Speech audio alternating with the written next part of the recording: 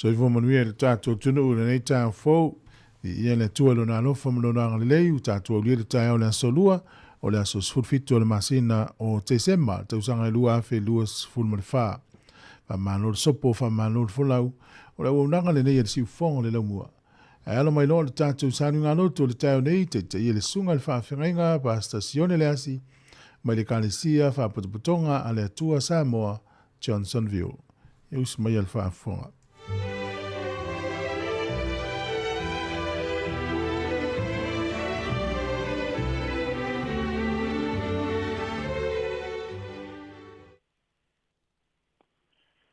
Ora tātou tāpua i atu i le tua i le nei tai au fau.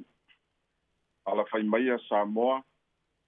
Se tu whātasia o tau whina ngalo mo tātou loto.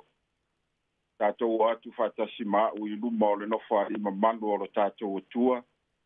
E ala i le tātou tāpua inga whale a inga i le nei tai au. I le swafa mamanu o le atua le tamā, le atua le alo ma le atua le nganga pa ia. Tātou te amata ina ile nei tāpua inga. E whiri le loto le tangata lo na ala. Ao Yehova na te whātonu ina le mea e ui ai o ia. O le ua whautauta isa mea. E maua ia le mea le lei.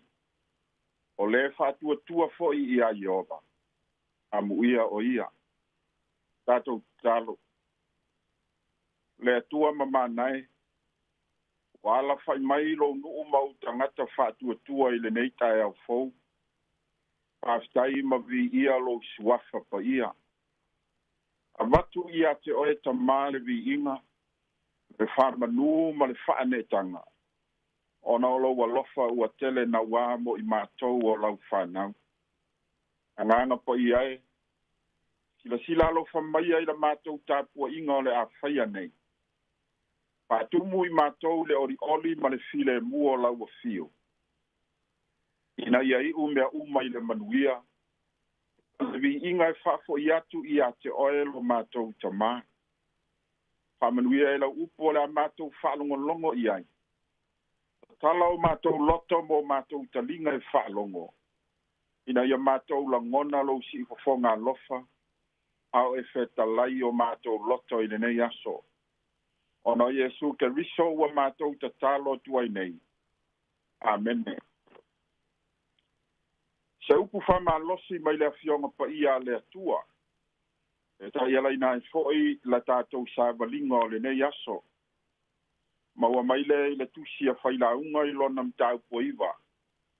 E tasi se whai upo te fia whaita wina. Pa whonga ia fionga le atua. O mea uma ua e iloa e whaia e o rima. I nā whaia ia malo malosi. A wae le aise ngā luenga, o se mafau fau, o se iloa, o se poto i le tuunga mau, o loo e aluatu i ai. Fia whau puina se au tu e whai mata i ala, o le tātou whaulaunga o le nei aso e whapea. Ia tātou ngā lulue manu o ao. O upu nei al whailaunga. E toi au mai eise whawhangu mo tātou o tangata. O loo soifua, ma ola i le nei lano langi o loo tātou iai. Ia tātou ngā lulue manu o ao.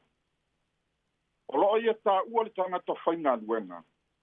E ta tau ona ngā lue malosi. O mea umana te iloa e whaia e ona lima. Ia whaia manu o maua lo malosi. So stangata ngā luela. E ta tau ona ia te ia le mawhauwhau, o le iloa, ma le poto e whaafoe aia na ngā luenga whai. O upula lea e tau tala i le whailaunga. A wae le aise mawhauwhau, o se iloa, o se poto i le tuunga mau, o loo e aluatu i ai. O le winga o le mau o le whailaunga, ia whao ngā ta tau le mawhauwhau o le tangata manu o ao. Manu o maua lo malosi. Ia whao ngā ta tau lo iloa manu o ao. Manu o maua lo malosi. Ia whao ngā ta tau fwoi lo poto. Manu o ao. Au maua lo malosi. O tele tangata ta mamai ua ifo i tunga mau ma lo lātou iloa, ma lo lātou poto, a toa fo'i ma le o ma faufaunga, ua tuai o na whaonga, i le taimi a o ao. A tala no i le tunga mau, e whamanatu mai ai a te i tātou le pouri uli ma le pouri sā. E le mawhai o na toi ngalue ai se tangata. O le oa le nao lo tanu mia nei le tunga mau. Sa te tau na whaonga i le taimi ao ao. E le o ni upu e vane ai nei upu a le whaila unga.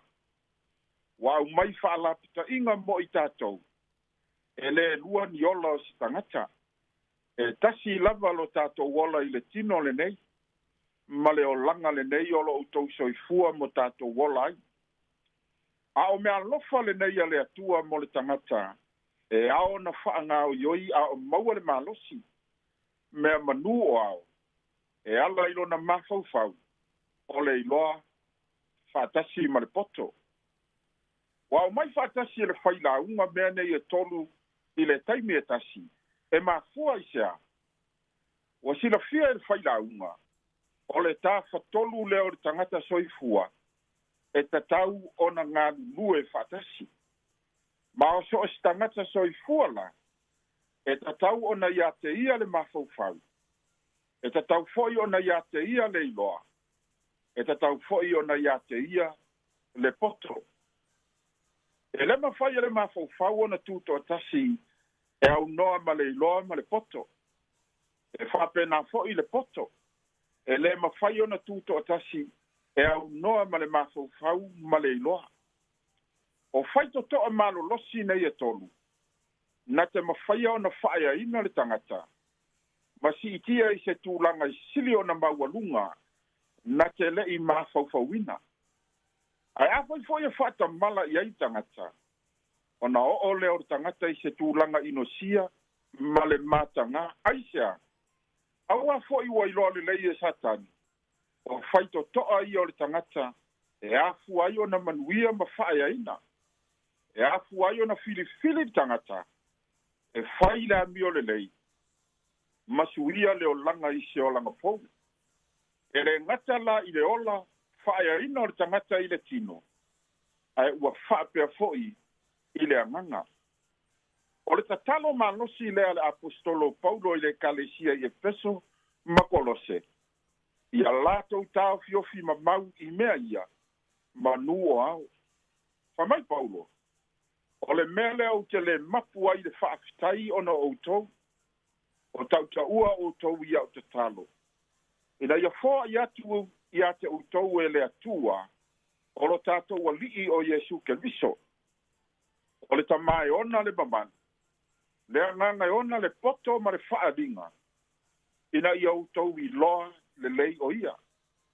A whaita atou te ola, ia tātou mafau fau le lei, ia tātou wola ia i loa le lei, ma ia tātou wola ia taita ina e le poto e le lei.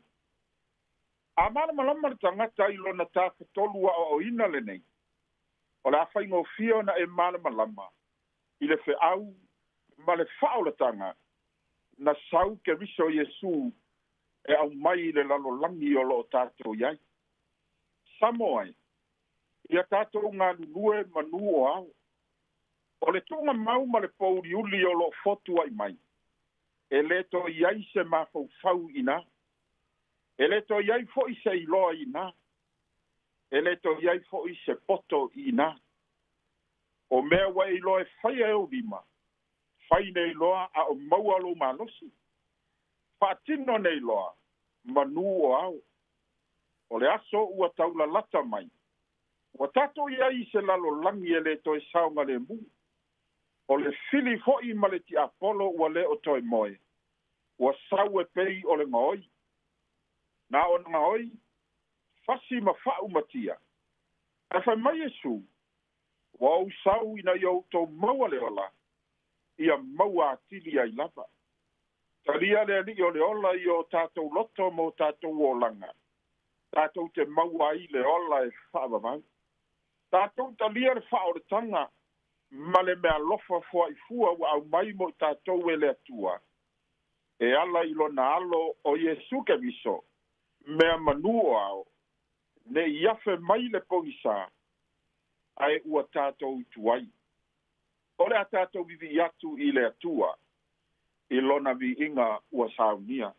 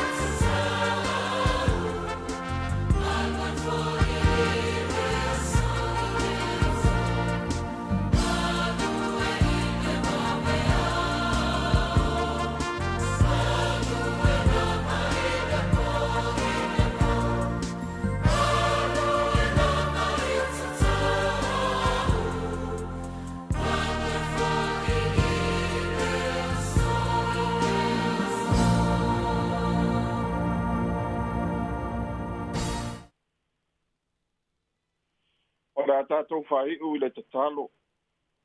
Lo mātou tamai o i le langi. O mātou whaftai atu i lau wafio o na o wafio ngā lelei sa mātou whalongolongo i ai. E sanga whamanatu a tili mai ai pēr mo i mātou lo fina ngalo alofa. Ai mai se o awa no lelei mātou te whalongolongo ai. Au e wheta lai i o mātou loto mo mātou wanganga. Whaftai mo au whamanuianga mo i mātou uma taito tasi. Ai mai se tamā o lau whaamalolonga mana i o mātou tino. Sili ai o mātou wanganga.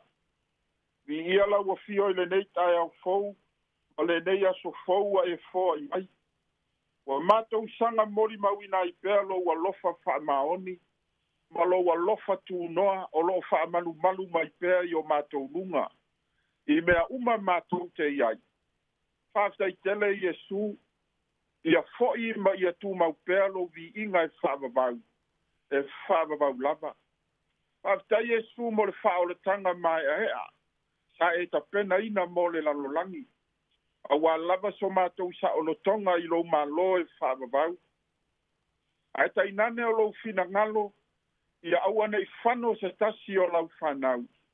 O e ua whatua tua matali tonu i a te oe ta mā. A ia maua i mātou umale manuia, male ola e whaavavau. Whaftai le toto pa ia o lo lava alo pele o Jesu ke viso. Ua mafua ai ona mātou sa o loto e ulu atu i le mea sili ona pa ia. O le langi ua uma ona e saunia mo i mātou. Whamangalo mai lau whanau ta mā. Ua mātou la ngona lo mātou whatau waa ma lo mātou māsiasi. I luma o lau sila whanga pa ia. Ona mātou a mionga le tau pulea. O le ola whamau a lunga ma le whaasau sili. E tupua e pēr i to tonu i a te i mātou i lea taimi, ma lea taimi. O lo mātou wa ai maua lalo i nisi o mātou uso a tangata. Ai nane o lo mātou le iloa o na awa maalo lofa i a te i lātou. Ua mātou i loa, o lo mātou whai o nei winga e le lea ma le matanga. O lo mātou lava lea, ua mātou whai i a te oe tamā. A mangalo dia mātou upu a le tonu i lau sila mai le langi. Ai mai se o le whaia ma le whaamaoni o mātou tiute ma tō whinga. Na e to tofi ma wala wina ai i mātou i lo whina ngalo alofa. Talo atu ma whaato e se atu i lau a fio ta mai le nei aso fau. Whama ngalo lo atu nuo Sāmoa. Lau whanau te usiano uma i le lalo langi. Ai mai se o i mātou o auna. Na e whiriwhilia a wale tala ina o lau tala le lei. A mea ia le toto lau alu pelo ke riso Jesu na whaamalingi ina. E mama ngalo ai i mātou uma. So ani mai lau a fio ta mai tiute ma whaiva. O fe au fo i mga ruenga whai o le nei aso. Ia lima taita ina pēr i mātou uma i le anganga o le file mua lau o fio i le nei asu. Whamanuia o auna to tofi o le tala le lei. Ma i lea whata whaita aulanga ma lea whata whaita aulanga. Le ngā luenga fola o le tala le lei o loo whaatino pēr. A wā nganga o Sāmoa i a ola ma manuia. O mātou ta talo whaapitoa mo i lātou uma o e mamai ma tinga ina le nei asu. O tonu ma ota ma lao. O tonu fale mai ma soose no fuanga ta mā. Ai mai se o fale o tausi ai nai ta mām tina mātutua. Ia pai atu iai le mana whaamalo lo lau a fio. E ala i le suafa o Jesu ke viso. Le li o le ola. Le tapua inga nai ta mām tina mātutua te tonu ma ota ma lawa. E soa ni atu lo a nganga pa ia. Ma whamanuia i a te i lātou. A lo whangia le au ngā lua le nei aso. O e ua la usu atu i whe au ma ngā luenga a mata o le nei. Aso ta ma mata uta talo. Ia taita ina, ma ia malu tia pēr lo lātou wola. Ele a nganga o lau a fio. Ta ma lo whae. A lo whangia i mātou umai le o mai o whaamai e se esi. E ono a fia ai lo mātou wola. Ia pui malu malawe i mātou o lau whanau. Mātou tatalo mo le nei ofisa whasalalau. Le si ufafonga le lau mua na ngā nuenga le lei uma o lo whaia pēr. A wale tautua ina o mātou tangata Sāmoa. Ia au whamanuianga ia i la tau ta mā. O mātou tatalo ia. Atasi ai ma tatalo lilo i le loto tangata lava ia. Ua le mawhai o na mātou whaleo ina atu. Ona o lo mātou vai sila alofa mai. Ma e talia mai e tusa o lo alofa tu noa. Tuma mai o mātou lunga o malava le manuia. Ma le file mua oe le atua ta mā. Le alofa siri esa o Yesu ke viso. Lo mātou wali i whaola. Ma ia whātasia pēr i mātou uma ma le taita ina mana lo wanganga pa ia e le au noa. Nei tae au. Ma aso uma lava o i le whāwawau. Ona o lau suafa pele Yesu ke viso ua mātou wole. Matatalo atu ai nei. Amene.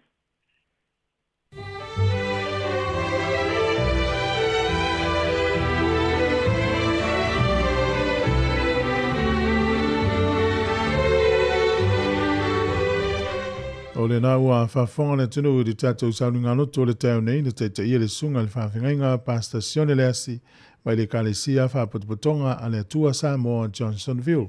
A manota pena whawhtai mo le upolofona le tua, o le tātou saununga noto te tana lo ia i fwoi whasalaunga le yaso. O le tana fwoi le tunu iang le leim whamanui atu lau sunga, marute le ina le yaso mfuafuanga. Whamanui a fwoi whalitua no whaalo mesi le tāpo inga le kālesia, whawhtai tele lava. O le pese whalenganga mai le kālesia Peace Chapel, whangasolo leo le poroklame sei awhare fitu, o le tātou poroklame o le ata o le tai au.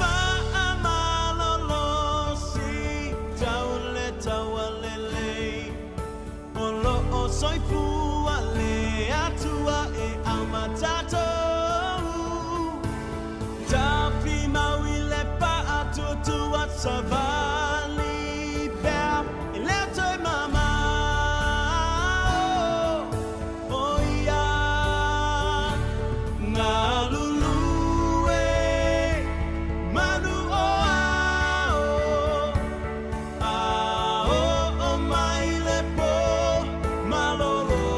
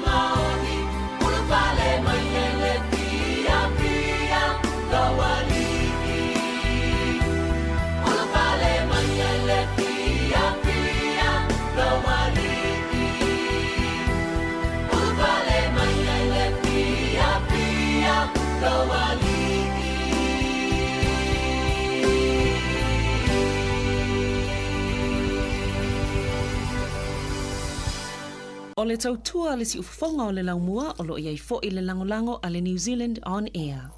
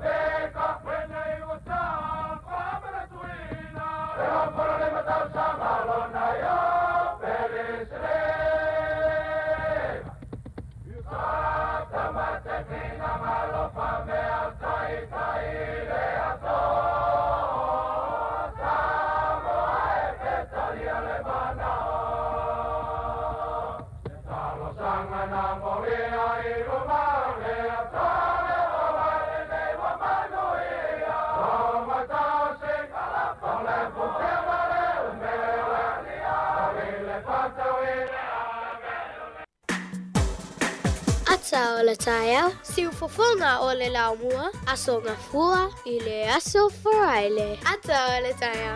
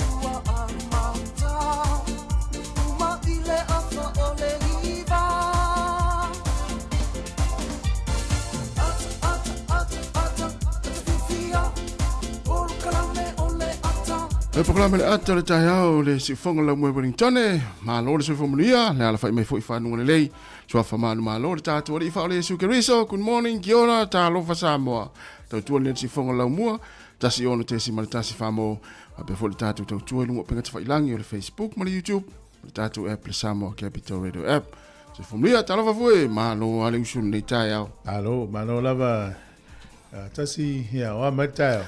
Ya, manuia whaaftai, ya. Ya, me apa o tonu me al te me amatai e me pese. Ole nei vai aso man vaso nente nei. Ya. Ma la yo lo sa mo e fai tanga nei tai au e le weto sa mo of moi. Ya no le. Malulu tele o taulu tatu ye. Sa ori tu tau malulu man le tai au. Ya, na. Ya. A malolo. E wa o si fonga e te fa longo time nei. Pe o so foi upu ia tele o tanong e ha lo tanong ata mo sim to ave la tele sa ori ya le vola o suit so foi upu ne so se o marulu mai pa wa ngana pa nga vinga tau e so oi mo meu tanong ya nei la so ya mano la por fola mia ya o vai so ne Christmas Sole, me sole. So lulu ba sole? Fa pe nei wa a mata fo ia ta faonga ma papa kiu ma ainga ma. Eo. Tu sole so lua va sole pe audio le so full fa.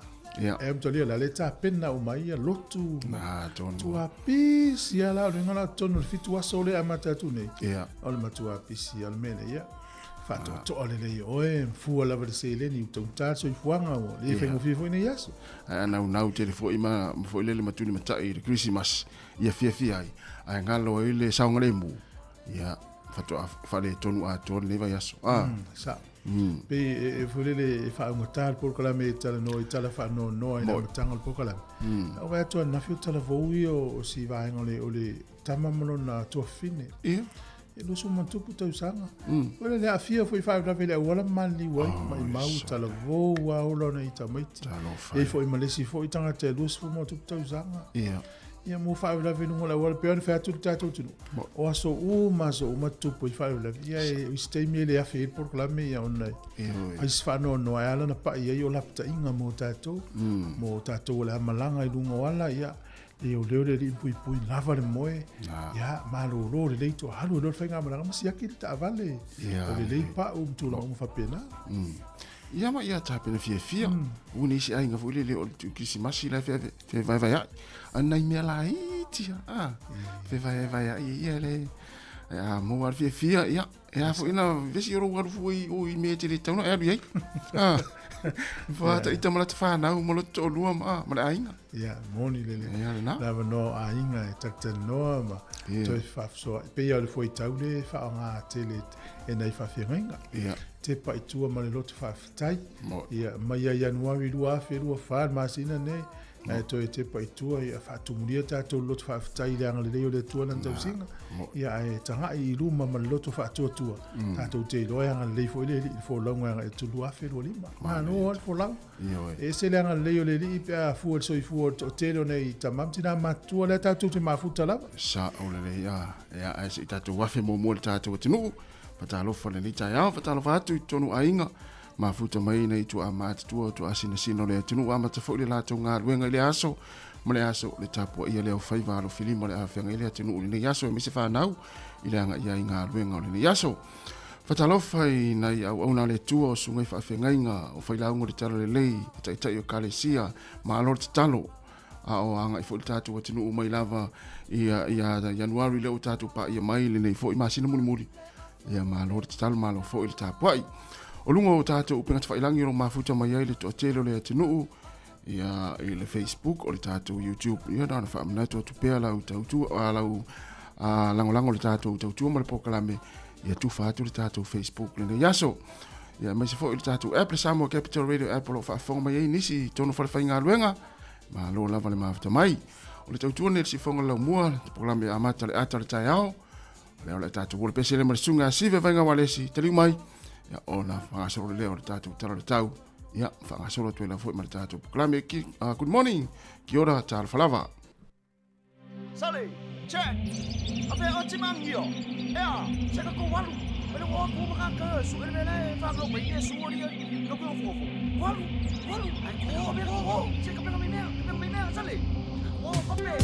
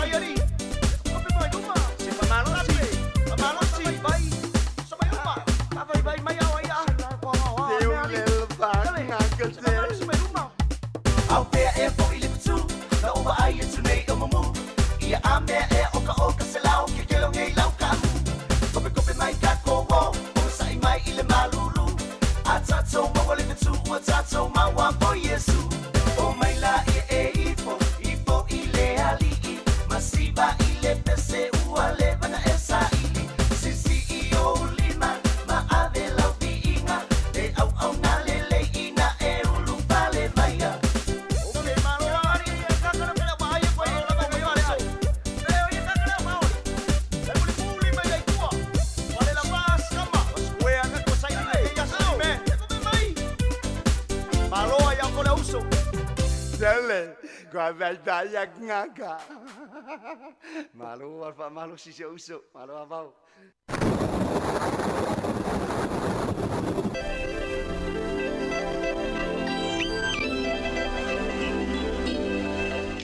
Ia tala flava usbel fa fonga tatou tana o le tau mo le nei tai au pe on fa le official vai tau. O le so fa manu manu e nai timu e o tu le manu losi sa vili le se lau kilomita i tu line si o taimi. Ia vai lau talo ne la pisi te o e lea le se vili. O le aso tai au tu alangi le lei ia le tau. O le stofi ma le sfraile to e fo i mai winga timu ia po timunga. O le stonai e ia ina i timu na matalo na kilia malangi le lei ma vai ia le matalo la. Ma vai tu fo i taranaki matau po i le soe langi le lei le tau. O Marlborough huang whanui mana watu makapiti fe suisu ia i wingo le tau o timu nisi o taimi vai ia le matalo la nisi o taimi. O Hawke's Bay ma Wairarapa ia e timunga i le so. O le maluru o le eolo i le fituanga i lunga sifururua e mawhanawhana sifuruvaruanga e turunga i le sifurumale au kilani le soe fsusu ia i fo i winga o le tau. O le motu i saute mtu alangi le lei lava le motu i saute le isi awa whala vilave le te le uvaenga o le motu i saute.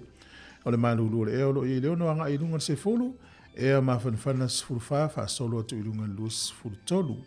O le telenga o le atunu ne yaso e matele ina vai le matele la le tele uvaenga o le motu i saute o le motu i matu nei i o le onga tutonu o le motu anga i aturunga le fo ringa mai e vai le matele la au le tu i sasai. Solo to ai Martin Bra, Mastone, Waipukurau, Napier, Hastings, Kispin e ai fōringa whamalu. Manu mai nei timu i le asona nei. O pia au o le so, luas furu iwa le fō le vela lu furu ono le e mawhana whana. O le angoto iwa le lai le so Wellingtone, to ono minute le iwa nane le fiafi. E o so e la tai au, le to e furu iwa minute le ono i le tai au a tai au. O le fō le manuru i Wellingtone manutua, o i furu ono anga i lunga furu valu. E a mawhanawhana o lo whamawina le lua sifurulua nga i lunga lua se furu mo le valu i Mastone le lu furu valu. Talo le taili ne yaso mo lau whaangota ma lo lava le whaiva.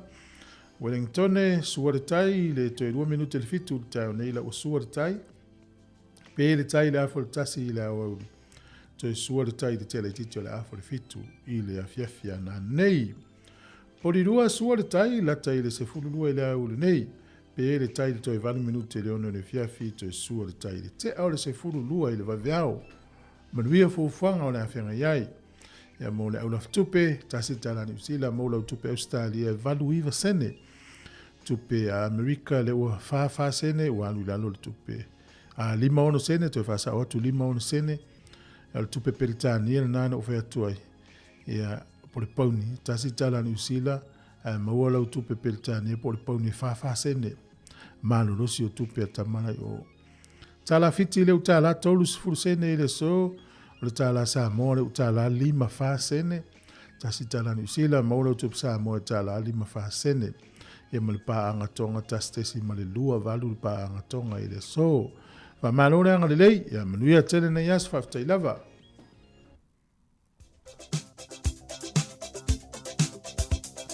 O whaamrianga o soifua ma so whanau le tātou imeni masani lava le nā aso whanau at samoacapitalradio.co.nz moni e te le lava o tō a soifua le aso se fulma le fito le masina o te sema whaamri e te le lava le atu ia te utou ma toi whoi ni stau sanga se tele ma whoi pele malosi o wāle whianga iei whi au mga luenga e maise tau singa o ainga o le tus whai tau mō mai lea le mō mō yoane o lam tau pue 5 a leo na whai upu e se fulma le lua mana ia le maalua le tai au le faitau tuspa ia. O le o ia te ia le alo. O ia te ia le ola. O le ele o ia te ia le alo o le atua. Ele o ia te ia le ola. Mua yoane, lona mta upo e 5, a lona fai upo e se fulma le lua. O le o ia te ia le alo. O ia te ia le ola. O le ele o ia te ia le alo o le atua. Ele o ia te ia le ola. Manuia tele o tau aso i fua. O le pese nei moutou.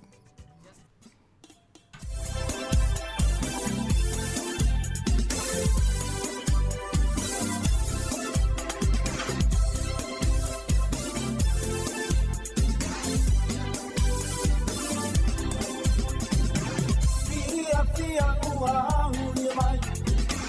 Me aso Sāmoa he miti iai. O se tatala whaamanuia, lo wasa whana wauria. Me oni awa mani pēna, me usitai ua sirirena. Me manuia ai lohola, me oli ai mawhia fia. Oh mai tātou fia fia, lo wasa whana wauria. Tātou bibi I mawhanga petai, I lea tua wauria mai.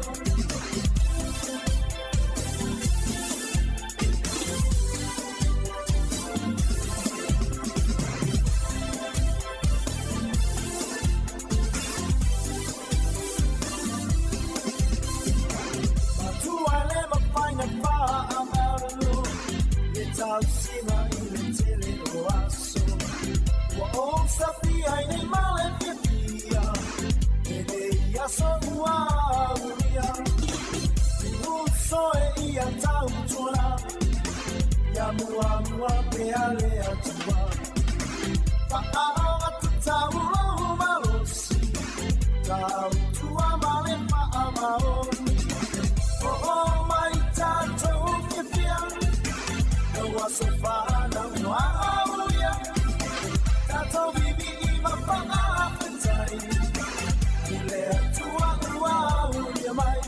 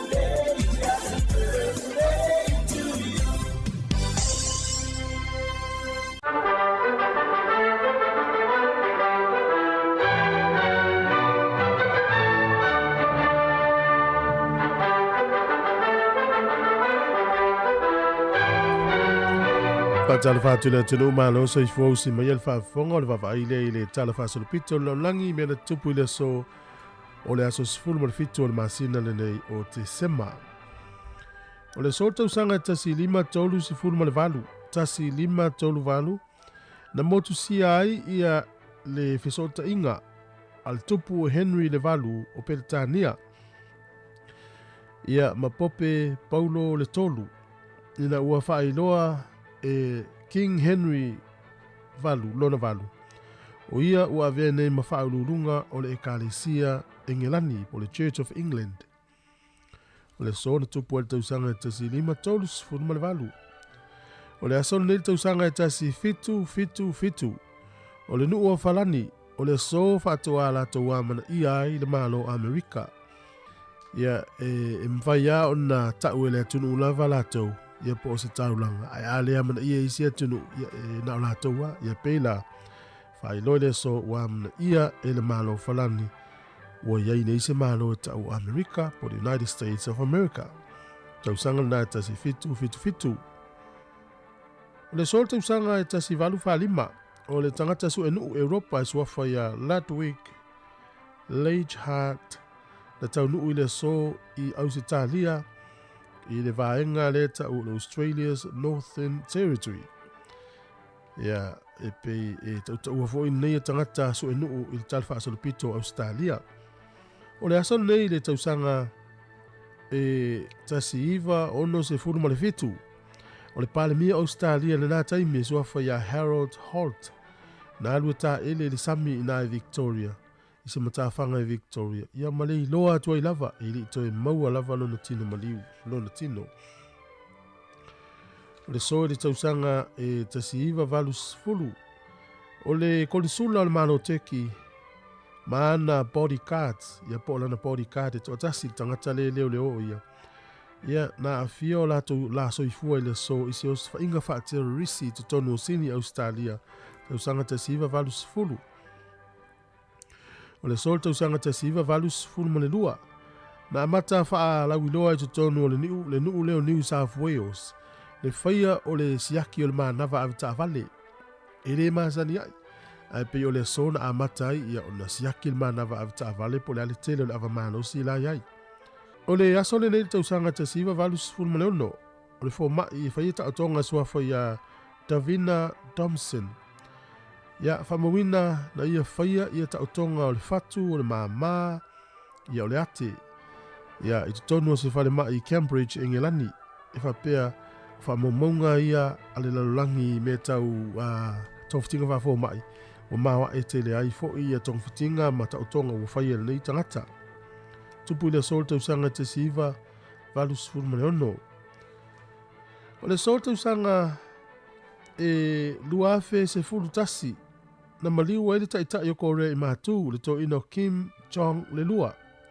na tūla i mai leo na tali o Kim Jong-un e taitai ia le atunu le lavalo ia i terminei ia Kim Jong-un luafe se fulu whae tausanga le nei na le mawhai e wha halu i tua e le company po ata o le Sony Pictures le ata na lato ia po se comedy le ata fo ile le wha mahalia na whai ia na tau mawhai ai e tangata vale ina le to ina o Kim Jong le lua le umaliu luafe sutas a umailo le aso tu sana ua mai ale sutas su lua su tolu su wha mai ale tolu tau sanga talu na maliu tau mawhai lola vai anga whaasala lau le aso le ata na tau wha ailoa ai le tau mawhai tangata vale ina ta ita ilo kore i mātu ai na tau fia i le i mawhai ia o nau wha lia tangata fo ita o hackers po tangata os wha ia upenga of sota inga o le ala tau wha lenga ina le ata le sota usanga i lua fes furufana tupu ai te maul wha poponga o tātu tala i le taimasani fo i le aso atai au whaftai lava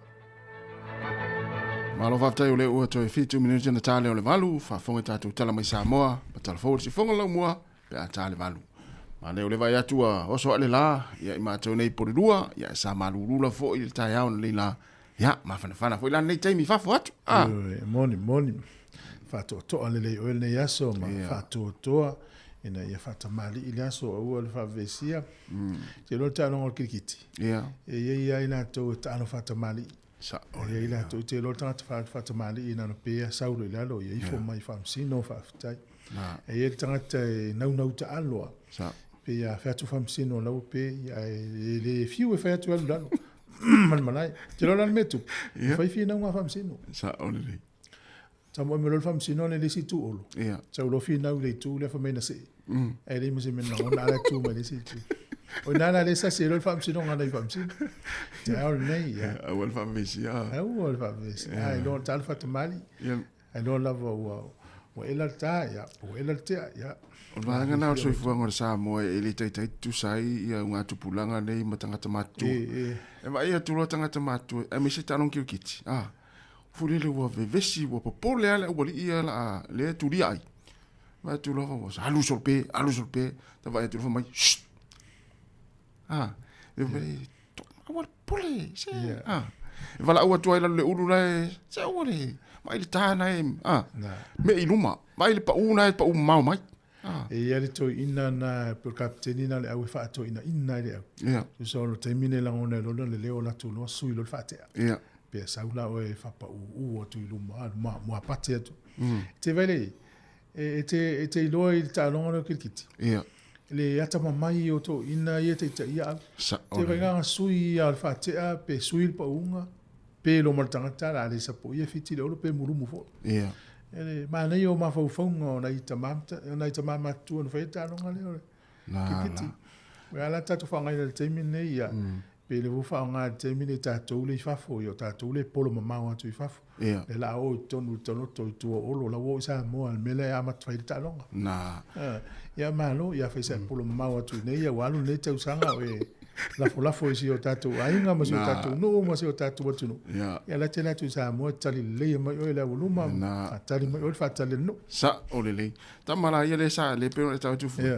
No le fia tau nu wai lumo le fale, toia o mai ainga si. Si ia tu tono ta vale tono fale. Se le tama le misi le vili atu malafo mai. Ai le tama foi la le vili mai ava mai. Oh, pe ia o le taria telefoni. Tamala na matu ale fia tilo le ainga te metu. O no vamo mafofo pe talo fasios. Ana e tamaleia. Pene ala taria o te rotu Christmas ne me tau sang. Ya nga me tupu. Mo Christmas tau sanga le me tau sang fo. Me tupu. Ai to yalu ia tamalei wal mena fai o fofolanga na sau le tau no. Le la we fialu o ta fi o te luat. O lo fala ia va pe sta fasios. Esa o le si to ina ma to no le layer kirkiti. El mato nula il mala kirkiti na ta e uma fo le ta me ali spito ali spito. E va ai tu lolto ina na mato nu wa fiwe fo le tape fiun mato i fa te al mato o tape ni si o wi wala au mai wala au tu mato inga wale e tau tala le la to inga le ti. Mai tongi le tai. Tongi le tai. Ia i loro la wori fa te. Tu sa o ala le polo le ta e le malai. Ia te vai pa fiti le olo. Ia mana tu asto ina na pe a fa kirkiti fo le. Ia vai le nai lo le to ina. Pe fo le e pel to mai nei tanga matua. Pe to ina na e fo to mai le tau tai. Na. O le ale vevesi ma so wa te ia tau tai matua na te ve to ala lo mo tua. Le iluma o mai ile alo ia tau tai fo tau tai la. Na. Ia nei fo la vai tau ia ma no fo lau ile fa pe o potol tatu tau tai. Ia. O le leise tatu foi ma tatu uli. Ia o le tau tai le tatu sale wa uri ma ni tai. Na. E vena tu pulanga ele me ma la mai filito ina matanga matua. Sa o le. Tasi al tala fa me o tongi tai. Nei lo le io me fo ia fa fitaudi. Nei ma le tas. Ja, ala se fa talo fa si vai ngare o ma futo ma ni tai ao. O talo fa tu sunga police fa tulu. Sunga Kevin Swoka, ma lo fa tai ma fa mai. Ia sunga sina pali, ia pali sina, ia sunga ia ulalia le manua. Talo fa tu ma lo se fo manuia. Sunga ia pele tanga loa, fa talo fa tu ni tai ao fa tai ma fa mai. O sunga ia John la. Ia lo mafuta mai lungo tato YouTube, sunga ene fale a loto, fa tele lava, sunga sovalu fa talo fa tu ni tai ao. Fa talo fa tu le faltua a Sefilina vaoa. Fa talo fa le faltua ia a Lupe Malinowski mai Brisbane, fa foina Tanielu fa tele lava, sunga keleni fa tangwai, talo keleni, se o sa vali fa tangwai lo mafuta mai nga luenga, manuenga luenga le ya so uso, o sunga antele liva ma lo lava antele a o usufu tai au inti fa wisi a inga sunga Rini Weta, ma lo fa tai mafuta mai, fa talo fa tu fa tua ia ma fo Eric, ia o sunga a fianga va Sianava, ma lo fa tai manuenga luenga, fa talo fa tu sunga ata Yohane o fa le li popoli, o le sunga ia fa tu ia ma fo Eric, o le sunga ia fa tu ia Epi Marina, fa talo fa tu o Mila Toa, ia o le fa tu ia penena tete le ia li e tuale talo fa pe keke o sunga taposori me ava ma lo tapsoa, manuenga luenga, te lenga ia namna ulu sione pali, asione. Te tele lava fletua Katerina Amosa sunga saulo fa ia ma sunga vai no le tau e a le to tasi minuti na talo le ole tu la e valu e vatu fa fianga nei tu si o va sanga tu si o va si o va si o va le ai mo amitine ai sei la mai lewe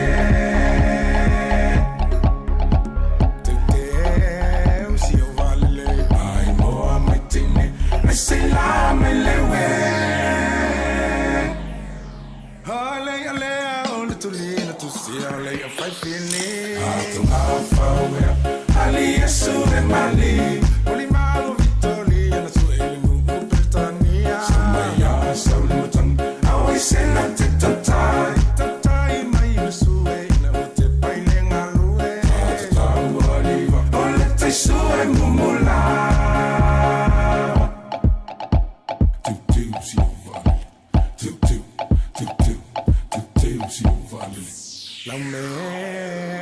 Fayanga, hawela me. Fayanga, hawela me. Fayanga, fasua sia tama. Oye mo inga afa omai. Omai se lo tila le le la vale la me. Le apa. Oye lo me phone where lo mai se ma.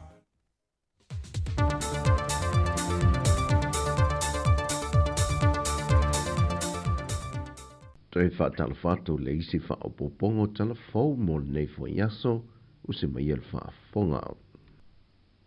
O le portalame whanga solo le whaalapoputonga o whaaputu ngā tupe mo le lumana i manui o tangata Sāmoa le nupi whai sa la whai e whaamanino i nisio na whanga lual mamao na tu o lalo i nisio le atunu o na awaia ne le portalame e awal whaamalo sia le ave sea mai leo le tol se lau ta la le tangata i tausanga le au whaisao whanga e ave anga e le insiua mo le soifua malolo ina le nupi wha.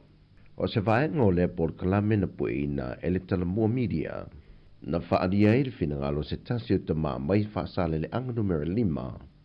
Aua le fosia tangata whaisao whanga umai totongi le tol se lau wa o ile tu kwele vesi.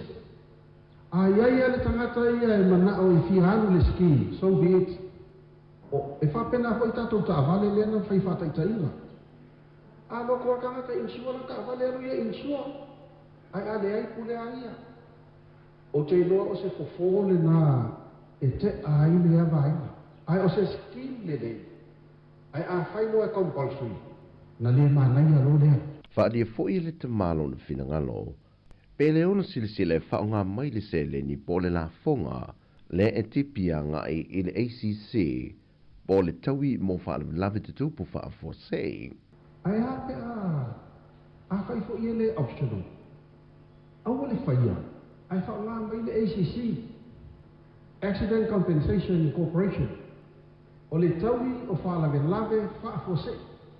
Koe a menti le tūla whono le ACC, le tipi e kwa ia ka i senge ia e kama mai umai o inala e whea i loa i le tangata i leila vea i se accident wako ia i leila vea i se accident e lea ia sau tupe maua o tupe ana e latu ala ai o ina a tonu la ato e sau e singa return o tupe ia na avatu al tangata ai tuku le nupi wha o le taimi nei o le whaana me la vea le asongafua e tau le asongafua e amato i sawai sa o ita la visilo matua tae au plex fasi au li plex fasi a fiafi plex fasi. Wa tau fo imanai tangata i fafo le vala au atu tupe a mai se le o fetaui le fo i tutongi fale. O ie tua i aita atu o tulu.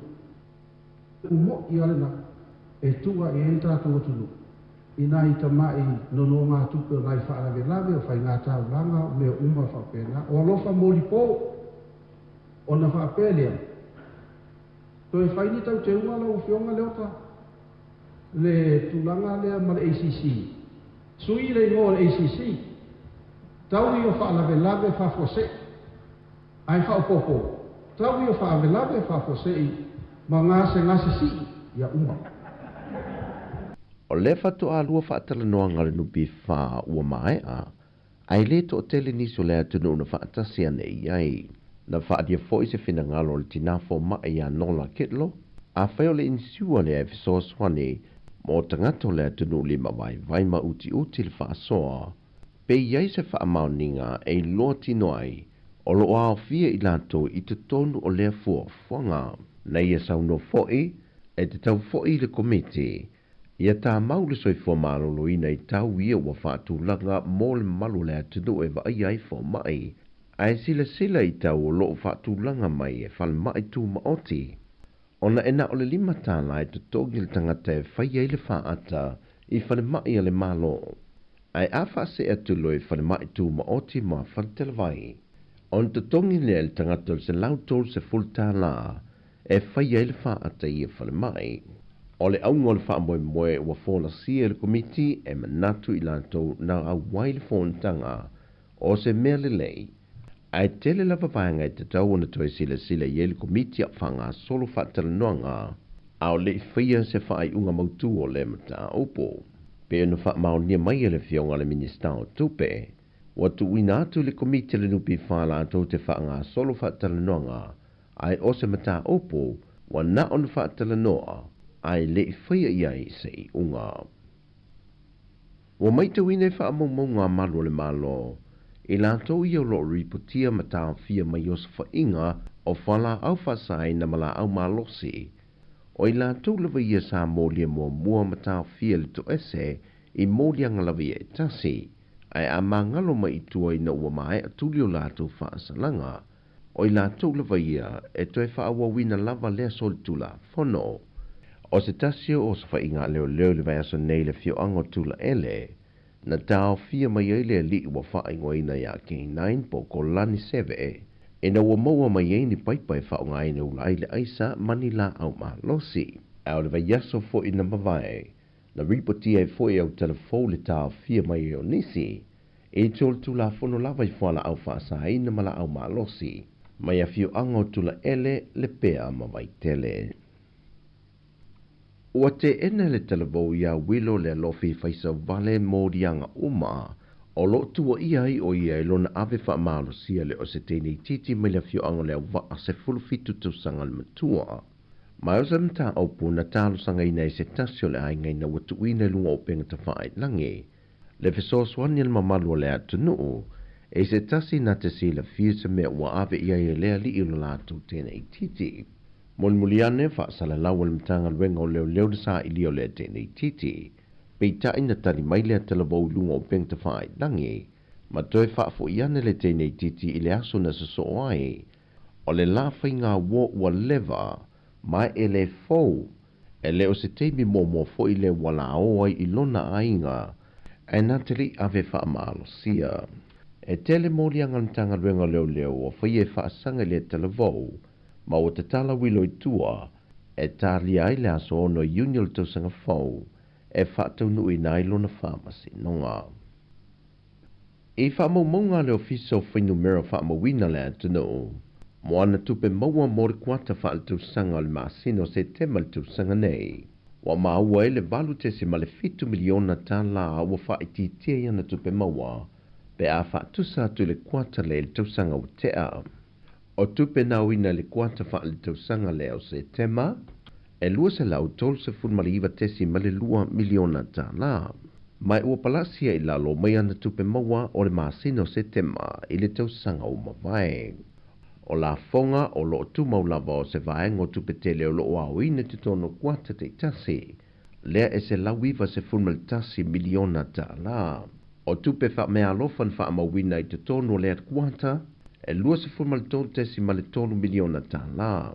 Wha tasi male lua se funmal wha tesi male 2 miliona tala. O isi tupe maua ia nao ina e le ofisa. O tupe whaalu e se lauiva se funmale 5 tesi male 3 miliona tala. O se leni ai tālafu e iwa tesi male 2 miliona tala. Male ai tālafu sa molo o tutoe ile teminei. Toe 5 se lauiva se funmale 1 miliona tala.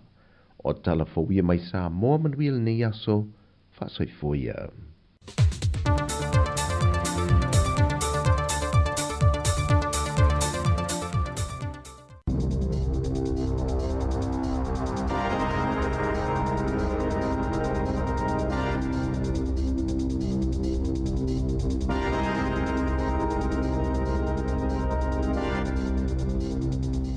Ta lava i telefone nei mai le si ufongo le mua i Wellington o le tala mua o se lipoti na liki i tua i le ufa asara lau sa lapata i ai le whainga malo so whaatasi i le te tau lea o na wha malo lo i le tausanga asau o le vaa o le vai nuu e ngoa o le aratere ina ia mawhaiai o na whaia ngā ruenga o le wafu i Pecton.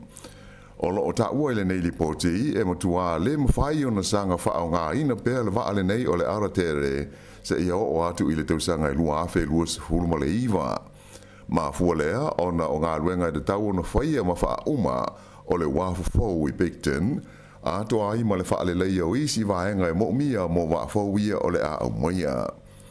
O se lipoti le staff na ta ua ai o le lipoti e pei o na liki mai i tua sa ta pena ina le komiti fau fautua mo min star kapeneta mai o loo whautua ina i le te tau na wha malo lo o le waa o le aratere i le tausanga fau ina ia mawhaiai o na whaia ngā ruenga nei o le wafu fau i Picton.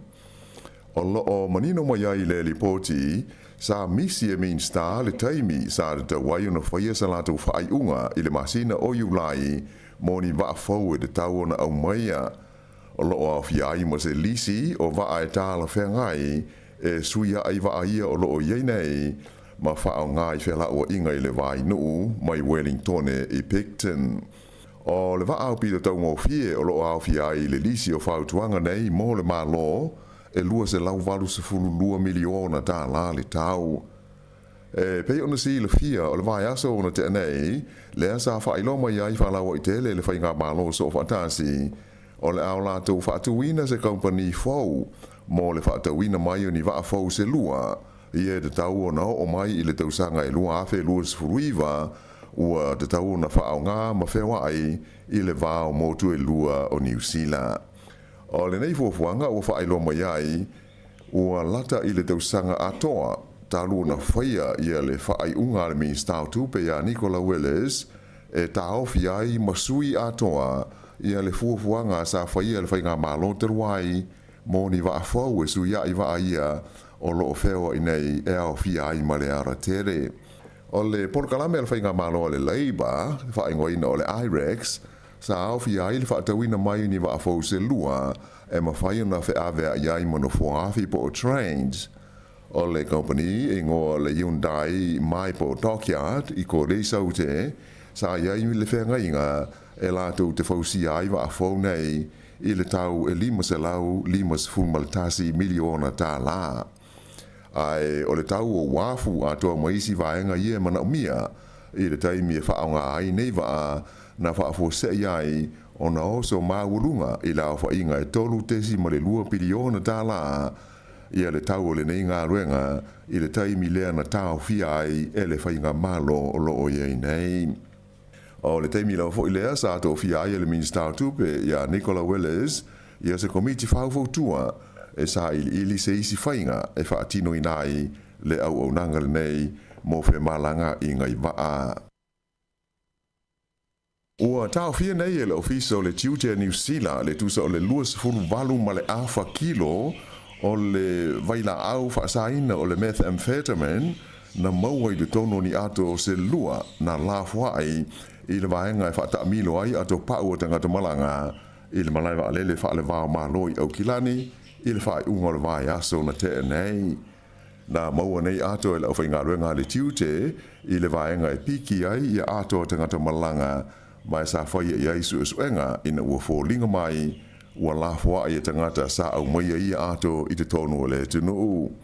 Sa i loa ai i esu e suenga o ia ato sa ia i le tonu i tanga pepa i ila e se furu whaala whaai ua utu ia i le pauta ma le whaala au whaasaina le methamphetamine. Whaelo mai e le ofisa o le tiute o le tau fuafuaina o ia waila au whaasaina e o i le se furu tesi ma le fitu miliona tā la pe a whai e whaatawina atu i tua. Sa whaafetai ai e le li pule o le tiute il malai wa alele au kilani o Paul Williams ia le mata ala o lau whainga ruenga ina ua mwhai o na maua ia waila au whaasaina. Ta ua Williams o lea e whaawau pēa o na tūtū a aila na au whainga ruenga i le mata i tuina le leo a mi o ngā tangata e malanga mai whafo a hae whapea i mani ato e whōringa mai e masalumia o loo iai ia ni mea i le tonu e pei o waila au whaasaina i le taimi e tau nuu mai ai waalele mai e tunu i whafo. E lua aso ia ua tu inatu i tangata i le aini a inga ua lātou nofo ia ma whaamautu i se nofoanga e api ai tangata tāwha whao i au vai o le waitafe o le Whanganui River e tā pena ese ai mai ia nofoanga. O le aso ngafua nafi le asa whaatonu i nai e leo leo ma tangata mai le ofisa o le pulenga o le ai o Whanganui ia i lātou nei ina ia o ese mai ma le paka e ta ua o le Go-Whai Park ai whapea i fo i le Anzac Parade o loo whaamautu wai i Whanganui le teimi nei.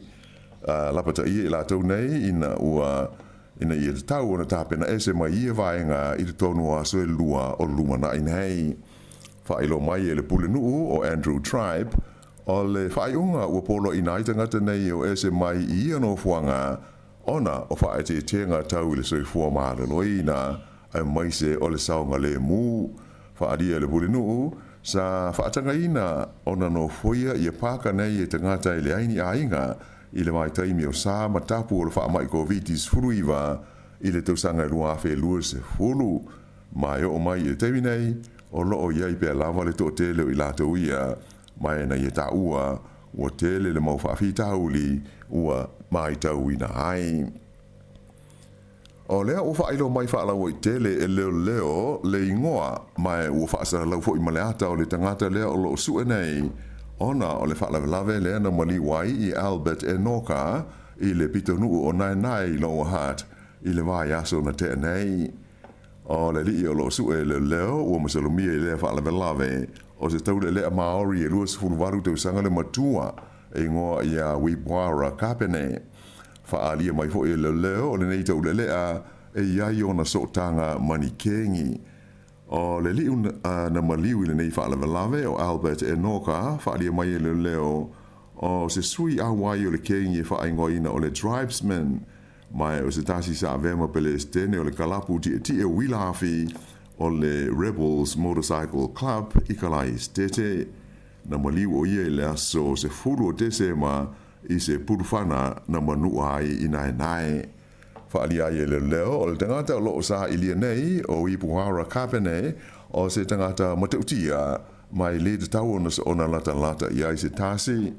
O le so lea i whaiaito e sauninga o le li ile na maliu ia Albert Enoka e so ma le solo e mamoli atu ailo na tino maliu i whanua tanu i whanua tapu mai o le amata i tuina uma i e tulanga e le ofisa o le leo ina ia mautinoa le so longa le lei ma le toa maalie. O le tangata lea na maliu i se manua mai ni purufana i le pensula i le Coromandel i le asfarei le taruai ua whamatalaina e whapea o se li e alofangia eisi mai o ia o le tamao se whanau tama e to lima. O le na maliu i le whaalawelawe i le asfarele i le nuu o waiau e ngoa ia Kevin Mark Mabot fast fultasi tau sanga o le soifua. E to tasi le stangata na manua ti ngā ina i fo i se purufana mai le lava whaalawelawe mai o loo iei nei se tūlanga ti ngā ina i le whale mai. E fitus fulfitu tau sanga le matua o le li ina tāwhia mai iai e leo ona o le whaalawelawe ua whaia iai mōrianga o le whasi o di tangata ma le tau ma whaia e whasi o TSAC e le i whaailoa ina ia le ingo le nei tangata ai o se teimi o le so e o ane ai o ia i luma o le whaamasinonga whaailoa mai e le ainga o le umaliu e whapea o le aso lulu a tāiao e whaia ai o na toi sāu ninga. O se paka mo ta vale le ai o atu i le fitus furfata la le tau i le aso e tasi ua whaamatalaina o se paka o pito i tau ngata le i le tono o New Zealand a toa. O le paka ta vale le nei i le Ford Street i le o ngā tonu o le ai o Aukilani e pūlea ma whaafoina le company o le Wilson Parking mai o le tau po le tongi o ta vale fia paka ai e 5 ta lai le aso mo i lātou e mwawe o na ho atu iai ia pe a whai e de tongi i le app o le Parkmate ia pe fitu se furu ta lai le aso atoa pe a te tongi ai le masini o lo tu ai i le car park. Ai mo ta male e le umi se teimi paka ai e a mata i le sfuru ono ta lai le tu la pe a te tongi i le app ai lua sfuru lua ta lai le tu la pe a te tongi i le masini. O le tau o paka a le pulenga po le council o Kilani e 5 ta lai le tu lai le o ngā te tonu le tau langa i paka ta vale le downtown whapea le Civic ma le awala le Victoria Street. Ai o le tau o pito mahulunga i a paka mo ta vale le council e luas fulfata lai le aso. Ai a paka lau ta vale le awala e le aise te tongi mo le se fulu minute mua o na whanta la le le tu la i aso o le vai aso. O le tau e paka ai ta vale le o ngare tonu o le lau mua i Wellington e 5 ta lai le tu la e fale ia e paka ai e ta vale ai o le ai o karai estete e whanta la todu sfutsene i le tu la. O le paka ta vale fau i le downtown car park i le ai o New Plymouth le ele 11 nei o na te tala e tonu ta lai le tu la ai o lo whaia se lātou pau, e nā o le tā la limas futsene i le itu la se ia o le whaai unga o le tau sanga. Ai i le moti saute le ai o en me kāko, e le ai se tau mō ta wale pāka i le awhai tu la mua i le Central Car Park, ai a umaleta imi, ona te tongi lea e tōru tā lai le itu la, ai o ta wale pāka i le tele e le te tongia le awhai tu la mua, ai a uma, ona te tongi leo le tālai tāsi i le itu lai pakai i le ala tele. Whailo mai le kompania le Wilson Parking, o le taua lātou pākau ta male e fua lava i le mo mie ta ngata o le lātou foi au nanga i tu SS o New Zealand. Whailo mai le pulenga o wala whela o inga au kilani le Auckland Transport, e tusa e luas fultasi yafe la fa inga o paka mo ta avali de tonu fale ia e pule le council ma le company le Wilson i le onga de tonu le taulanga o au kilani ai ui o lea o le to tele la vota gata lo fa nga ina le paka le Wilson e fitus fulfanta la i le tula la to fa alia fa pea e le ia mo se isi me ma fai ona paka ia la tu ta vale ai o e fai nga luenga e tu so leonos fulbasene o tanga da whainga luenga o New Zealand e whaonga lātou ta amale usu mai ai ma toi fōi o lātou ainga i aso te tasi. I ta alonga, kirikiti whaarawa o mahalo, e ono se lau whaase furu la whai o ai o lo sidi ai New Zealand ya Engelani, ina ua umalo na tolu aso le la ta alonga whaita uina i le ai o Hamilton. Na umale ta angalo na lua New Zealand, ua maua lātou ai e whaase lau lima sa furu tolu, mai o lona winga la e lua aso ato toa ia te tauai a Engelani ona tuli ia maua ai nei o le Black Caps ina ia manu ai le tā longa. O lea ua se furuwalu ai o Engelani e lua le lātou pē mai o le ato e whaawa wai le so ia le lātou taunga whainga e tuli ai nei o New Zealand i le tā longa whaiu o le lātou series. E to lua ia ni tangata ta alo le Pasifika ua se ia ma ua whaale au ngā ina ia pine na manu malo ai i ta longa le Pasifika i saute ia sa whaia i Solomona i le tausanga te luai lua awhi luas futolu ona o le wha ngā ina o ni waila au wha amalo si tino o le taunu ungo ni suenga sa whaia ia i la ua nei ua wha mauni ai sa o la ua wha ngā ina ni waila au wha amalo si tino ia e whaasā i le tūlafono ta longa whaalewa o malo. O la ua na fia o le li ingo ia mahin na ioe o Nauru, lea na pine aulo i le panga o le onus furuono kilo kalama i le ta longa o le powerlifting, ma le li ingo ia tūmatai tōwhin o Tahiti, na pine siliva i le tongi ino le puru mamawhari tu pāwa li i po le shot put.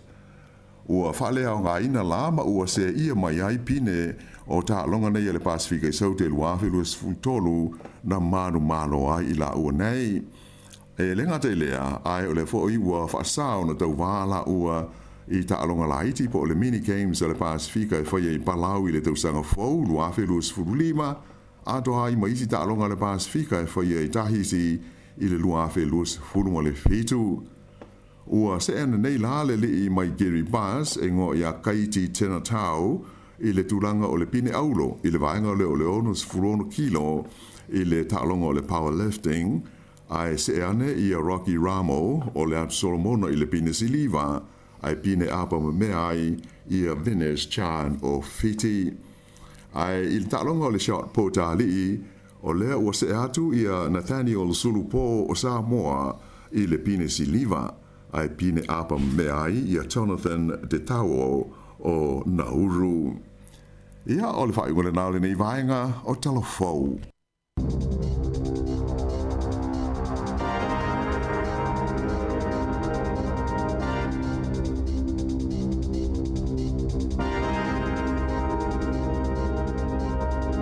Malova tai le whaafong mai tātou atunu, tātou talofou a mātana o le nita iau, pe ona whongai mai le whionga la wano ati lawa, ia ma tātou tala mai Sāmoa le sunga e tāse salam. Sam, luas furu 5 minuta te nei le tulai valu, tulai iwa fwoi on te whaafong le iai ma le tulai sifun ma le lua. Alo, alo lava. Lava le mafuta ma le nita iau, o te ofo, o te ngata le whaonga ina le pakale a le Wilson Park i au kilani. Fitu sifuru tāla, fitu sifuru whātāla i le tulai tas. E whanonga le tala nei tangatai. Me le ia se men whaio i ai pakai. Ai o fisili la ava pe ne la o ta itale ta te fenga lunga valu itula. Ale ta fa inga il pakale. No winga e lima se la uiva lua ta la ile. Itula ye valu pe afitu fata la ile itula tas. Ai pakala ile so ato. Na la se la u montu. Ia. Ai pakala fa ngal masini. Ai pakala me vole ta early bird le te va viu so o le pakala fa ngal e na wila pa u. Ia pe o pakana te paka ile itula pe ona fa ilo mai. To ta. Fitus fu fata la oka. E wana tongi mapaka i lumo lo fale te paka. Suinga leo tato ye ni te. E saori le ia.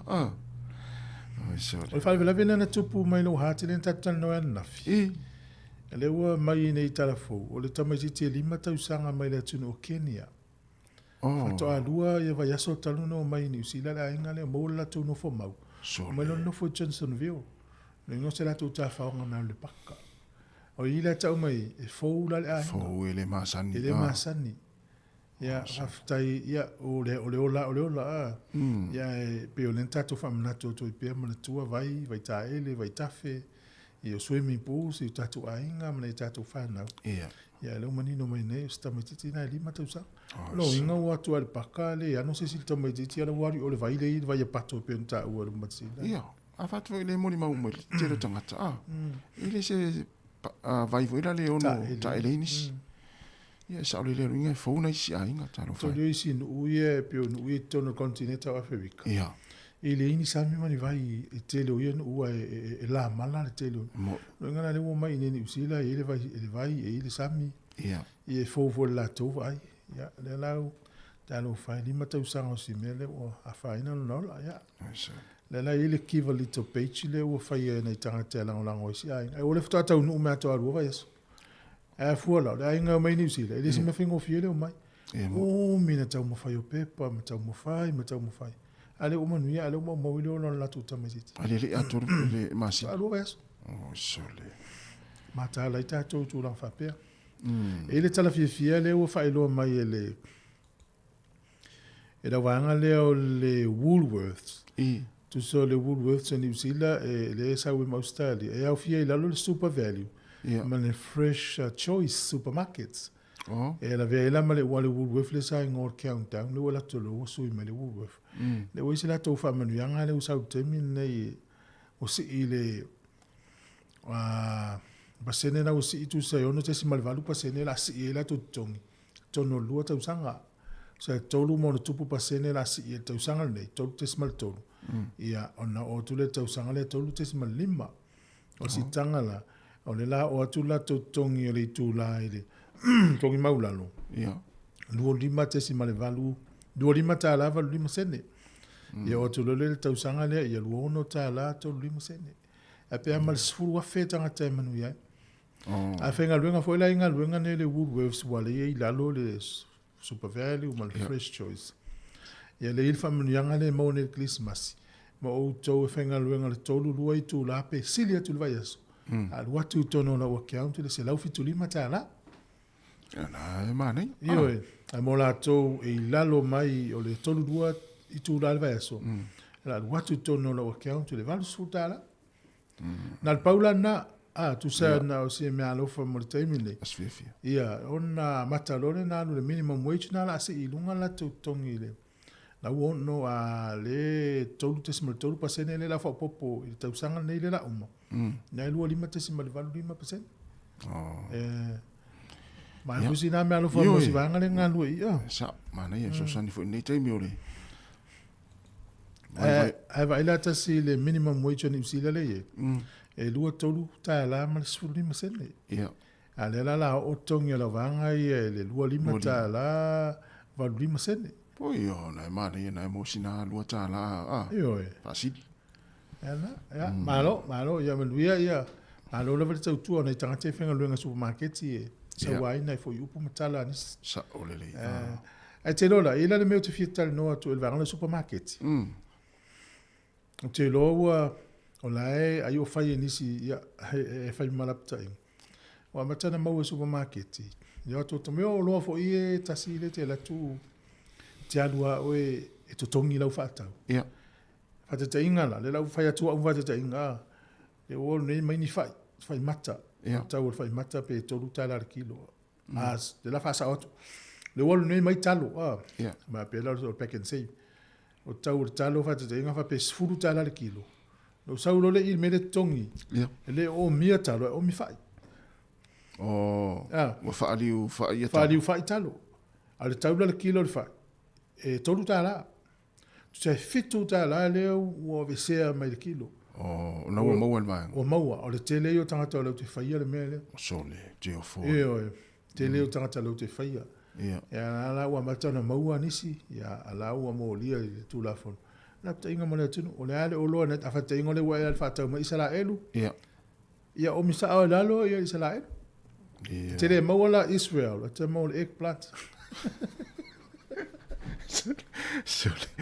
no ninga ele ninga o tele o loa ia ninga e maua me fanga fa spofi meat saumole meat ia tango omi ia le saimini e mai se ala ta si tu loa ele ia la se ia fa pela le ile mo le number fo le auto stoti ni vole le pikia le scanner na le ai alula a mai mo me o loa na le ele ise me o tostosi na ila o miliskena tango se ya lungo se tu su ele o loa o nana le sa o me ia at o ia la o loa na le ia le o tau mo mo ia to atet ia nana sa wala o mana makka le mali a o loa ye te alu su e nunga pe o avoka na lo tango tua su e tau la avoka fa mai fia avoka tango le tu ele lua asfuro avoka eva na peia le na le lua asfuru le ila utanga so le la apisi la ele ini se va ia masini ne e fai ala fa ma un tant al me fauna la mo e te la tu ma o lo atangata pe la le talo ano fo fa li fa italo o mele pe i matongi e te una mo ta fulano fa ni la tu masini fa pe ni masini fo ile le no na se o le lo le la tu ai pu e mai o el masini pu le ya ke pu le ya me puata ia le loa ia so le vai lau tamare leo tasi le e sau matalo lau tango o mi ia mo meo pateta e va pena i vai datu te ua mau ina mea ole mea le leite le tai tai meo stangata i va fofa le mo me fo mai o fa ali fa italo ale le ngara te te tu lau tu mai lungo penga te fa ni fa mai ma tu mai lo tata se fa mo le mo le pe si le fiel tangata le ale va tu o kasi ai to le tu mo tau le ai to mo le tau lima le to o le ngolo to le ta i si tu le si di manga vale o la se me la ta lima va ma le ngo Sāmoa la ta me lo wa ma 685 le pa tal pa tu ia fa te tato na me te ia mo isis ia o le me na le mo mo te mi o ia le na la ta lo fai a tato ia la tato wo fa fianga nei taimi ia vai foi ia ma fa wo to ia foi tato proclame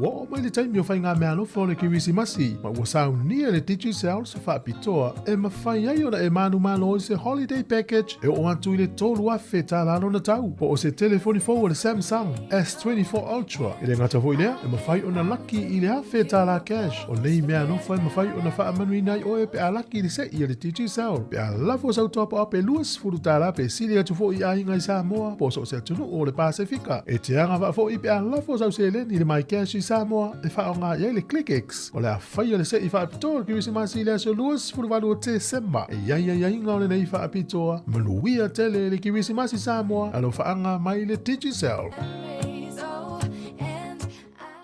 Whaasila si langa tā ua. E tusa molo mātou tu langa e vea ai ma ofisa whaasara lau. Mātou te tausisia tu la fono o sau nia e le Broadcasting Standards Authority a whai e fia whaia sau whaasea i se mata upu na e whaafonga i ai i le Sāmoa Capital Radio e re tau na lafo mailau whaasea tustusia i le tuatusi Limatasi Mangavin Avenue Porirua Wellingtone pe ole i meli mai te alu moresi@samoacapitalradio.co.nz e re tau na whaia i le tonu le luas furuaso whai ngā ruenga talu na whaia le whaasala launga. A whai e le o whaamalia ina oe i se whaai unga o tu inatu e ma whai o na tu ina sao lau whaasea i le te mana whanonga kai pāho po o le Broadcasting Standards Authority e maua nisi whaamtalanga i le wha ngā solonga e whai ialo ia lau whaasea i le openga te whailangi bsa.govt.nz whawhitai. Ata o le taia, siu fofonga o le laumua, aso ngā fua i le aso wharaile. Ata o le taia. Ia, le nao lo tātou e pēle tātou pukalami le ata le taia o, ia, ori uma fia tātou la whanau mai pe fo. E mua foi la tu le asau ni malanga i Sāmoa ni nei tausanga ia mania lava tau vai ngā malanga e mana tua o le tala lava ia tasi lava ia a umalo le pocket money ia toi tali e re ngalo ia ta ul faso stasio to vun faso menu tatu tua por sfuru e mo tu tausanga talua ia e ndam fato ato ia lu le Sāmoa le vana ile ia la uru atu lo mlanto wa feta la Sāmoa ia alu le se vai aso pia alu le se vai te sauelo mamma le tolu a fele mo verso mo po fatu sa le se vai aso te saulo le ia le umol pocket money le vai aso mo ala fi ira inga va pe ia ele se me o ia langa sta mana la fola fotu pe mal ni tau sanga atoa aya umol pocket money le vai aso mo mua ele mas tu pe la fola ni tau sanga atoa ia fi wa ala nei lunga o tiro turum kuka ele ia mas se pa o mo kuka a tu sala no fol fale ala opsile la o me fa ni yaso ala no fol la to fa ia malo la mal tau tai ni yaso mo nga luenga fa ile nga luenga tu fa poi vanga luenga wa nga le to fo i mai ai moi te ua le usu se si nei ai uma les foile nga luenga e le funga luenga nei tau les foile ia matuala e to ia e me tau sanga le ia tau tu mamao e le peo me le sa ma wele tene no tamiti no fo anga i polu e o le les foile e pe la tu les foile ma lu ia le imasta la fa ia le nga le no fo ngata o to fo ima ai saula tawana sa mase sauli pe vali mai la mai li mai o mala o lom tu la ngale te no fa tasi ole tatou ye fa nga ina le o nanga le o le pew repairs tu so le wa mai nele o le company le fa tau i pa utavale o fa sala nei ele vaenga le Commerce Commission ni usila ele lua se lau fast food to wafi ta la ni usila o le mafu anga wala to so lial tu la for le Fair Trading Act te mi uma ta te vai le news fa pay company lau te faia fata wa inga le ami tonu ya fa ina tanga o le mana ia o le unanga le e fai pe la Commerce Commission wala te lo a fa pe fia se lau company lau te faia le mele tu sa la tau te maua fua tupe a tangata ele ulo a tangata. Sa olele. O le meu whaid kompani lea. Wala tau sainia ia ni whea ngainga e mo me warranty so pa uta vale. Yeah. E ta taulana se fulu lua masina o le teime o mane whai ole ingol la to warranty se ta ole road hazard cover. Yeah. E kavaila pa o uta vale mo se fulu lua masina mua teime le wha taulo nei ai malielo iei whailo. Yeah. Ale mea lau tupu. O wha o kometi e lau vaianga lea na i customers ma le ma le ai. Ya e tu ile tangata whatau. Pule ia pola te me fia ese mai le warranty. O jole. Tu sai ele o sa o le fainga o le latu whatau ing. Ya le lau fa sala i o mau le fa msino ngale o le commerce commission la to i lo mta fa pe. Ya le lau fa sala lua fa se lau. Lua se lau fa su to lua fe. O le tele yo nanga fa pe mau ya. Mau supermarket, mau company telefoni, mau fa le tupe. Mau lata mai nei fa kiwi bank. Wa isi o nanga te. Ma lo commerce commission e lato ma fa i wale. Mau mai vai ngore. Ese vai la ele mele mo. Al me vola le tato. Ai alu fa fa tau e te fanga ina mele le warranty. Ne ai, sea. Ia tu sa tato fanga. Wa alu fo. E te latu le fa fa tau fa lo mai se mo meu o telefoni, usa aisa. Mai se tamana. Me tau ta. Fesili me le warranty tau ma file tangata le salesperson. Tangata le fa tau me le warranty na ia tau lia. Ia, mo. Ai o le fesili le tau tu fesili. O ala vai ngai kavai, o la le umi. Awa e fa tau nei pare mamala mai ai taita. Ia. Ale ufa le tonu pu se la tu fa mai o sorry la family atu ele kavai na ile warranty le mena ule. Sa ole. Mena ta wele lo le pole atonu ole io e fai. E tu sa ma me o nanga io fa tau ta vale. Ta te ora fa tau ta vale mana insiwa. Ta ma insiwa. Ai te o fo le le ngala ta vale ta lu atu fo le insiwa fa mai. O yo me na ile la ve ile ya inga o le tatu insiwa le fa. Ta wa ta mala ma fo fa tau no ta vale ma me anga va ile insiwa le. Sa na yena I vainga na uni ya fai nei tato. Fa te inga le o mon o le failen siwa le o kon siwa e vai va so lua sa fa mai. O sa o mo me si ne o se vai se ya velta va fa ile ka vai na ni siwa ni o pese va. Tenga me la va pena e. Lo sa fa mai te na o se va to so ye o mi atu ai la ve pi to pa ve. E si o ta vale ala to mai. Se o to ru e fi ave faile u do. E fai ni ana foundation vo le fa au le ai. E se alin si volta vale se te tino va mo.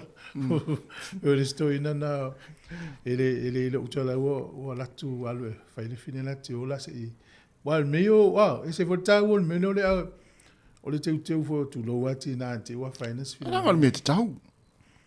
Ya la si le to ile si te malo la tau I. Fa sa se na mamai mal to ai felo ye me ale tonu o le fale la nga te o I fo ringo to mai. La famela la fa yon saltim. Ai mo me fonga la mata fa. Je me la fa saltim o mato ai. Wa me na saltim o taimini. Ya la fa mai o me na la fa. Sole, te rona wa ta o le va nga na te foi. A lu ni me foi le po ni me ani kalesia mani me foi va la uli po ni fai pong. So le tene ta mo ta mana I lungo o folo o fole le lungo o folo. Folai. To ulu foi le. O pe la si va fa pe ia to ulu le ano ia ya. Te ronga no se kale si na e. E ta wan amene tina te u fa le ma vai va pena. Te lo ye fa le fo yu fa te mine ile tangata le na ye fa ali se ta si o fa le lo kale steti. Ya wala to mai tau ina le vela te lo to no fale. Tu so le mele o mai tau ina. E fau fale fu le tau ni usi lo tau malulu. Ya al si fa fela sama. Ye ile ainga le lo kala stete li potel te malo le. Fa mai o tu tonu le potu moi. E o tu le lima se furuti ke ride vela. Ola. Lima se furuti ke ride vela. Wa me tolia le yame ka mo se mo metale Yeah. fe le Fu e vela fu e vela tono fa. Fa mai O le aso, pape o le aso, te la tu fa fo tu, o le fu vevela. Ia. E 2 degree Celsius le vevela le fa. Ai sau tono le potu. E le vale 5 tolu degree le vevela. Ola. Ioi. Sole. Fa usanga fo o isi fale ia li potia mai lo Christ te pen fa ali estamalia. O lona mana onga la. E te tau ona teu ma to e sui ia le to regulations o le faunga o fale. Tu la folom. Tu la fo e tauna. Ia lo me foi na le fa malusia ia le malo New Zealand le meu heat pump tono fale. A wan foi fa ali air condition o air condition al men. Na. Ki fa malulu pe o ia so vela. Ai pa walo no le no foi el pao. Sa o le lei. Le foi el pao. Ia foi le o ko na li wo sidi atu le vela Australia. Si li mo le vela Australia. O afia no fo mo e tun. Ia. O le tala família le foi no foi tamaiti. Ia, lima so. Família le tala tamalo. O lona tal tonunga. O le la nga ia New Zealand le tau mafana fana. E o nei le ono 40 degree Celsius le vela. O New Zealand. I potu la fale la. Oh, lona na tal tonunga. E o nei le ono 40 degree e tolu sfuru lona ma le vela fa. Motino e ono sfuru le vela tonu potu fale fo. Oh, ia na li umatua. Ele foi no foi si ton. E matua le mfaia. Ia malo. Malo, tai lava le, ma fta mai tatu tino. O le mele tasi ma le tino fa fonga me, a fa fonga me Sāmoa. O le fa nga solo le temle por kala men no pi fa tal nom ta upu ye fa tau ile. Ila usa fanga e so soni fo le tongi e fa insua tongi ila usa ni usila pe nga sangasi. Ai fo ninga mai li potila me tase sa ile tele ni se o ye. Ia. A le tele yo fa se ai sa un social media. Sa to fa laudes. Ia, le wil sa to fa laule, ton fa mai. Ja, malo se fua. Malo se fua e ke o lora uso. Malo se fua. Wa mai nei tai. Ma ia kai o ia ko kai o fu fare, ha. Ia. Pele te wala mai.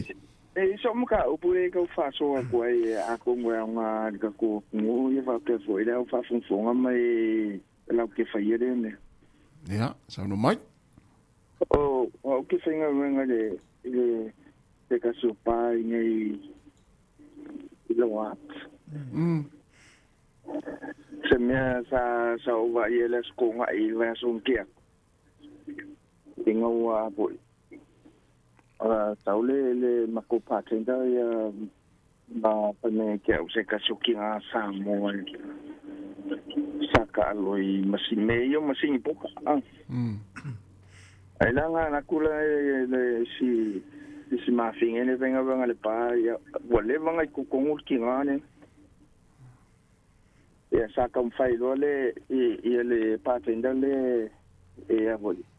E wasa i le ka alo ki ngade o nga ua whaafianga mai le kenge le ua alu le masingi wanga le kala i le kupe fafu o le ATM fo inga le kokongu ia i lai whaya ku isi kenge ia o ua ambio fo i wha pa i si mawhinge le seo kako kanga kala wa ia nga saulo skengele avakua olia o la kurole o kalango ia o fala vela se fai foi la fai o le si e vai le si Sāmoa si kengele ia o mai foi ia que ia upu masua ia o le mela o kupo sau si le mo alo ma fo mo ko mali mo fa ki e si lo handu filemu ngai ke ua vile ke ngele o ia e makua pasa inga o ma so se pa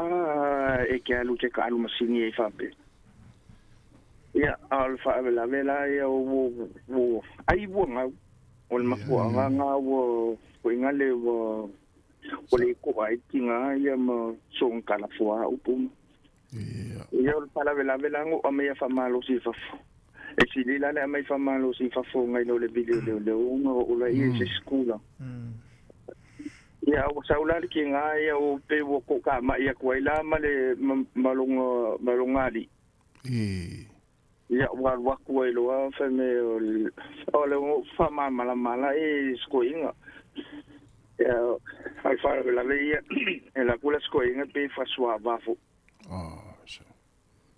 ia o se Ia sa ko le ai le se menga kupu.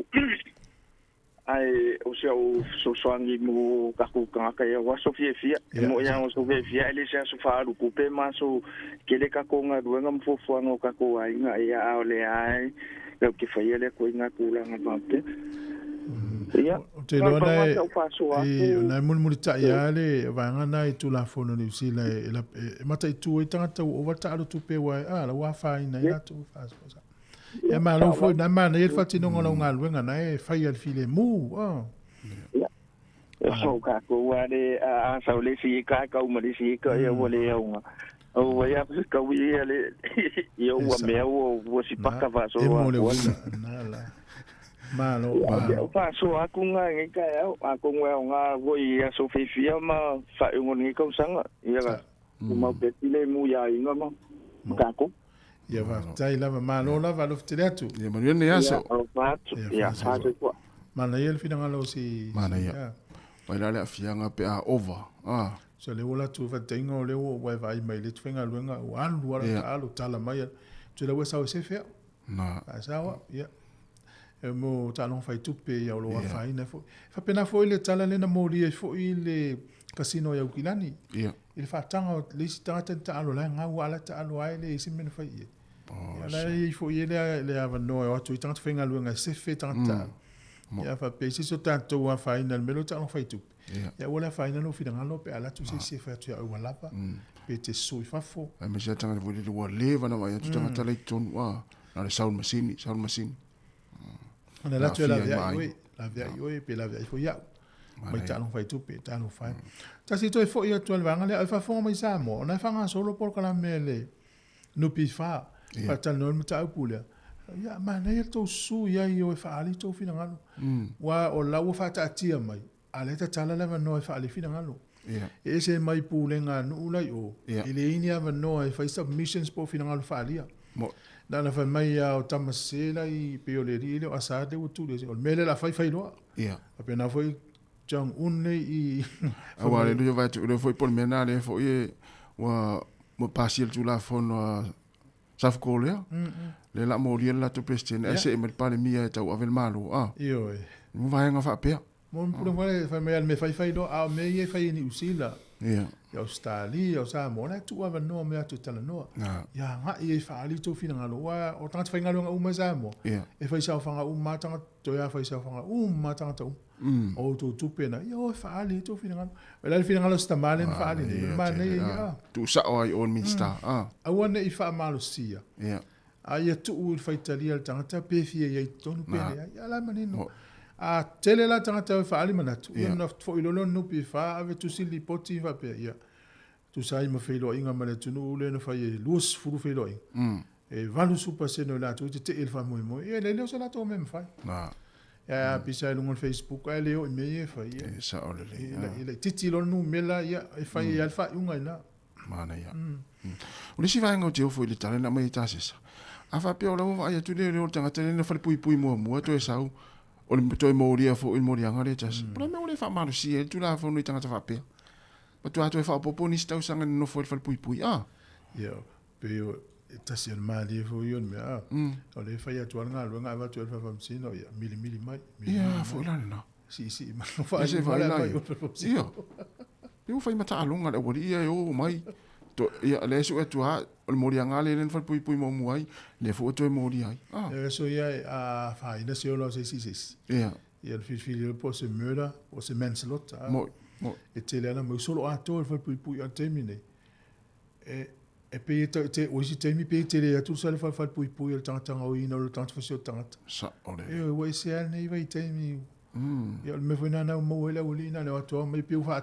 ta longa i vai foi na me na o tonto mai to mai ton fa marsia tu la fono ana tamala ia o foi e Thailand Indonesia sa mala fast food tau sanga ya vai le wori ia Australia le wa laki ole le ia se si o au fa si otila le wori si fi to lu ale sa ia na fa sala le oti na o pali Indonesia pali Indonesia mo se fi le tunu yo le lus futa santa le wile ye melen tu na ave wori na fusi la tu tino mo me drugs ya mo wale le ya le na fa sala fa si oti tu lo sala le oti tanga te to lu ante ta ir kengi le ia le sfuluiva tausanga whaasala I tangata.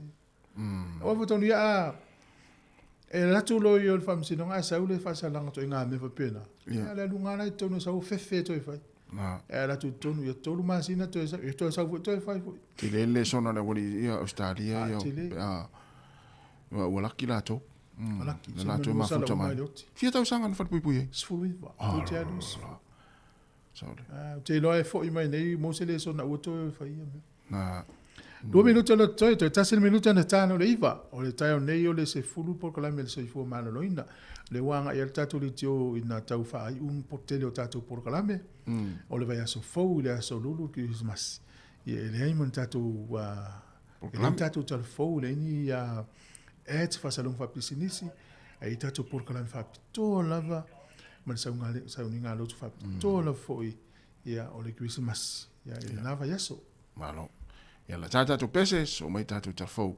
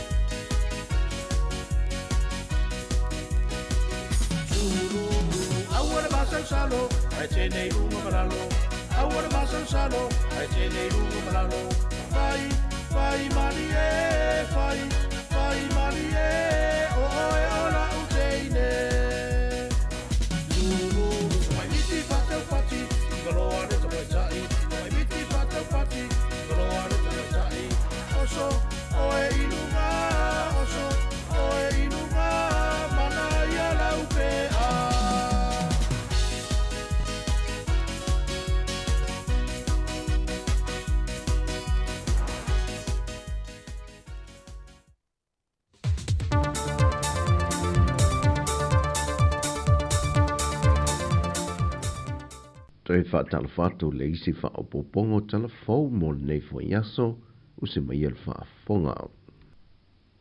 O le porkalame whanga solo le whaalapo putonga o whaaputu ngā tupe mo le lumana I manui o tangata Sāmoa le nupi whai sa la whai e whaamanino I nisio na fo whanga alwal mamao na tu o lalo I nisio le atunu una awaia ne le porkalame e awal whaamalo sia le ave esea mai leo le tolu se lau tāla le tangata I tausanga leo whaisao whanga e ave anga e le insiua mo le soifua malolo ina le nupi wha. O se vaenga o le porkalame na puina e le talamua media na whaaria I le whinangalo se tasi o te maa mai whaasale le anga numero 5. Aua le fosia tangata whaisao whanga umai totongi le tolu se lau wa o ile tu kuele vesi. Ai ale tangata ia e mana o I whihanu le ski, so be it. O e whapena hoi tatou ta avale lena whai whata itaina. A loko a tangata insua na ka avale alu ia insua. Ai ale ai pule aia. O te iloa o se fofole na e te ai le avaina. Ai o se ski le le. Ai a whaino e compulsory. Na le manai alo lea. Whaaria fwoi le te malo na whinangalo. Pele ona silisile whaonga mai le se le ni pole la fonga le e tipia ngai I le ACC pole taui mo whaalawelawe te tupu whaafosei. Ai ape a kai fo I le optional. Awa le whaia, ai whaonga mai le ACC, Accident Compensation Corporation, o le taui o whaalawelawe whaafosei. Koe a menti le tūla whono le ACC, le kipi e kwa ia kai senge ia e kama mai umai o inala e whea iloa I le tangata I le la vea I se accident wako ia I le la vea I se accident e lea ia sau tupe maua o tupe ana e latua ai o ina a tonu la ato e sau e singa return o o tupe ia na avatu al tangata, ai tuku le nupi wha. O le taimi nei, o le whaana me labe a le aso ngafua e tau le aso ngafua e a mātou isa wai. Sa o ita la lesi lo matua tae au plex fasi, au li plex fasi, a fiafi plex fasi. Wa tau fo imanai tangata i fafo o le wala au atu tupe, ai wha mai se leo fe tauri, le fo i tutongi whale. O ie tua i aita atu atunu. Umo i alena, e tua i aita atu atunu. Ina i tamai nono ngā tupe o nai whaarawe lawe o whai ngā tau langa o mea uma whapena. O alofa mōri pō, o na whapelea. Ko e whaini tau te umala o whionga leota. Le tūlanga lea ma le ACC. Sui le ngō le ACC. Tau i o whaarawe lawe whafose. Ai whaupopo. Tau i o whaarawe lawe whafose i ma ngase si ia uma. O le fatu a lua whaatala noa ngare nupi wha ua mai ai le to o tele niso le atunu na whaatasi ane i ai. Na whaadia fo i se whina ngalo le tina fo mai a nola ketlo, a whaio le insiua le e fisoa swane, mo tangato le atunu lima vai ma uti le whaasoa, pe iai se whaamauninga e loa tino ai, o lo ao fia i lato i te tonu o lea fua whanga, na ia sauno foi, e te tau foi le komite, ia tā mau le soifua malolo ina i tau ia ua whaatūlanga mō le malu le atunu e vai ai fo mai, ai sila i tau o loo whaatūlanga mai e whal mai tū maoti. Ona ena o le lima tāna e tutogi le tangata e whai ai le whaata i whale mai a le malo. Ai a whaase atulo e whale mai tū maoti ma whantela vai. On tutongi le tangata se lautol se fultāna e whai ai le whaata i e whale mai. O le aungo le whaamoe moe ua whona sia le komiti e manatu i lantou na au wai le whontanga o se mea le lei. Ai tele lava vaenga i te tau ona toi sila i ele komiti a whanga solo whaatala noanga au le whia se whaai unga mautu o le mata opo. Pe ona wha maonia mai ele whionga le minista o tupe. Watu uina atu le komiti le nupi whaala ato te whaanga solo whaatala noanga ai o se mata opo wa na ona whaatala noa ai le whia iai se unga. Wa maita wine wha maunga malu le malo i lantou ia lo ripotia matao fia mai o whainga o whala au whasai na mala au malosi. O i lantou lawa ia Sāmoa mua matao fia le to ese i mōlianga lawa ia e tasi. Ai a mangalo mai tua i na ua mai atuli o lantou whaasalanga. O i lantou lawa ia e toi whaawawina lava lea soltula whono. O se tasio o sa whainga leo le vai aso nei le fio ango tula ele. Na tau fia mai ele li ua whaingo ina ia K9 po ko lani seve e na ua maua mai eini paipai whaonga ina ula aile aisa manila au mahalosi. Au le vai yaso fo ina mawai na ripoti e fo e au telefo le tau fia mai e o nisi e tol tula fono lava i whala au whaasa ina mala au mahalosi mai a fio ango tula ele le pea mawai tele. Ua te ene le televou ia wilo le alofi whaisa vale mōrianga uma, o lo tua iai o iai lona ave wha maalo sia le o se tēnei titi mai le fio ango le wa se fulufitu tu sanga le matua. Mai o se mta au puna talo sanga ina i se tasio le ai ngai na watu ina lunga o penga ta whae langi. Le fiso swani al mamalu le atunu, e se tasi na te si le fia se mea ua ave iai lea li ilo latu tēnei titi. Mon muliane fa sala lawal mtanga lwenga o leo de sa ili o le tēnei titi. Peita ina tali mai lea televou lunga o peng te whae langi. Ma toi fa fo iane le tēnei titi ile aso na sa so ai. O le la whainga wo ua leva, mai e le fau. E leo se teimi mo fo ile wala oai ilona ainga. E na te li ave wha maalo sia. E tele morianga mtanga lwenga leo o whaie wha sanga le televou. Ma o te tala wilo i tua, e tāli ai le aso ono union tausanga fau, e whaatau nui nailo na whamasi nonga. I whaamaunga le ofiso whainu mera whaamawina le atunu, mo ana tupe maua mori kuata whaatausanga le maasino se te maltausanga nei, wa maua ele valu te se male 5 miliona tāla awa whaiti tia ana tupe maua, pe a whaatusa atu le kuata le tausanga o tea. O tupe nau ina le kuata wha le tausanga leo se tema, e lua se lau tol se fun mali iwa tesi male 2 miliona tā la. Mai ua palasia I lalo mai ana tupe maua o le masino setema I le tausanga o mawai. O la fonga o lo tu maulava o se vaenga o tupe tele o lo o au ina te tono kuata te tasi. Lea e se lawiva se fulmal tasi miliona ta la. O tupe wha mea alofan wha mawina I te tono lea kuata, e lua se fulmal tonu tesi male tonu miliona ta la. Wha tasi male lua se fulmal wha tesi male valu miliona ta la. O isi tupe maua ia na o ina ele ofisa. O tupe whaalu e se lawiva se fulmale fitu tesi male tolu miliona ta la. O se leni ai ta lafu e iwa tesi male iwa miliona ta la. Male ai ta lafu sa molo o totoe ile teminei. Toe fitu se lawiva se fulmale ono miliona ta la. O tala fawia mai Sāmoa manuia ne yaso whasoi foia.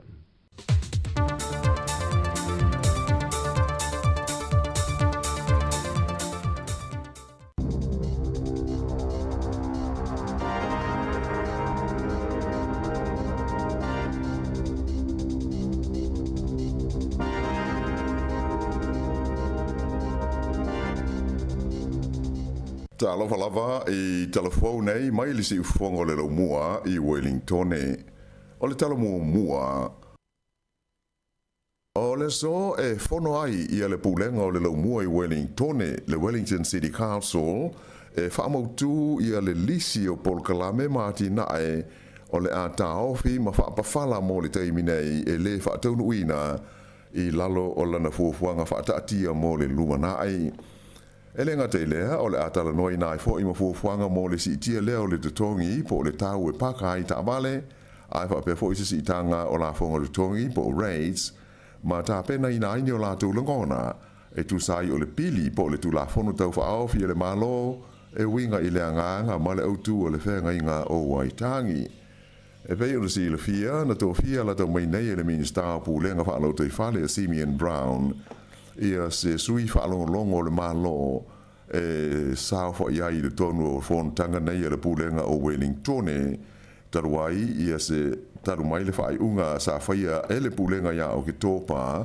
le ana tau whiai le whatau ese I nātu o sea o le council e tolu sifurma le whapasene I le tonu o le malaiwa lele o Wellington e ui ina o se vaenga au tū leo le na Paul Kalame whaatatia mo le lumanai O le whai unga Novema sa fono ai mua le pulenga mo le whai o swinga I lana Paul Kalame le nei e tau whapaleni ai lana tala au tū o le tūpe ai o le whontanga I le so o le awha mao ni ai loa le hata whai o le fuafuanga whaata atia atoa a o le itu ina atu e whaaria iai ni manatu mani langona o le aupalota Wellington I le masi no mati ma aperila o le tausanga a sau lua afe lua sifuruma le lima O le matau po winga I le si tia o le tau po le tutongi e paka ai ta vale le ana whaapawhala I le masi no me ai vitai la o le ua toa ilo ina I le teiminei ona o le tūlanga mo umia I le pulenga o ni vai ngā tupe mo ana ngā luenga whai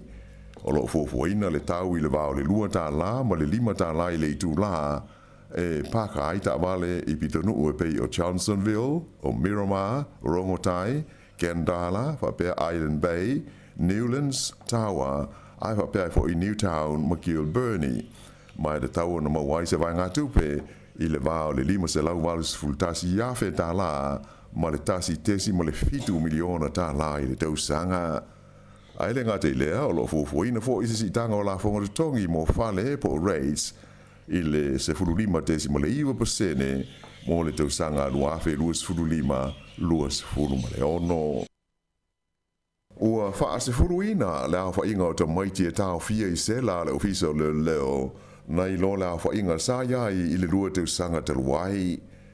O wha maunga le mtanga ruenga tau sia ta maiti le oranga tamariki watangi ai o le tau sanga lea na wha ai uina ia iuni o le lua afe lua se furu lua e wha se furu lua le a whai o ta maiti sa tau fia I le tono o se la le ofisa o le leo mo le umi e sili atu I le aso e tasi. Ai e o mai la il fa ungo uni le tau sanga le nei lua afe lus fulma le fa o tula I mai le a fa inga I le fa se lau se fulma le valu fa ilo mai ia lo ia a to mai la to nga lu mo to mai si na mafua le Ona o le lea i o ni awanoa I whale o le matanga aluenga e wa ai atu pulanga te la vau. Whailo mai ai e le tamai ta I whaamasino au tū o le whaamasinonga au tū pulanga te la vau o aida malo si. E popole I le wasenga o whaamasino e whaia ni whaaiunga e tu ina atu aini te la vau I lalo le wainga lule o pe ale aini whale o le oranga tamariki e awanoa mō la tau ona e le o se whainga le leilea matala whengai. E manatu le tamai ta I whaamasino le nei. O le tau fia o tūpulanga televou I sela leo leo e te tau o na whaatapu laa na o la tau wea a fia I ni sori ngā tū la whono mawha ma e te le lava le wha te tenga e mo o mia ai. O se lipoti na liki I tua I le uwha asara lau sa lapata I ai le whai ngā malo so whaatasi I le te tau lea o na wha malo lo I le tausanga asau o le waa o le vai nuu e ngoa o le aratere ina ia mawhaiai o na whaia ngā ruenga o le wafu I Picton. O lo o ta ua le nei lipoti e matua le mawhai o na sanga wha o ngā ina pēr le waa le nei o le aratere se ia o atu I le tausanga I lua awhe lua se furuma le iwa. Ma fua lea o na o ngā ruenga I te tau o na whaia ma wha uma o le wafu fau I Picton a toa ai ma le wha le leia o isi vaenga e mo mia mo wa fau ia o le a au maia.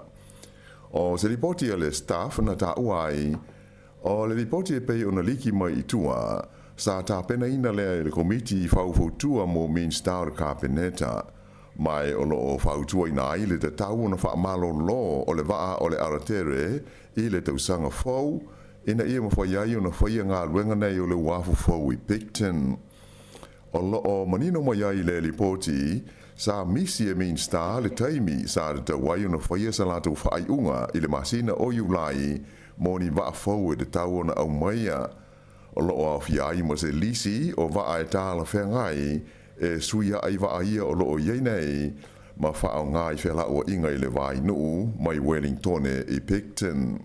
O le wa au pita tau ngō fie o lo o au fiai le lisi o whau tuanga nei mo le malo e lua se lau walu se fulu lua miliona tā la le tau.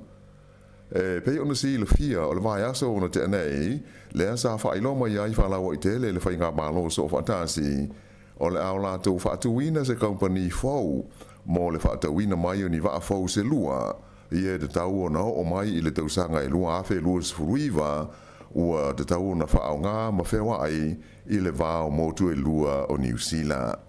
O le nei fuafuanga o whailoma iai, ua lata I le tausanga atoa, talu na whaia ia le whaai unga le min stau tupe ia Nicola Willis e tau fiai masui atoa ia le fuafuanga sa whaia le whainga malo te ruai mo ni wa afau e suia I wa ia o lo o whewa I nei e au fiai ma le ara tere.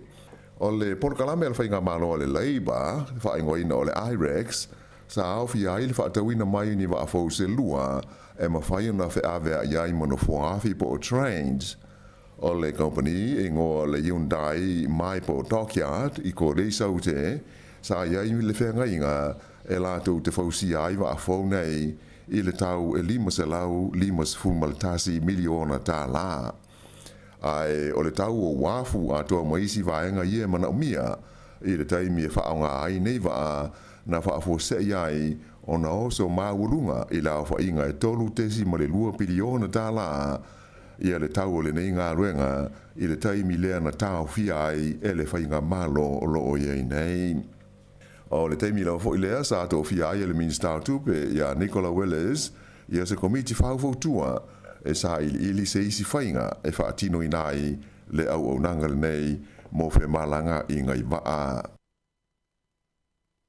Ua tau fia nei e le ofisa o le tiute New Zealand le tusa o le luas fulu walu ma le awha kilo o le vaila au whaasaina o le methamphetamine na maua I le tono ni ato o se lua na lafua ai I le vaenga e whaataamilo ai ato pau o tangata malanga I le malai wa alele wha le vao maloi au kilani I le whaai unga o le vai aso na te nei.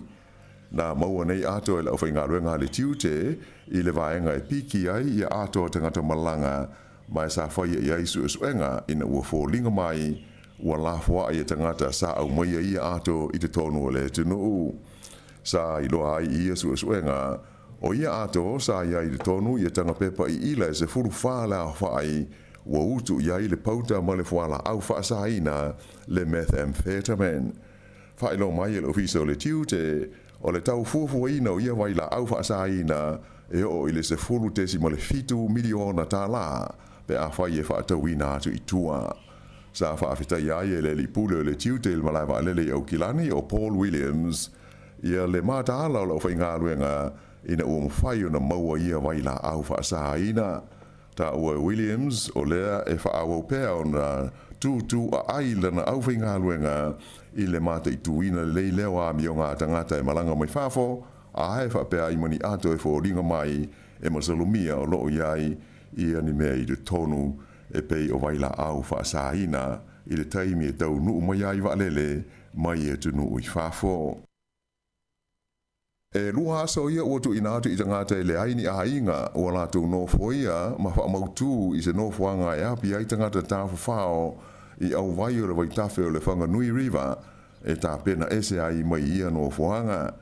O le aso ngafua nafi le asa whaatonu i nai e leo ma tangata mai le ofisa o le pulenga o le ai o Whanganui ia i la nei ina ia o ese mai ma le paka e ta ua o le Go-Whai Park ai whapea i fo i le Anzac Parade o loo whaamautu wai i Whanganui le teimi nei. Lapata ia i la nei ina ia te tau ona tāpena ese mai ia vaenga i te tonu a soe lua o lumana i nei. Whailo mai e le pule nuu o Andrew Tribe o le whaiunga ua polo i naitangata nei o ese mai i ia no fuanga ona o whaete tenga tau i le soe fua maare loina ai maise o le saunga le mu. Whaadia le pule nuu sa whaatanga ina ona no foia i a pāka nei e tangata i le aini a inga i le mai taimi o sā matapu o le whaamai COVID-19 furuiwa i le tausanga lua awhi lua se fulu. Mai o mai i le teimi nei o loo iai pia lava le to tele o i lātou ia mai na i ta ua o tele le mau whaafi tauli ua mai tau ina hai. O lea o whailo mai whaalau i tele e leo le ingoa mai ua whaasara lau fo i maleata o le tangata lea o loo sue nei ona o le whaalawelawe lea na mali wai i Albert e Noka i le pitonu o nai Lower Hutt i le vai aso na te nei. O le li o lo su e le leo ua masalumia i lea whaalawelawe o se tau le lea Maori e lua sifuluwaru tau sanga le matua e ngoa i a Wipwara Kapene. Whaalia mai fo e le leo o le nei tau le lea e iai o na sotanga manikengi. O le li na maliu i le nei whaalawelawe o Albert e Noka whaalia mai e le leo o se sui a wai o le kengi e whaingoina o le tribesmen. Mai o se tasi sa vema pele stene o le kalapu ti e wilafi o le Rebels Motorcycle Club i kalai stete. Na maliu o ia i le aso se furu o tese ma i se purufana na manua ai i nae. Whaalia i le leo o le tangata o loo sa i lia nei o i Puhara Kapene o se tangata matautia mai le te tau ona lata i ai se tasi. O le so lea i whaiaito e sauninga o le li ile na maliu ia Albert e Noka e so ma le solo e mamoni atu ailo na tino maliu i whanua tanu i whanua tapu mai o le amata i tuina uma i e tulanga e le ofisa o le leo ina ia mauti noa le so longa le lei ma le to a malie. O le tangata lea na maliu i se manua mai ni purufana i le pensula i le Coromandel i le asfarei le taruai ua whamatalaina e whapea o se li e alo whangia eisi mai o ia o le tamao se whanau tama e to o lima o le na maliu i le whaalawelawe i le asfarele i le nuu o waiau e ngoa ia Kevin Mark Mabot fast fultasi tau sanga o le soifua e to tasi le stangata na manua ti ngā ina i fo i se purufana mai le lava whaalawelawe mai o lo o iei nei se tūlanga ti ngā ina i le whale mai e fitus fulfitu tau sanga le matua o le li ina tāwhia mai iai e leo ona o le whaalawelawe ua whaia iai mōnianga o le whasi o ti tangata ma le tau ma whaia e whasi o tia seisi e le i whaailoa ina ia le ingo le nei tangata ai o se taimi o le so e o ane ai o ia i luma o le whaamasinonga whaailoa mai e le ainga o le umaliu e whapea o le aso lulu a tāiao e whaia ai o na toi sāu ninga. O se paka mo ta vale le ai o atu i le fitus furfata la le tau i le aso e tasi ua whaamatalaina o se paka o pito i tau ngata le i le tono o New Zealand a toa o le paka ta vale le nei i le Ford Street i le o ngā tonu o le ai o Aukilani e pūlea ma whaafoina le company o le Wilson Parking mai o le tau po le tongi o ta vale fia paka ai e 5 ta lai le aso mo i lātou e mave o na ho atu iai ia pe a whai e te tongi i le app o le Parkmate ia pe fitu se fulu ta lai le aso atoa pe a te tongi ai le masini o lo tu ai i le car park ai mo ta male ele umi se taimi paka ai e a mata le sfuluono ta lai le tu la pe a te tongi i le app ai luas fulu ta lai le tu la pe a te tongi i le masini o le tau o paka ale pulenga po le council o Kilani e 5 ta lai le tu lai le o ngā te tono le tau langa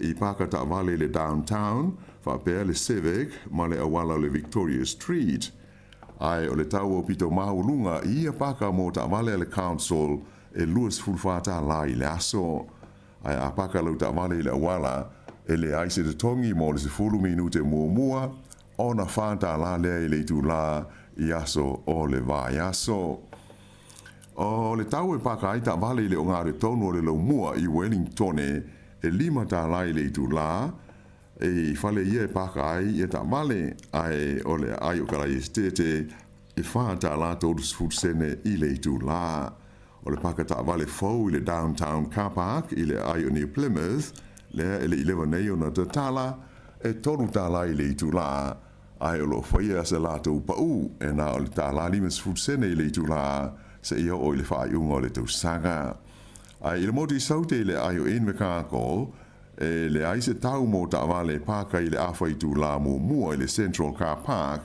ai a umaleta imi ona te tongi lea e toru ta lai le tu la ai o ta vale paka i le tele e le te tongia le afai tu la mua ai a uma ona te tongi lea o le ta lai tasi i le tu la paka i le tele fa ilo mai le compagnia le Wilson Parking o le tau ala tau paka o ta vale e fua lava i le mo mie tangata o le latou foi au nanga i tu SS o New Zealand.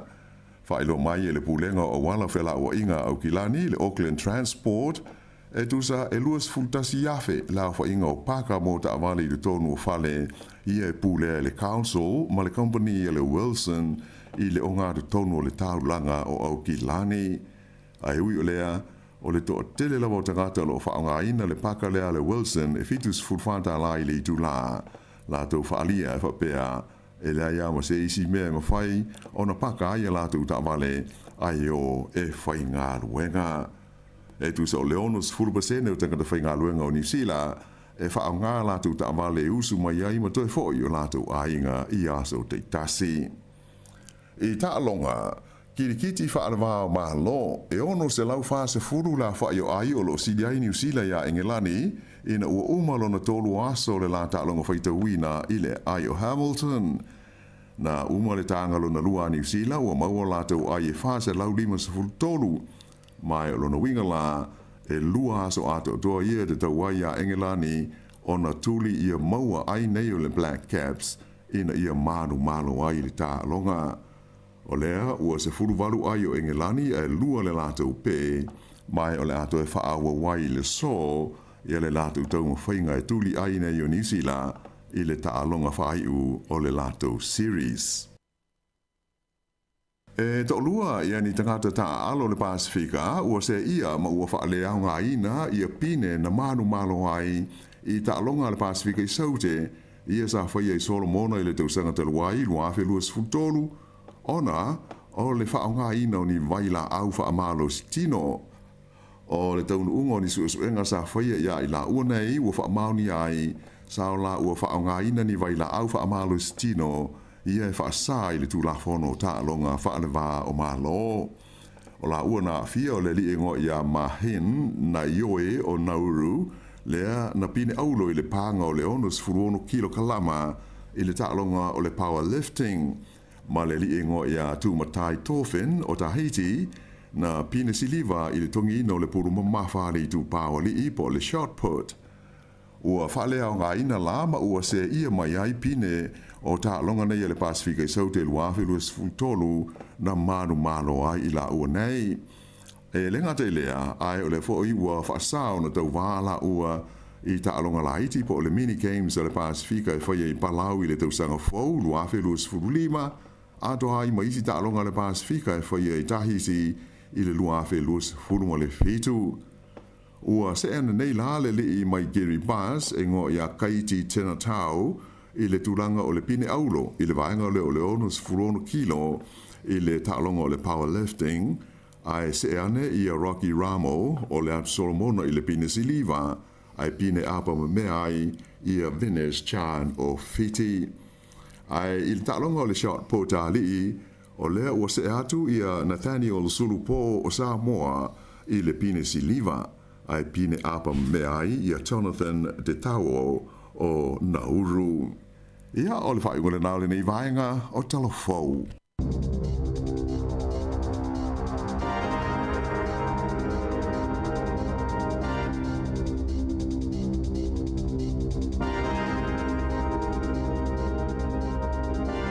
Whafonga le tūna sifulman lua e tātou telefou ma tala mai Sāmoa leo lua sifuluiva minuti e te nei le tūla iwa. E le tātou kalame le tūfo malaloina nei sifulu fue? E moni. Pero kalame le tala noa tua ia Sevilina ia maana malo te utoi apatasi atua i malo i na whaelo mai. Ia o le waka atawhanga ia o li tia le ala misa ma fei se umantafa o la ua i o malo le tātou po kalame le so. O le tāu o por kalame nei whal soi fua malolo inai o whiara tuno langi le te ia o ngā umai a tātou paua le se senga o mo meo events po ni fua fuanga manu mela e se ai. Ai a tal noal mai suka o mea umana. Ia fia umai. Io, a tal noal fatu o mea umana. Sa ole lei. Taulanga na iai ia malo la foi. O le la tari el Christmasi o le lava ngā lua lava le soi fua malolo inai. Io e. E mese ia o Savilina le va ia tat po kalame soi fua malolo ni vatu por kalame. Io, sei tu le lei wa e. Ta wan fa mo soi fua malolo ina e fa lona lua ia ta fa ngā Christmas. Sa oi moi. Mana. O le si tu e fia fa ilo i le tunu o e le numela na o le Healthline in New Zealand. Ta ua i le i o numela le i ainga uma. Ia wa ona pisi. No, this time e te latu le emergency po le after hours i whale mai. I o i tangata pia umanga lua. I e tumu mai. Ia e vilia le Healthline le New Zealand. E maua whalifso sani mo oi o la tau i e tala no mai o tau soifua po o la tau i to mai whaapitoa fo mai. O le o valu se lau. Ono stasiono. O valu se lau. Ono stasiono. Ia nana. E te mi o la i tit whanau sa ma whaonga ina numela le level po. Ia ele i mate le o la whal mai. Le mai se le whanau. Whai mai ia lau vanga telefoni teimi o le vela le malulu. O le lua le vaveao. Ia. E vili numela na tasi o le vi tatani. Vili. Tali mai. I whaton tonu male na i fo mai le me whai. Ia umara ele i ol fo mai. Ele i ol whal mai. Ia wolf tele me fa tu tunga ta malulu o le umi fatali. Fatali pe o le fon. Ta ua na numela le Healthline. Mana ia. Mana ia tele. Ia wa ia me tupu le loa po me tupu e me sal te mo level po. Ia. O fa na ma inga. Pe le fu se afta va le da inga. Ia le na. Ia po le malanga ta ma po le fenga luenga ia ai mo mo so soni. Al fengo fio e si so soni. Ia. Te ave mai alo fa su mai se pe a fiva ta mai ti. Ia. To le la ua tina fo vole le ia i lava non to mai pole pole ya tu vale ia fai mal fam talanga alvanga o le to a yo fo mai tal no ia na uma mo file mu te mo titi o le sta mai titi ia la na tangi o le vela o fu la fa sa o le o mu a fo lingo ta mai titi ia le nei fa yo ma fon fana to au ile ia afu ala tangi ia mo to lo na leona la tala no mai ia sa tango le liuna na leo mai la mulu vela ai le lo tangata le na tonua mera mo le fa malo tinare tu pa tinai temio e na te fa na level po ta ngulu peta tu tama ya le me ton vai ta wanta ngulu le tama no fo mai lunga so ani tama tinare fengo to mai ai le vesi tinam fa telefoni le o Ai. Ya malo. Manuia la malanga, pia la vete malanga iai. Ma vai o tala vai ave. Ya, na ave lava. Ave lava. Ma fai le tui o le pesil fa ma o le tale vini. Ya mo. E la toi Sāmoa ya alu la to ala wa. Man fai atu lo tui nei. Ya, sa ma la yel fam natu. Se uma fai disia o le la alu tai. E fa manatu e fai utui, lona tui. Ia fai lai la wona le mola no fai wala la al. Ia. Inga la tu vini mai exam. E ele apple na ta wona le fionga la wano. E to tongi e ia mo me o paka.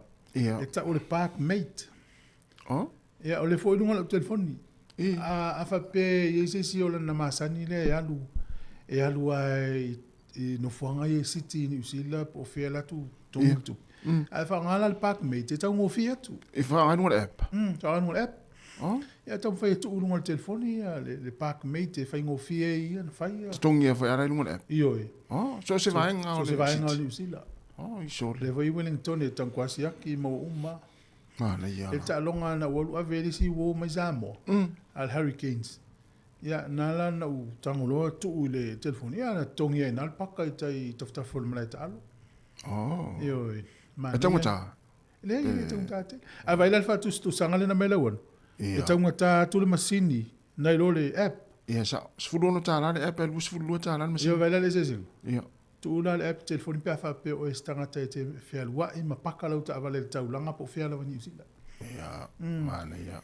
Na ia na fam na tu se fe foi na tuk. Io se fe ta la pe lu ta la ok. Io vai lo telefoni tele le app na tu. Io app a nga. E vai ele so tu ese app ele le nga wa tu mo vol telefoni. Vai tu app le nga ya an install pe avese. Malo. Malo le fai app nga fu. Se dice me lo se ya oje. Ja, tata was fa fifia. Mana ia tele. Ja, mana ia. Tata was fa fifia nga se fata lo fata swainga ia o mafuta man neta ia o man tua. Fa so atu tata Facebook ia wa fo ite mai mo neta ne aso tata tua.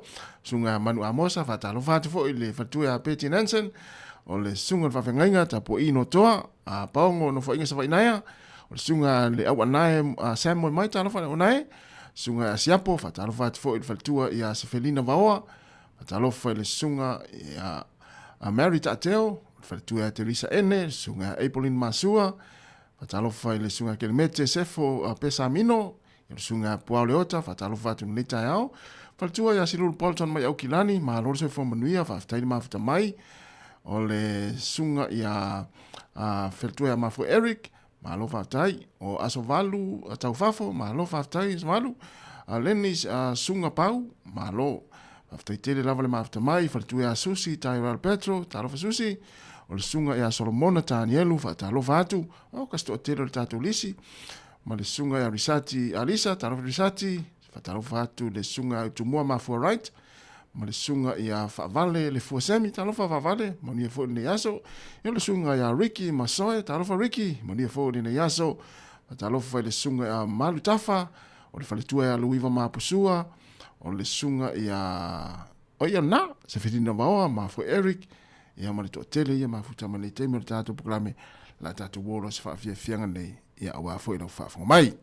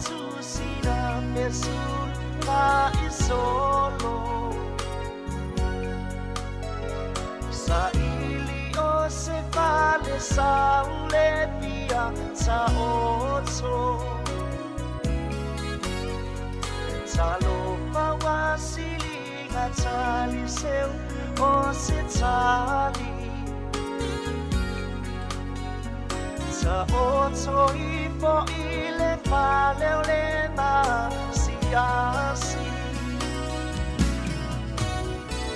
Na tangi ai lo Fatsuma lo uanganga Salo fa ua te Na solo le malanga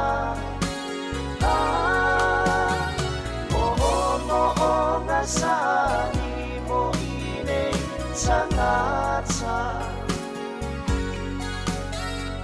Ele ole pemelea ole ola tanga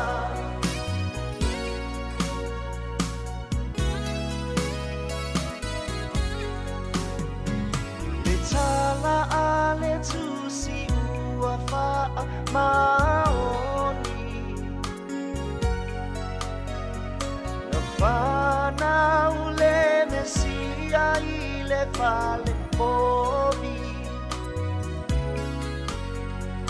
Na paule a ole fale na tatala mai E soi fua mai ai olo tamatai Tele pale tali malo wa tumu Ai ese ale pale na so I fua mai le tumu Na tangi ai lo Fatsuma lo uanganga Salo fa ua te Na solo le malanga Mo ngasani mo ine tangata Ele ole pemelea ole ola tanga Ai maima Be ana e loa ina o lea lele O lana ai o ina nei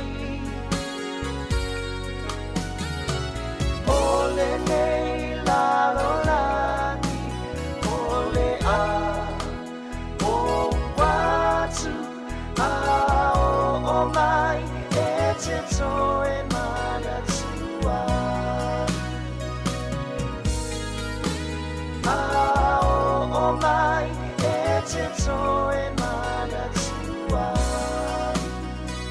Ena le li mai le sunga si ve vai ngwa le si fa mai lo ma le leo le o le faltani malo o le ai ma se potu o toi ia le na Então tinha foi tatu ele vai tau sam na twin nole.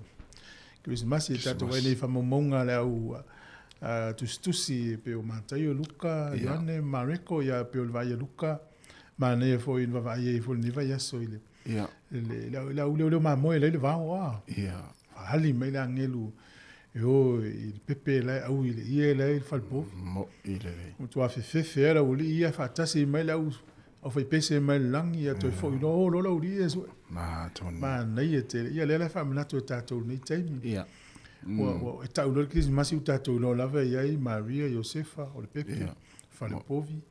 Herota. Ia i malau o foi ngo la o le mamoi. Le mamoi. Ia na. Ma angit. Ja, angel. Ja, la makoi pe le vai ele vai o makoi ma le mamoi tu se pe ma lua tau sanga mulmuriane pe si le titi tu foto o makoi. Ia. Temina o lua mo tu tau sanga o Yesu. Ja. Ma la sini. Ia ma la sini titi ai. Maria. Faula. Ia o ta o vai nga umana tau te vai temi nei tato lo umana tala. Mo. Ia tato so la le lot. So le na o le mamoi. Esa ili mea la o I whanau ai. Ma wheloa I atu. Ile leo mamoe le lei. Mo ile. Wa leo mamoe le lei pepela. Leo mamoe le uri na watu. Sa o le lei. Ma ne te. Ya, ma luia le tāpenanga o Christmas ma te usang fau. Yo. Ia fa malo si foi nei o na le tu le vai tau tatu ye Moi. ia o pe o mata na milo la titi wa mata me milo tele ia le Christmas eu au tu I meu pisinisi mo meu fa fiang ia o le au tu le nganga na mafu nei vai tau sa o le le tino tangata le alo le li fio mai le lang yang sala le ia tau Yo. Mai le vai ngai le yang sala la le la ya o fu o I yang sala ang sala tanga ti tau nang sa o tau fu sa e mana tu la ngale ale o ile la ngama ia ona fai le ia fai le tu le tangata o fai ngo ya tam ia o fai le fine o ia fai ngo ya o la nga ia la sa wa so le fi le wa o mi o fa fit ia va mai o tele no o fe o so mai ne me o fa fine tu lo foi fa ya le lo tu fa fine ne pitu ma sang ya fa mai ya le ngata ia le ngata tonu ala na le sa o le so le lo na ya ma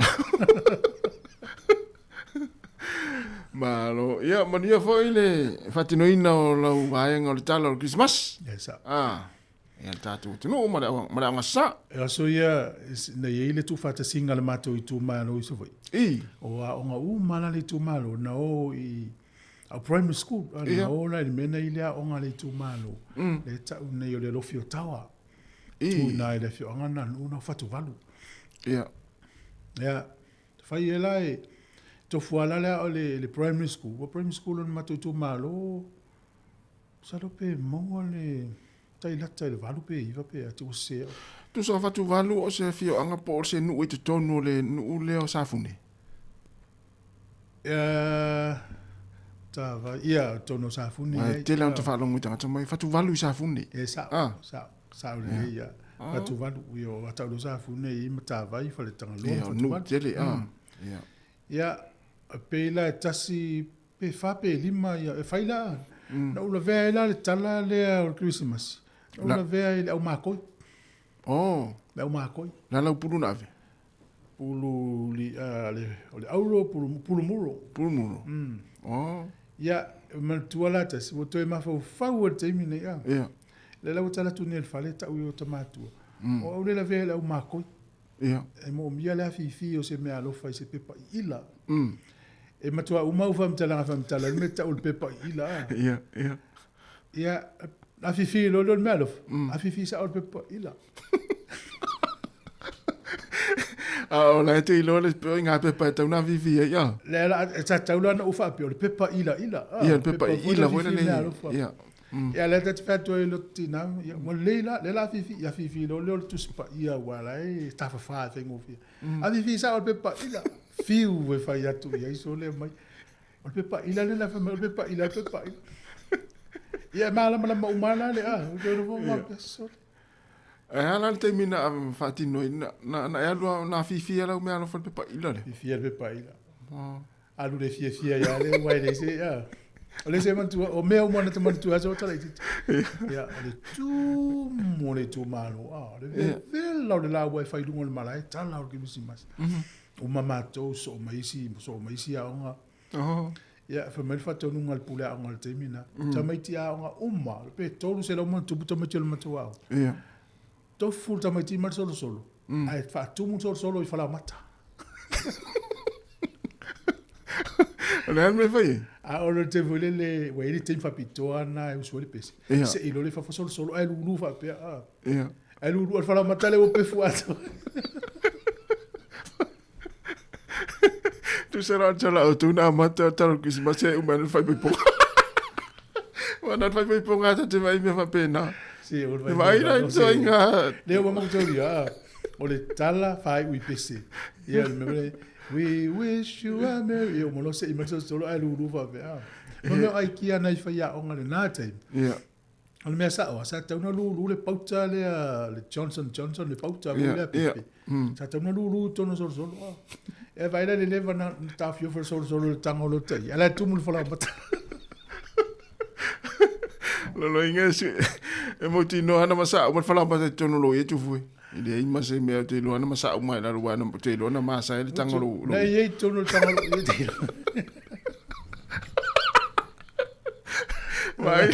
Vai la le mamau te lo tulanga sa ye fo le tofa i tu na vai taimi a. O lo loto tofa fa ya o ngan fa yel metu tia le. Ole a. Fa il fa la matai ko to so. Ye te vai la tasi. O lo te mine o fa unga. Wish ya wa yel te fa tona stango le lo tanga se i mo so. Ya la pe fua to.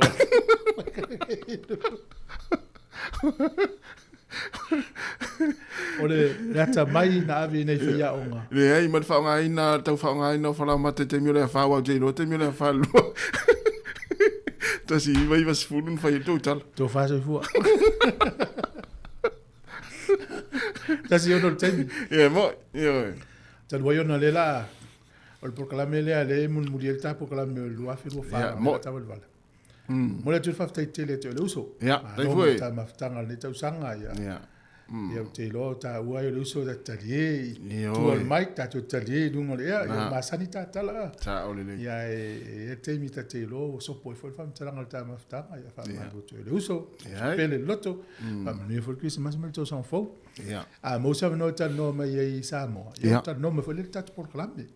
Ya no te muli le la tata no e por klambe atal ta au tono ta office. Mo. Si dia ta usanga le la ta fa un mas info ta to fo le. Ja, ma malulu fo le tunu ustala. Ya na sala ese le ta usanga to por klambe. Ya sunga tasi o mari mana la fa ngai me atal ta au. Le temi ya ta to vala fo. Ya e mo sa no me sa mo ya tasi me le ta por klambe tasi. After tele ya le uso. Ja. Ma real Christmas mer tau sang fo te se wai. Tele lava foi. Ja. Man via foi le fenga mlanga i na ya tu Sāmoa a si foi na ya inga. Ya tau te mafuta pe ta tu klame stem foi te atasi me Sāmoa. Ya ai fa na le tu la lo ama tu fa mna tu te le uso ta maftanga. A mata lo le lua felo lima. A mata lo fa tu ina o i ta tu. Wele la vato ina. Wele la vama dia. Wele la tu au le la vama tu unga pelu al to ina le tau sa. Fa le la a sui ta tu to ina tau lua felo lima. E so sia tu fu e wa la le la u tama titia o ia fa to ina wa lu ne tau sanga u to ina no to ina mai ya no ya le wo me ate se mo to ina. Ya le la fa to ina la tama lua felo lima. E se me ngole ya. Ya malia mlanga foi. Ya le la tatu mai fa fianga ya. Te pena mai poklame le soifua maloloina.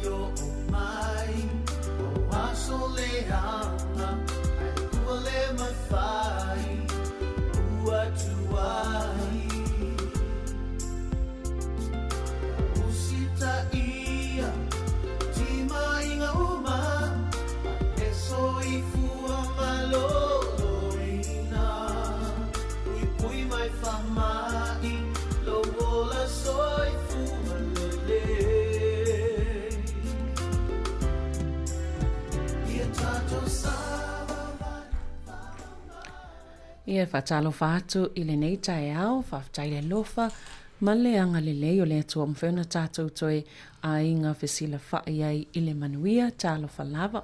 O le o mātua iei whaatasi le pota whaasalalau, ma ni sui mai se tasi o nanga mona soifua manuia, ma le soifua lau le lei o tātou tangata I tala noi le tātou por kalame. O le soifua malolo ina peo na ngā lulu e whaatasi ai, a tātou le te o Pasifika, le e au fiai male si ufonga le laumoa po le Sāmoa Capital Radio ma le soifua malolo ina I le neito malo o Wellingtone o le sunga ia li tia le alamisa ma fei se o mantafa mai le vaka atafanga le o le amatou tala noa tu I le neita au ia fio maia tala maia au lua sunga malo al soifua ia fatalo fatu I lau sunga Savelina malo soifua manuia Ia e whaia o masuio maua nei, ia e mesi fo ina mato au nanga waka atawhanga. Mato te whaatalofa ma whawhailoa ai aloa ia tua I pa ia, ma le maru whaafunga anga si o tatu o tunu o nei tae au. Pa ia o lau whainga renga le atua I so o se whatawhaitau langa, o lo whaafale le malu ai te tonu au te oro nei. Ia ona o ngā renga le atua. Whaatalofa ati fo ina I o tatu ta maam tina mātua. O e fo I u whaso solo pulpula la ngoto soifua, ia maa o lo whia ngai mga ngasi o tino, tau ina I anga le pea le atua ma avatula na wha malo lunga I ngasi o whia ngai ai.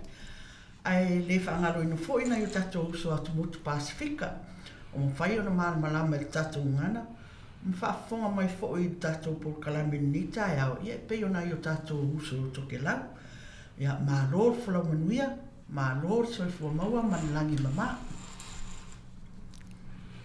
Ia, malo lava, malo lon sa. Lea le atali kirisimasi, ia lea lava tau te ngā lulu e lava.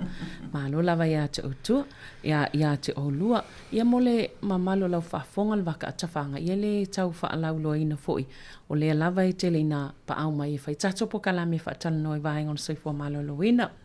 Ia o te loa, e eili isi vaenga tā ua lava o le au nanga le waka atawhanga lea e fia whaalawi loa i le nei fo i tai au, ia ma le tūlanga i eila lātou tautua mō nei o tātou tangata Pasifika. Ia ea, o amelinga luenga nei taimul tau sanga. Oh, le manguia whawhitai. Le o le unga le tau sanga nei. So we're starting to wind down. Malo. And starting to prepare for Christmas break. Malo alitia, malo lava. Le on sa.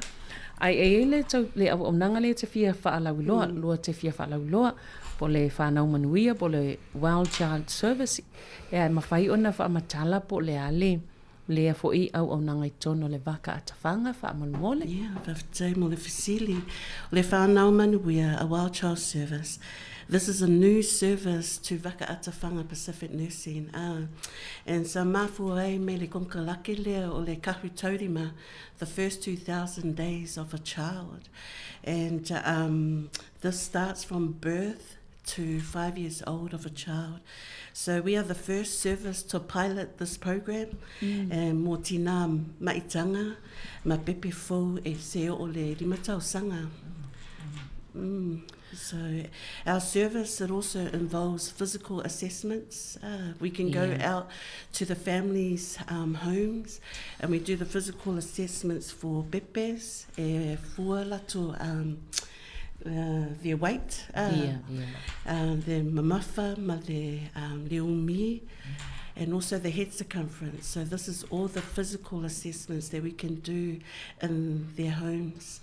Also, we look for the developmental skills, their gross motor skills, their fine motor skills, and also their growth as a baby. So we're able to look and assess the growth of the babies.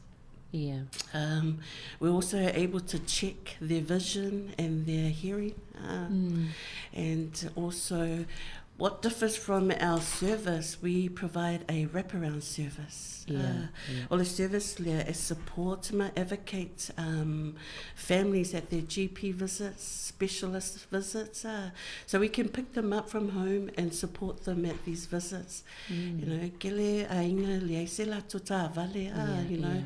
And so these become a barrier to go to their visits as well. We can help support them finding GPs. We're finding families don't have GPs in the Porirua region, and so we're able to help these families. And the families that we have helped so far, you know, we've connected them to different services, social services.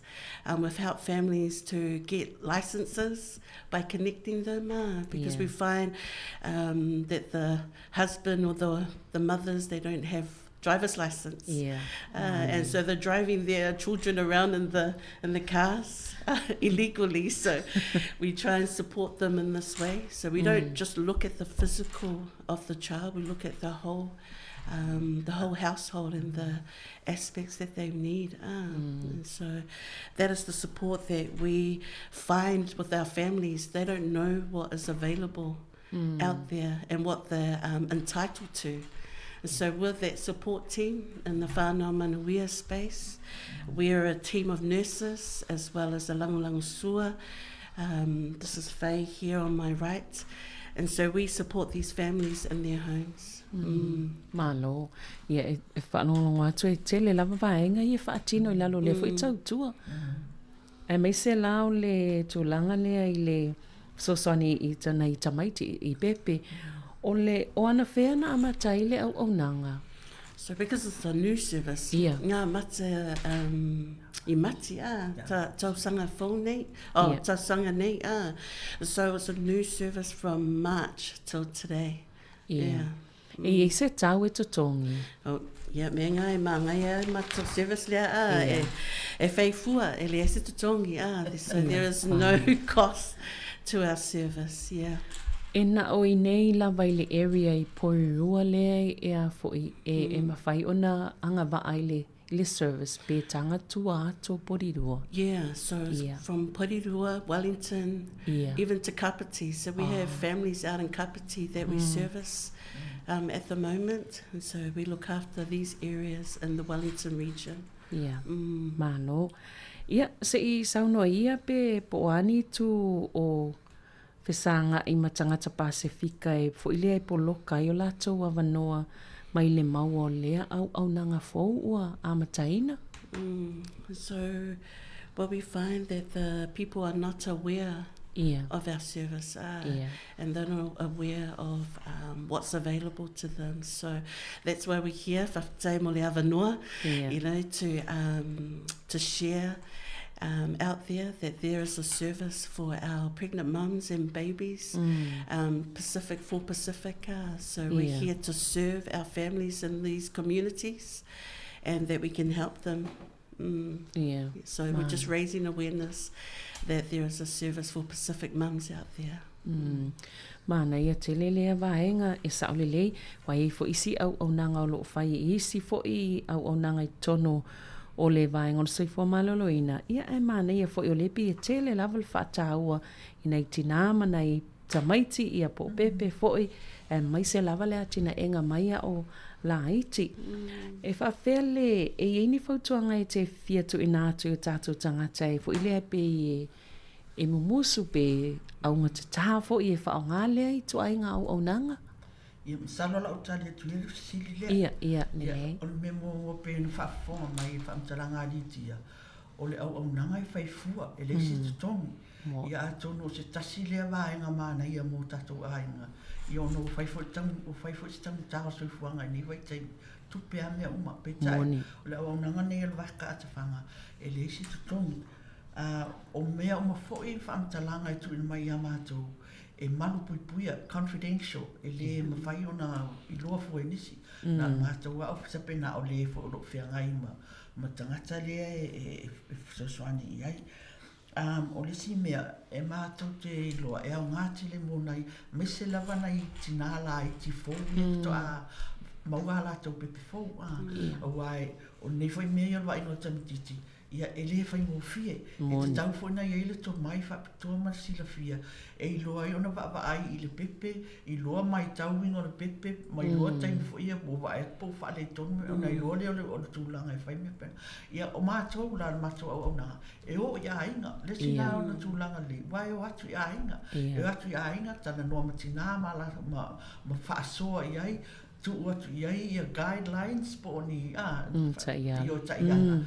Ina ia mauti no foi mai lo foi tinai me fai pe atupu se mea si ana tama ma tulanga fa pena ia atono ni sina vaenga le le au nanga ni ai pe ia ona famtala tu le lamtanga o le au nanga pe focus ana I tonu ainga focus I tonu ainga ele ngata na tina ma pepe ai fa pe fo le tele le ainga e watu fo va ai a fai o ia ni si mea na o mia I so so pena ia le lo aba no ava ka tfanga sa no ma ia fa ani mai foi ia no mato mai foi le tau fai so so ani na ia fai no familia mana o mio mana mana ia se taimi muli mal tato po kalame ona tu ina atu lea mo le silafia ia telefoni ia po vaenga foi mfeona mauale au onanga le waka atawhanga I lalo lava nei pol kalame le whanau manuia po le Well Child Service ona o le whaapea o le po kalame nei o lea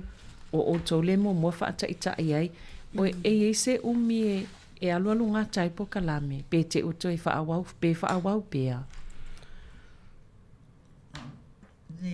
ia o le awa whaawawa mana ia tele e le lei mo le whaafunga mai ina ia awaina I tato musu wai whaongale tautua mana ia I lalo nei pol kalame ia e eini si vaenga e o toi fia whaalau tele a tili o le nei lava au nanga le whanau manuia a le pere a tau tele ime ia tui le isi vaenga o le tato tanoanga ia tono nau o mana Sāmoa atu ni tia wapa I tia le fia lai tono amal vaenga le whanau manuia ia e pefon whamtala atu e le ngata I na o tutonu I ngai pepe matina whanau me pena ai foi ia ona matou ngā rua le follow up ia make sure o lai e GP o lai e ia atono vaenga o mana o le au nanga le tono le mon manuia o whanau ia malo ia se I tatou whanga solo mai lai le isi vaenga lea wai ona o leo tatou wanga ia tu vai taimi nei o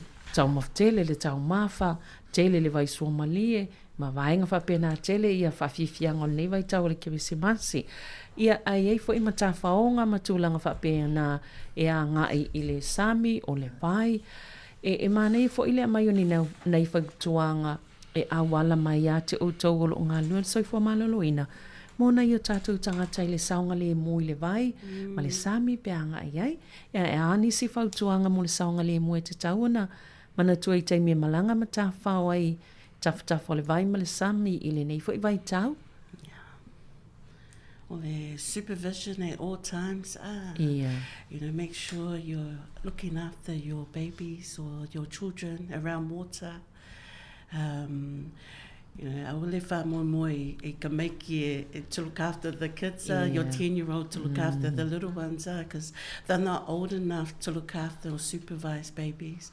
So it's very important that the adults are looking after their babies around water. It doesn't need to be a lot of water, but babies can slip and drown. There have been cases that children are drowning in small water, so just be careful around water. A lot of them go to beaches around this time, and so just look after our little ones. Also, what is it? The alcohol, you know, drinking. This is a festive season, a lot of them. So alcohol and water and swimming, they don't mix well. So just be careful of the drinking consumption as well over the Christmas. Be mindful of that, Malo. Fifa popo i se sivaenga fei?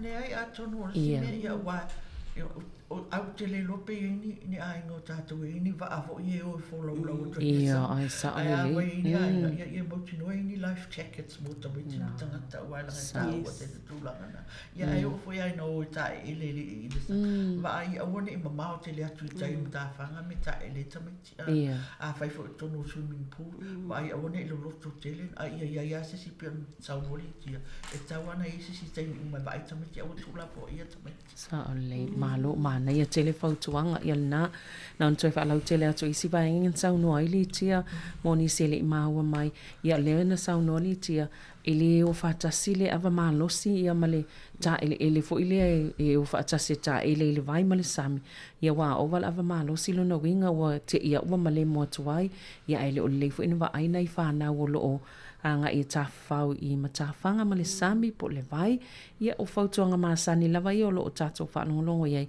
ai au ngā pele whaamanatu masanga whaamanatu ina ia tatou no fauta manatua ia vaenga tāua ia se e vato sina tatou whaafifianga lea po se pese ia ona e vavai ai foi ia ona toi whaawawai lea o le tatou talanoanga I le nei foi tai au.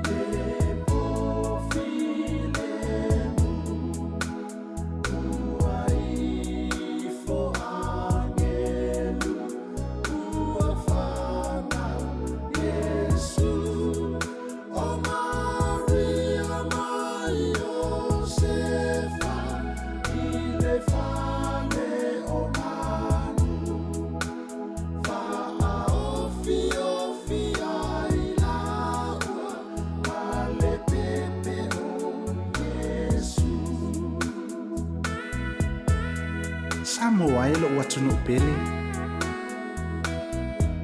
O lea ea soulangona. A o soumanatu. Pile soifua mai o le pepe o Yesu Keriso. Ua awina mai o ia e le atua le tamaa. Le atua le alo ma le anganga sā. Ina ia tongi ola ia te oima. Ona o ata toa sawa.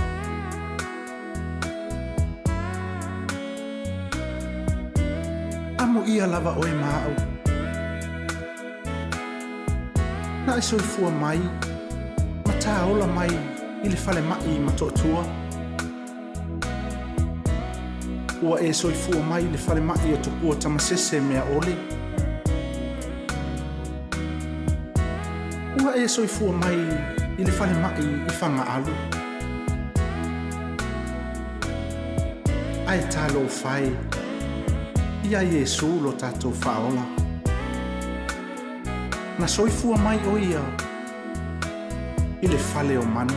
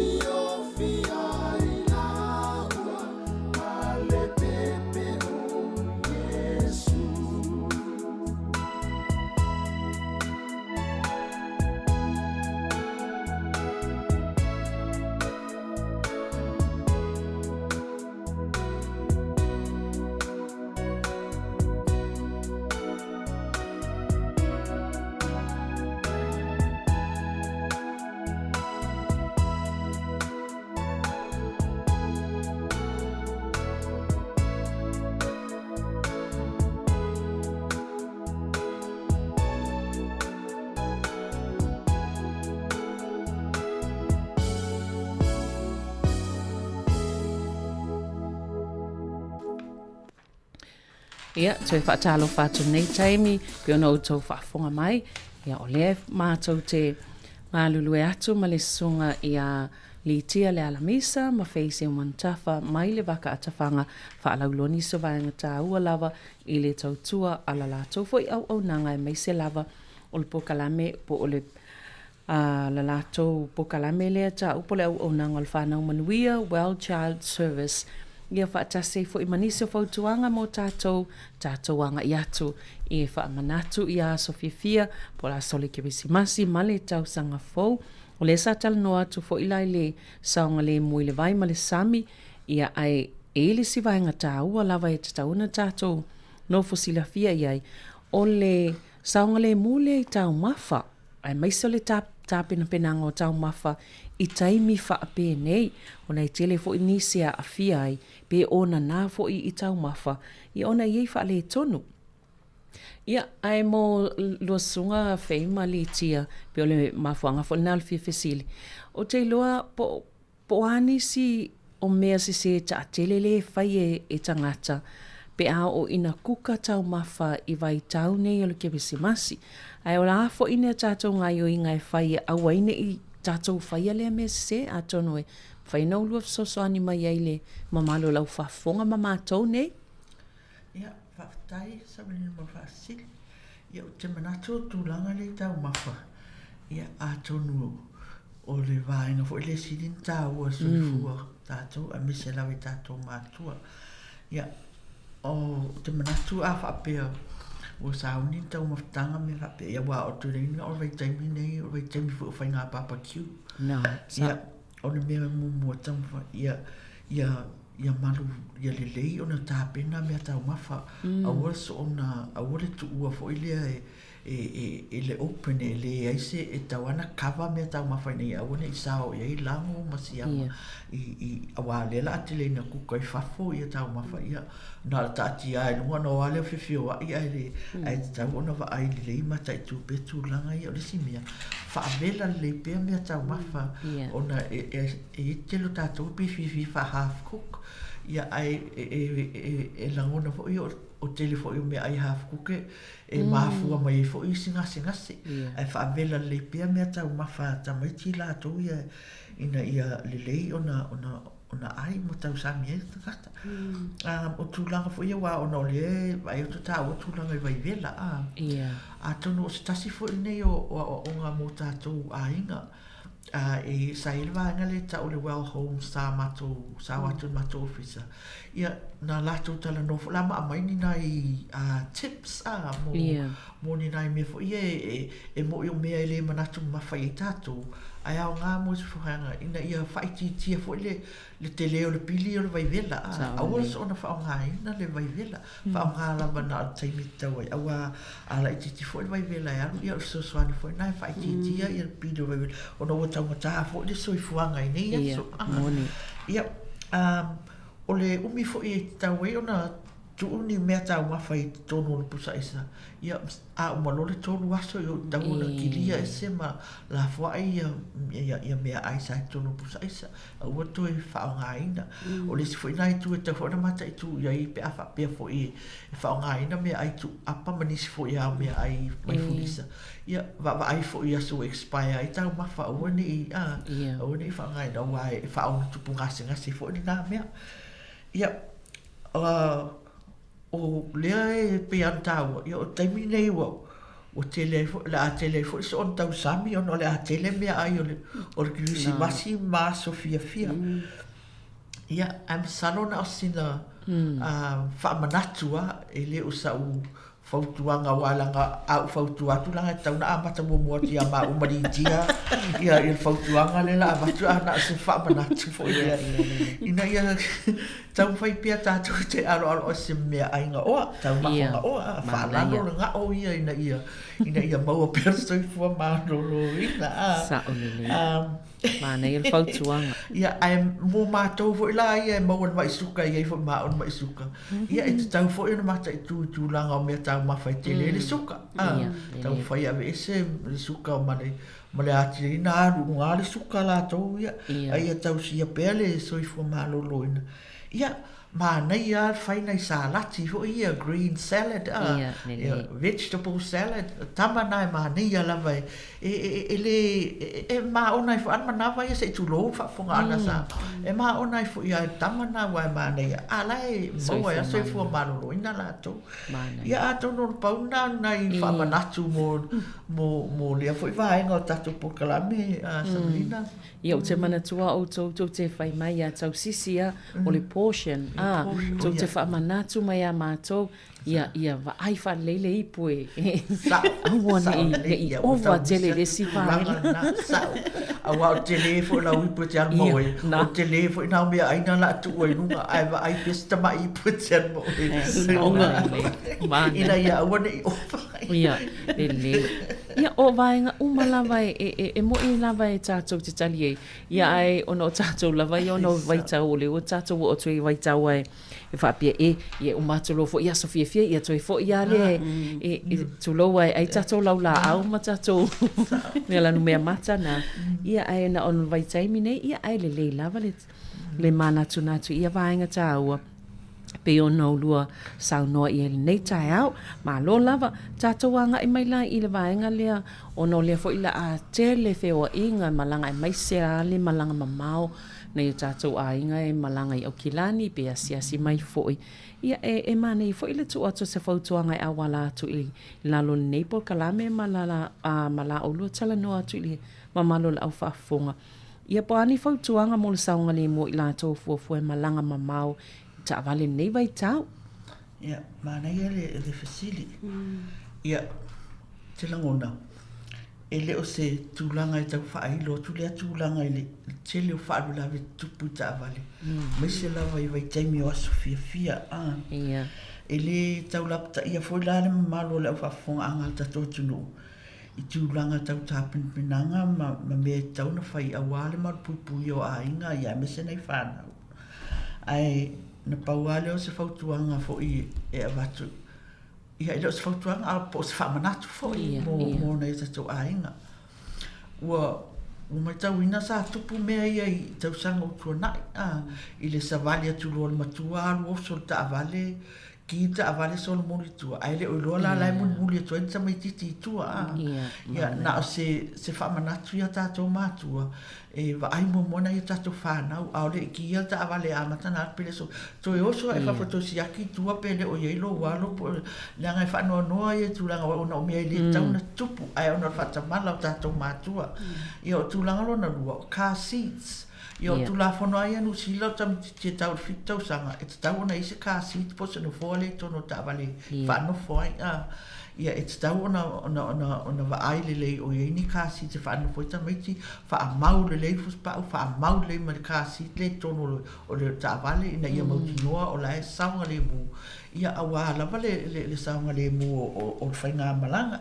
Ia o te langona fōi o le mamafa o tāpenanga o se whainga malanga se e mafuri lava tina. Ia tina. Ia e na whamanatu atu. Ia e tāpena mea ai mai no whanau. Ai au whani ngalo vai e tamiti pia whapea. O iei ni ngase o whatonuina i fō mai vai e tau ona inu. Ia au ne ngalo mea nā tautu nā ia wai le mane se malanga e mamao la ua. Ua fia maluku fō la o mamao. Ai o atu tupu mea wai atu le aini vai e tamiti atu e whime mea e fō lea. Ai o mea umana e tau na manu tuna tu le.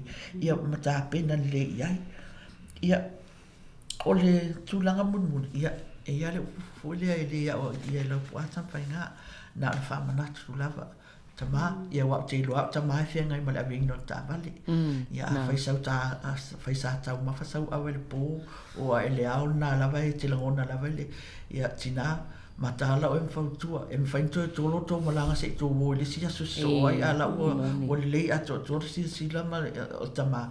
Ai le angal nau e o ai tupai whaulape e le umaso le li e whai asu pele li e tu mai fo ele si maala mai le si aso so ai e whaaua o e whai ngā malanga ai nā whautua te whapena ia ma tau mai fo ia ua fo le sawa tele ta vale halu pea i lunga o mai la whaatulanga ina ia o na manui a lea msaunga le mu ia a tonu o se whamanatu ai le whapea o se whaatonu atu se ara nā whamanatu ia maua se Christmas fia lo ainga ia e one i tupu mai se whalu lava Sao le ia e se nei o whautuanga e mai se lava o le tu mai o tō lo ngā lui nei vai ngol se kua malolo ina ia e o lena e sa ua a fei le vai ngai vai ata maiti ia mantua fo ile tangata le mai suka po tangata fo i fola au e no le fatu alu mamau wa le fo i ia mantua e loka fal tala vai i se taimi e missione taimi malolo ia mantua e alu malau ia lava u fala u ngai o kina e mese fo ila toi malanga i Sāmoa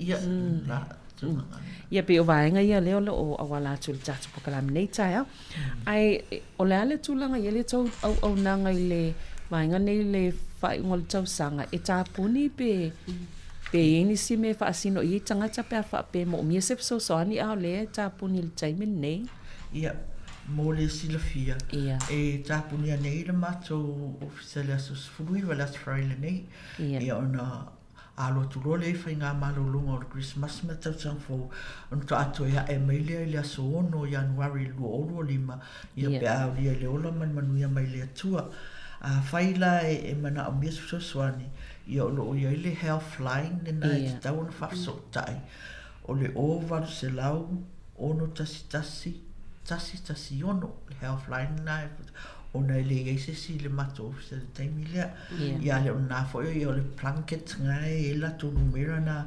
over se lau iva tolu iva lu ia mo tina ma fa na pepe a tamai lai ia al mato anu mera e fa so ta e va ka atfanga pe ato ia e mai pe a fa ia mana mi so so ia o le o fa balu tolu lua wha no tasi. Ia mera nā mātou au nanga pe a pule alofa le atua toi e mai tau sanga fō e mana o mia su suan. Ia, e mwhai au na e wili atu mtala no atu se sio mātou.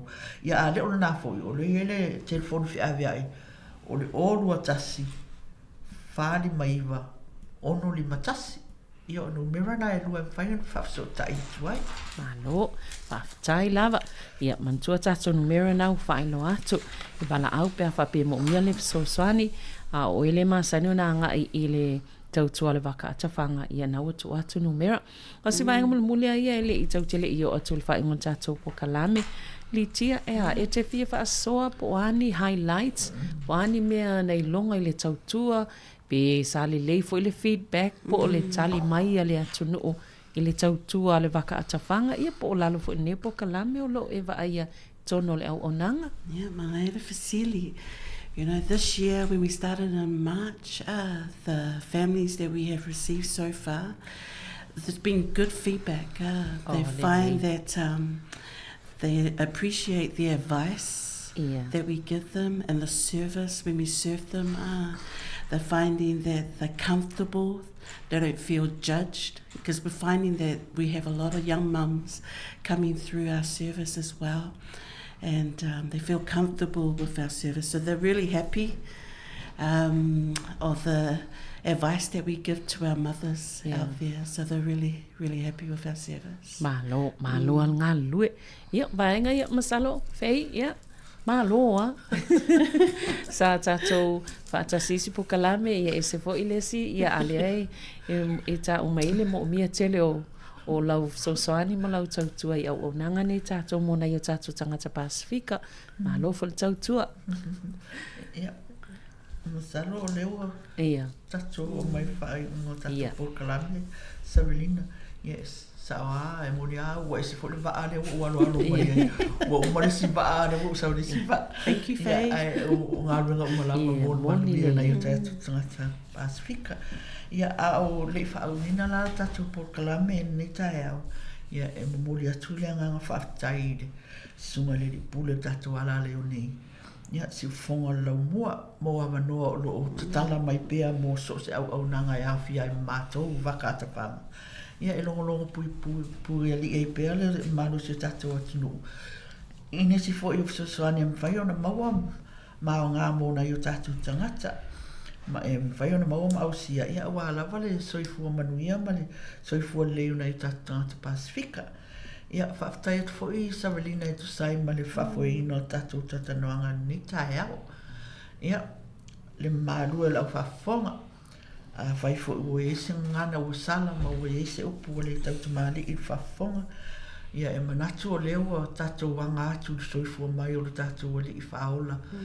Ia e maangalo ai mea uma. Ai o whamanu yanga mai le nei au nanga waka atawhanga i le pa ia ma le malu si o tātou atinu. Ia whapeana i o tātou so atu motu Pasifika. Ia ai le vāia fo i le whala oto lau whaingalong pa ia le atua mai e kale sia SS so whatawhai taulanga. Ia i tono ao te aroa, ai me se fo tono lau mua nei o long whaian whaafonga mai. Tau ina ia alofa le atua, ma mole manu i atu lo tau soifua, ia maso mātou fo i nei ola. Ia tātou te tau whai maua ese kirisi masi fia, mas tau sanga fau manu ia. Ia alofa le atua maanga le atu. Ia manu ia tele le kirisi masi ma le tau sanga fau. Ia ai whapea fo i tātou le teo nei. Sunga le li pule man malo tau whai ngāluenga. Ia mātou te whaamanu ia te fo i Christmas ma tau sanga fau. Ia manu ia tele Christmas ma tau sanga fau. Ia soifua. Alo. Ia, whaafitai ia te fo ia te utua molpo, ia te oulua molpo kalame nei ia so. Whai fo i oa umasui al siufonga lau mua ma lau whaafonga. Moli a tole whaafitai mal whaamalo i ngā luenga o nei tau sanga. Mai se fo i o lo utau pa au mai i whailola o tau au nanga le waka atawhanga. Ia wase manui o na i o tātou tangata. Whaamania te fo i le kirisimasi e mali tau sangfo. Ia lua sunga ma le waka atawhanga. Ia tālo sia i le lofo le atua mwhem tātou toi whei loa iai. Lea tau sanga, aloha whaafitai. Tai lava. Ia, mo le au whaafonga le tātou pokalame nal, soi fua maloloina, mo le nei fo i aso lua ia ai toi mau fulu whaupoponga le tātou pakalame I lewa ia sofou al taiminei ia mātou te whātou whā soifua atu I le mamalu o le au whaafonga soifua ia.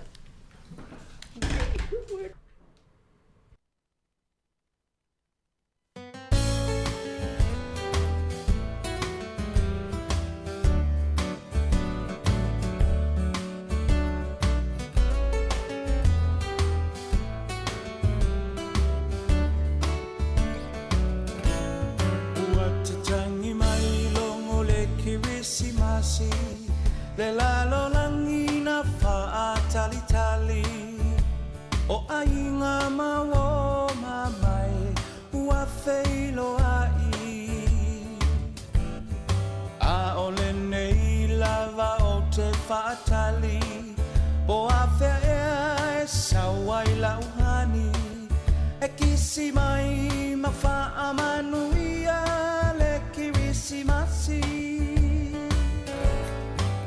Tatangi mai longo le kirisimasi Le lalo langina faatali tali O ainga mawo mamai Ua feilo ai A ole nei lava o te faatali Po a fea e sawai lauhani E kisi mai ma faa manuia Kirisimasi Le atua ua whanau mai I le whale o manu Olu I tau te lelena Mo o e mau Tau taia e ia I le tau sanga fau Le whaasino manga uma mo I tatou Manuia le kirisimasi wale tau sanga fau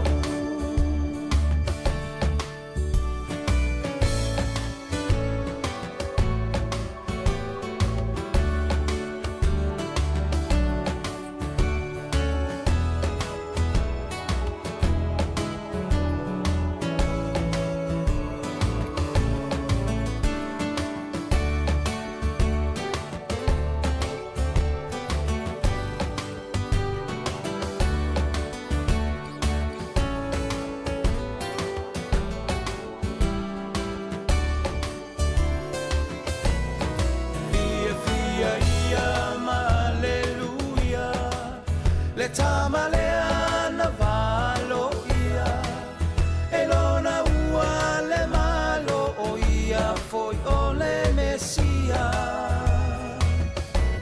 Le mea lo fasili la valena Le taualunga o le ni tausanga O Yesu O le pepe la fola fola Fia ia ma aleluia Le tamalea na malo ia E lona ua le malo o ia Foi o le mesia Le mea lo fasili la valena Mo e maui le nei tausanga O Yesu O le pepe la fola fola Le tua ua whanau mai I le whale o manu O lu I tau te lelena O e mau Tau taia e ia I le tau sanga fo Le whaasino manga uma mo I tatou Manuia le kirisimasi vale tau sanga fau Manuia le kirisimasi vale tau sanga fau Manuia le kirisimasi vale tau sanga fau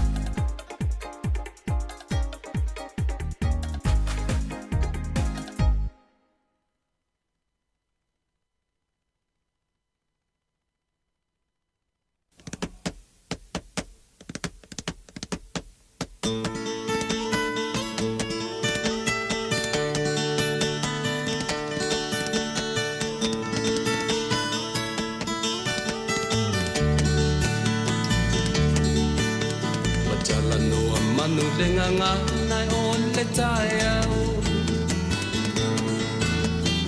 ave o le la o puni tia po I puau e sau malu e fa asusu I la wala au sa sala le punga la au mata la uau e tio fo I Sāmoa fai ona tai au e amatanga o le aso fa au popo o le olanga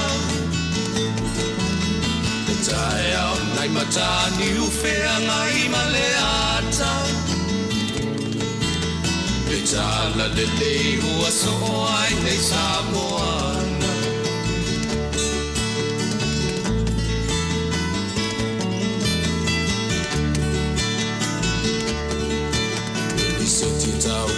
le sua malie o le vine ula Ma pau fonga o le lupe lunga o le moso oi pula Le langa ali ua pua ina mai lona manongi Le asofo ua foa ina i le Sāmoa moni Le tio fo i Sāmoa whai o na tai au Le amatanga o le asofa a popo o le olanga Le tai au nai matani u whea ngai ma le ata Le tala le lei ua soho ai nei Samoana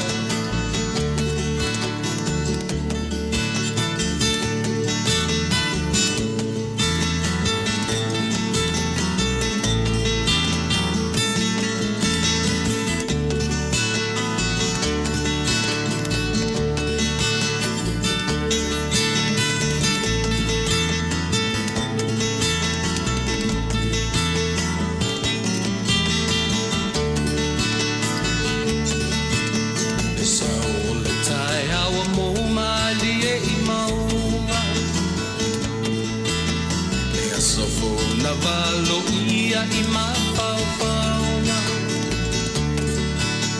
E vihinga ua whaako I atui le matai Tangata soifua ua oli oli ma whaapetai Le tio o I Sāmoa whai o na tai au Le amatanga o le asofa au popo o le olanga Le tae au nai matani u whea ngai ma le ata Tala le lei o aso o ai nei Samoana Le tio po I Sāmoa whai o na tae au Le amatanga o le asofa a popo o le olanga Le tae au nai matani u whea ngai ma le ata Le tala le lei ua so o ai nei Samoana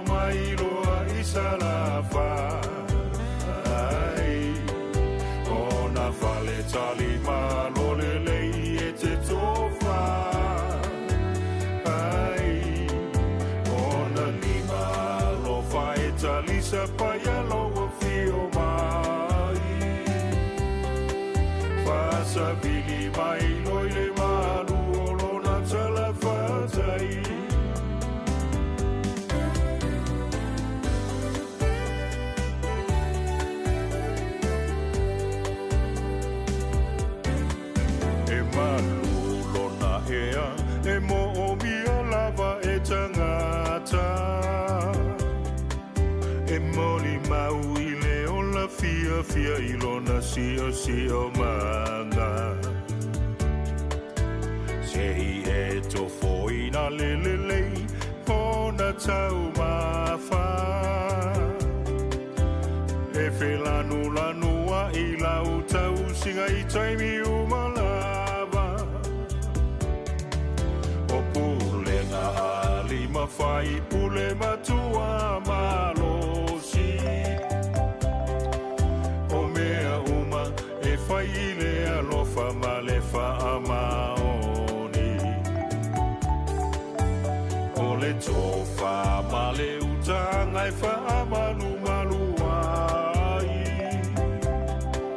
Aua o lou saunga le mu e wha mua iai. A e fiata whaua fio mai loa i salafa. Ona whale tali malo le lei e te tofa. Ona lima lo whae tali sa paia loa fio mai. Whasa vili mai loi le manu o lona tala whatai.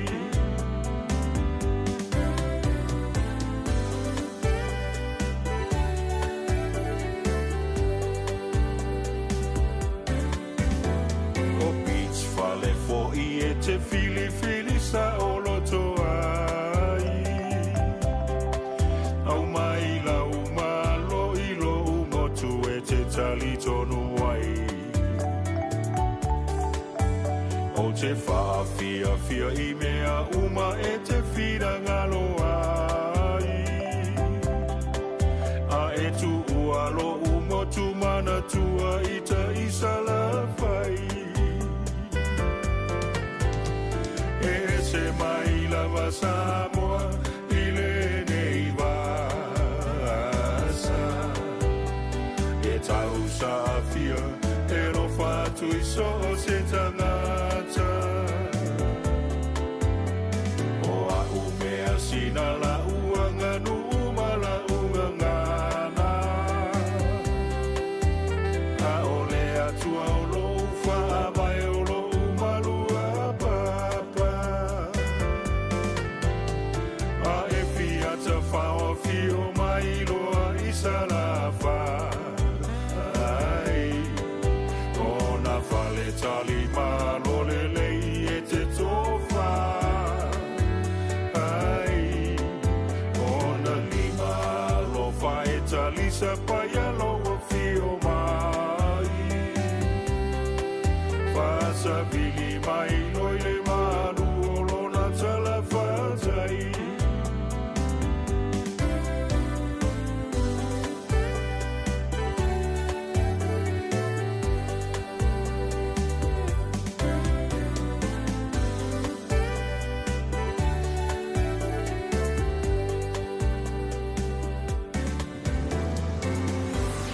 Moni lelei upo le pese le nei ia a fio mai e lau moto sa la fai o le moto fai mea mawhai o le moto mātanga o fie tali mā lo lelei sa o lelei sa unofu fo ia u sa la fai moni le nei upo. Ia ai o le wawa i atu e iai le fofuanga le mā lo ni usila o le a si itia le totongi a mata o tangata mātua a mata atu le masina o aperila i le tausanga sau.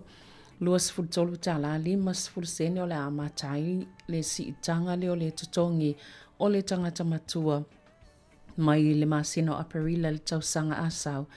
Ia mana ia tele mai le si itanga mai le luas fulua tala fitus fulsene sa iai na ifo i si itanga e lua e lua pasene le si itanga le na iai le masina o aperila le tausanga nei. Si tia mai ai le luas fulua tala fitus fulsene anga i luas fultolu tala sfulima sene. Mtua sa iai lava tausanga vai taimi fulwhainga malo leipa le ana whaopopo ana si iai le totongi a mata tangata whainga luenga i tono New Zealand. Ia a leo vai atu le wai iai le si tanga leo le amata ia aperila tausanga fo. La iai le luas fultolu tala limas fulsene mo tangata matua na o ila tole training wages. ia matongi amata i o lātou ia amata ma le sifulu valu la sitia le sifulu valu tala valu sifulu sene ia ai tumau pe le valu sifulu pasene ia le totongi amata po le minimum wage ia mo tangata matua ia malo lava mana isina tala fifia mo le tausanga e atu ia lawa isina si tanga whaopopo whaftawe fo ile taulanga whainga tau le si tanga o le tau o le soifuanga pia na tato ia i le neiva i tau neifo ia tunu o New Zealand. O lea ua ona minute te eleito la sfultasi fa awau tato pesenga ia se i tafo eleito la sfulmalelua o na uto whafonga le ia tato talafou.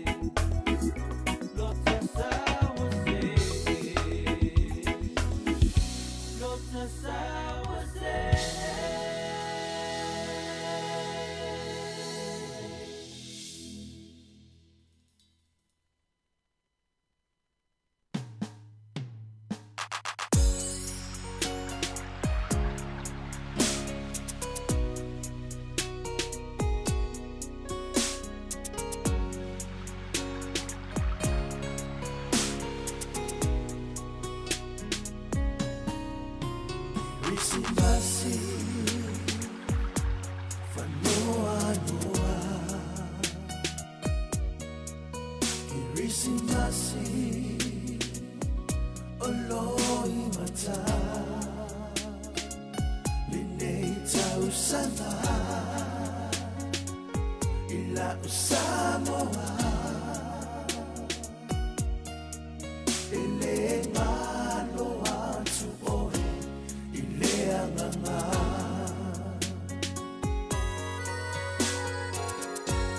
Awelo sei ualelea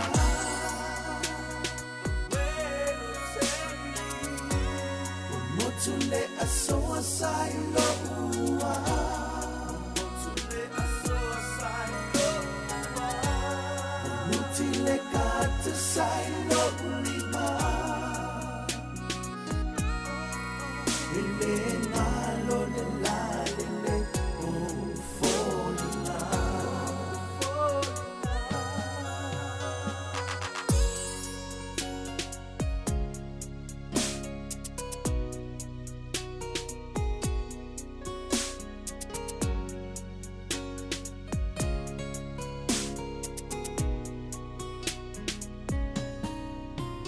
Fainata le lua feiva Wale atoa lo uaina Aue se fainata o fea o matua Wale va ayasia ufana e pelele angana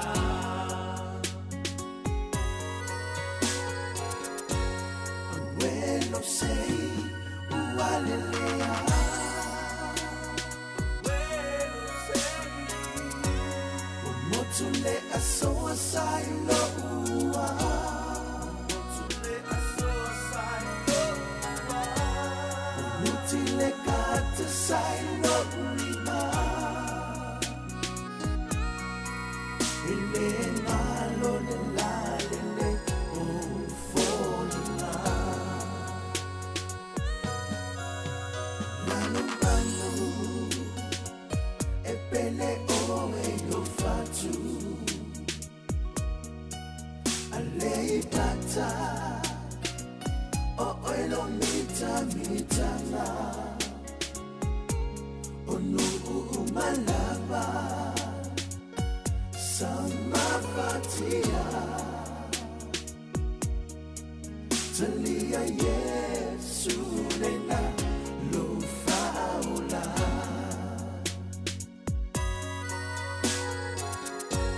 Awelo sei ualelea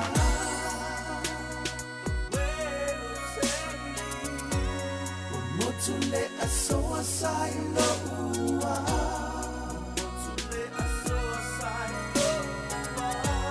Umutile kata sai lo lima Ele ngalo le la le o folina Sube ea Esa o e solai Matala When they find by I will ilea So I love Favalea Ele malo on lua folina E mana tropea Awelo sei ualelea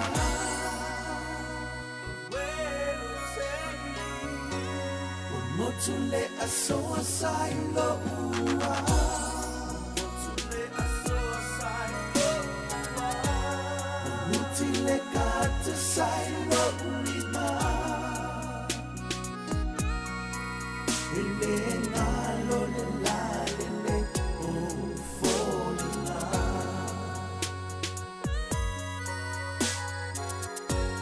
Awelo sei ualelea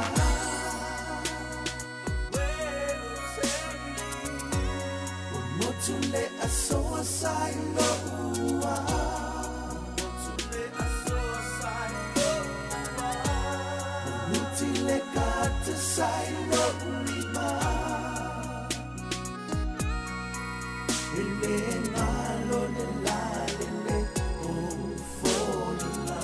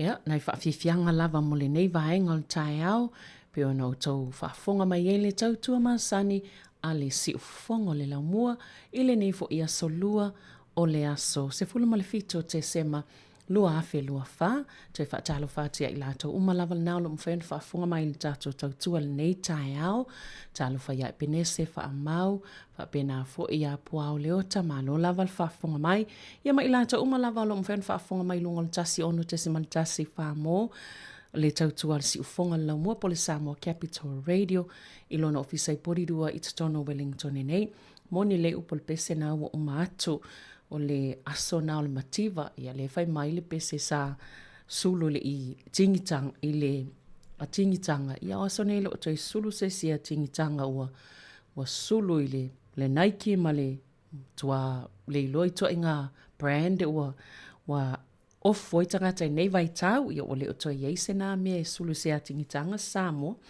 Aina o maenga i fifa amnato le vava i atu fo i talai, e mai sele pitono upo le vaenga lea o New Zealand i loa hat. Pe o le sole nei lei, se lau fast fulu leo lai ngā lue, mo le pui ngol saunga le mo le mata i tunga, o no le maliu o le tangata lea, o le tangata e le vaenga po le kengi le sa maliu i nai, o na o se whana o Albert e noka, ia o lea la wa whailuna maliu i le so o le whapea.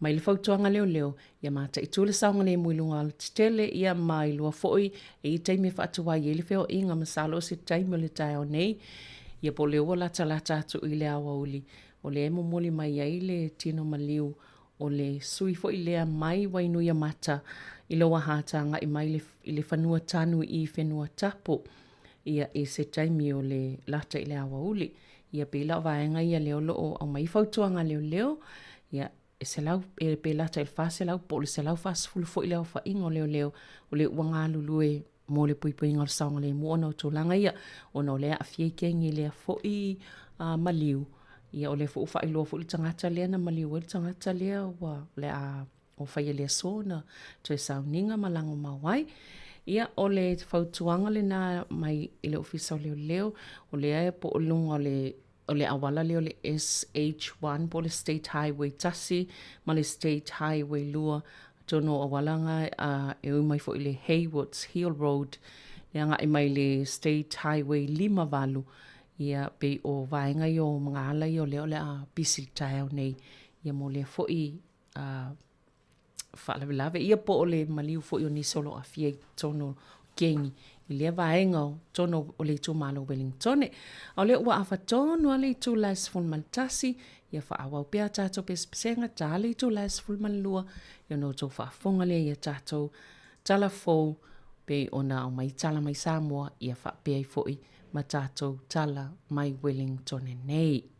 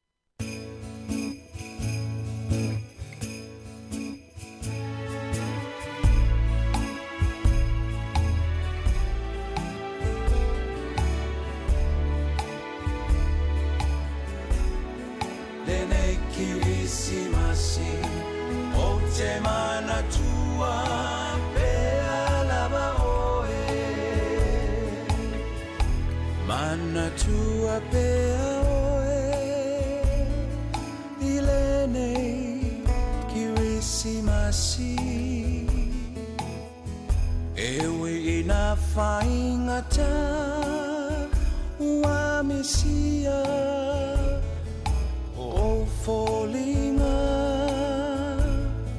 patatanga se ai nei lo fatu o Iawe ta whiawha ai atu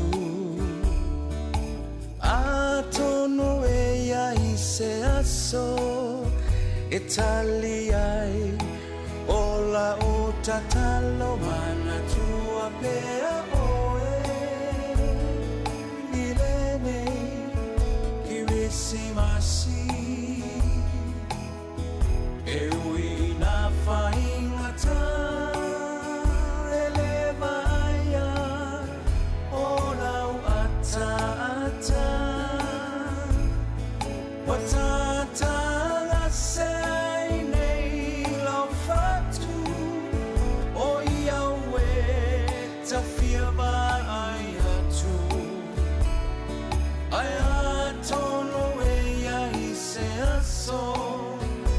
Italiai ola utatalo mana tua pea oe la upele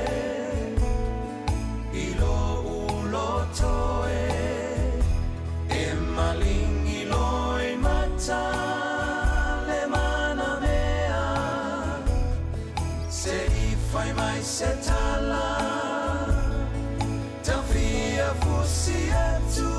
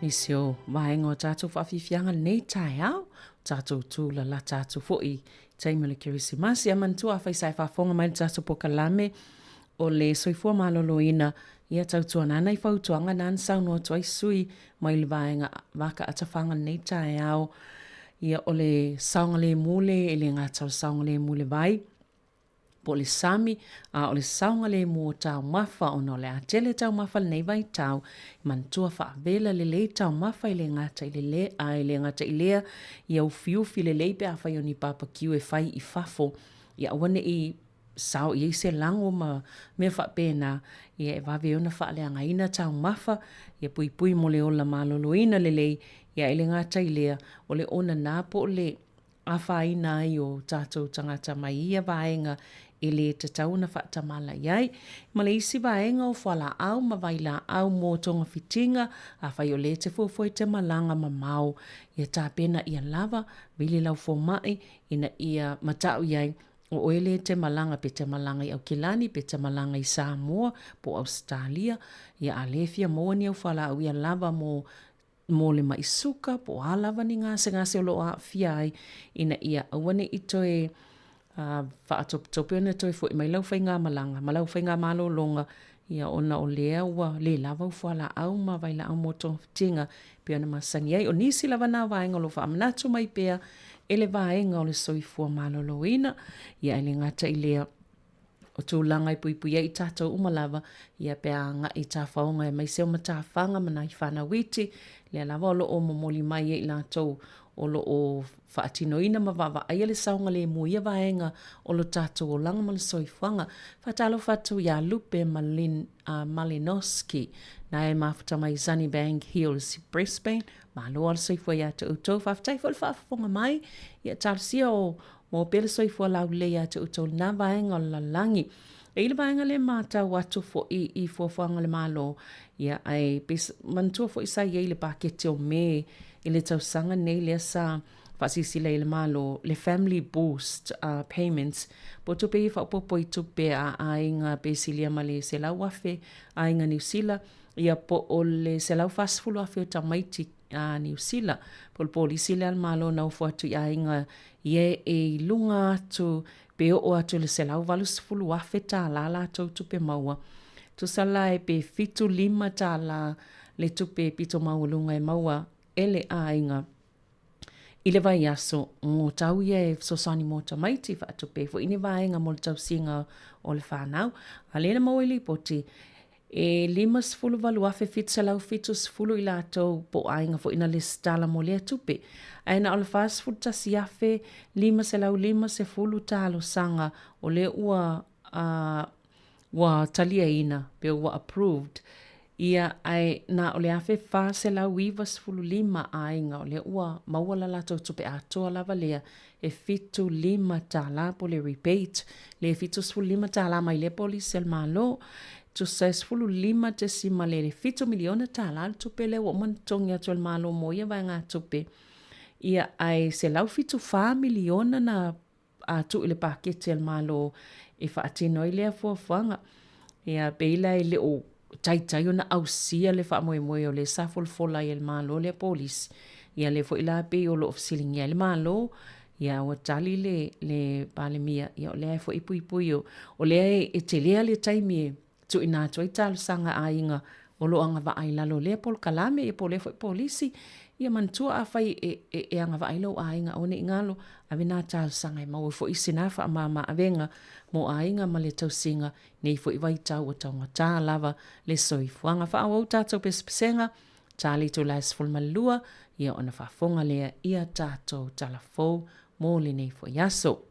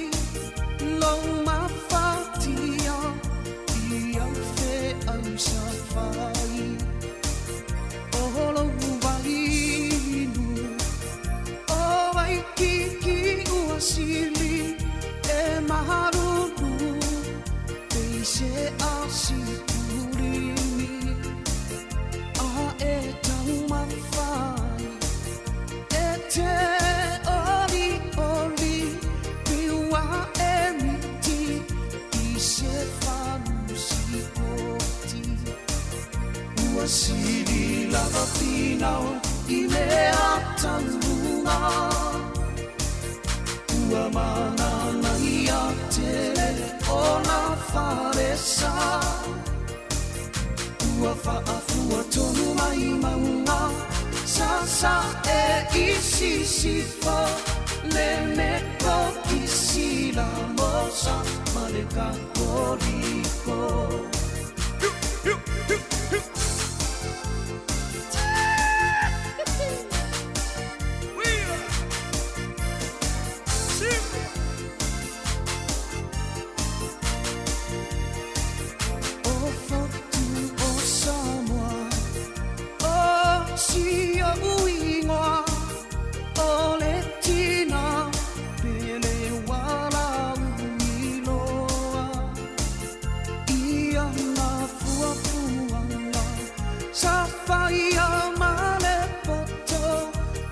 Whaiaia ku whiangai ngā pule ono Whaasolo I totonu O la umai moana E te wāia O malu malusa O whale longo Ua whai mata pasa Iwa alo, I alo whala Ua sili lava pinao I mea taurunga Ua manana ia tere o na wharesa Ua whaafua tonu mai maunga Sa e isi sifo Le meko isi la mosa Maleka koriko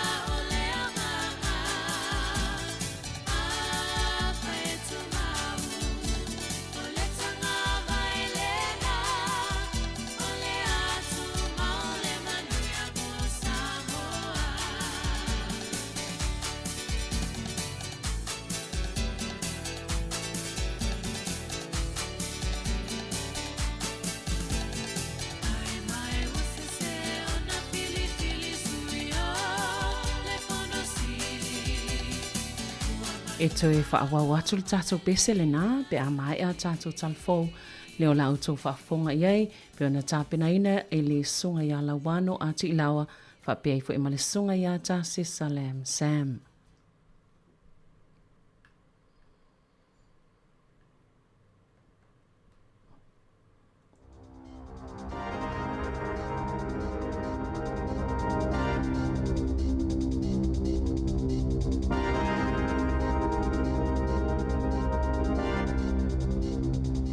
Ta lava lava I telefone nei mai le si ufongo le mua I Wellington o le talo mua o le so e fono ai I le pulenga o le mua I Wellington le Wellington City Council e whaamautu I le lisi o polkalame mati nae o le a taofi ma whaapawhala mo le teiminei e le whaataunu ina I lalo o lana fuafuanga whaataatia mo le luma na ai. Ele ngā te lea o le atala noi nai fo ima fuafuanga mo le si itia lea o le tutongi po le tau e paka ai ta abale. Ai whapea fo isa si itanga o la fonga tutongi po raids. Ma ta pena ina aini o la tu langona. E tu sai o le pili po le tu la fono tau whaao fia le malo. E winga i le anganga ma le autu o le whenga inga o waitangi. E pei o le si le fia na tō fia la tau mai nei e le minister pu lenga whaalo te whale a Simeon Brown. Ia se sui whaalongo o le malo e sao wha iai le tonu o whontanga nei e le pu lenga o Wellington.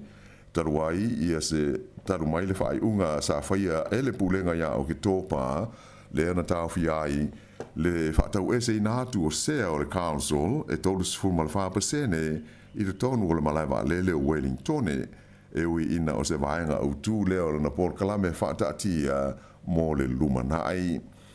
O le whai unga novema sa whono ai mua le pulenga mo le whai o swinga i lana por kalame le nei e tau whapaleni ai lana tala au tū o le tūpe.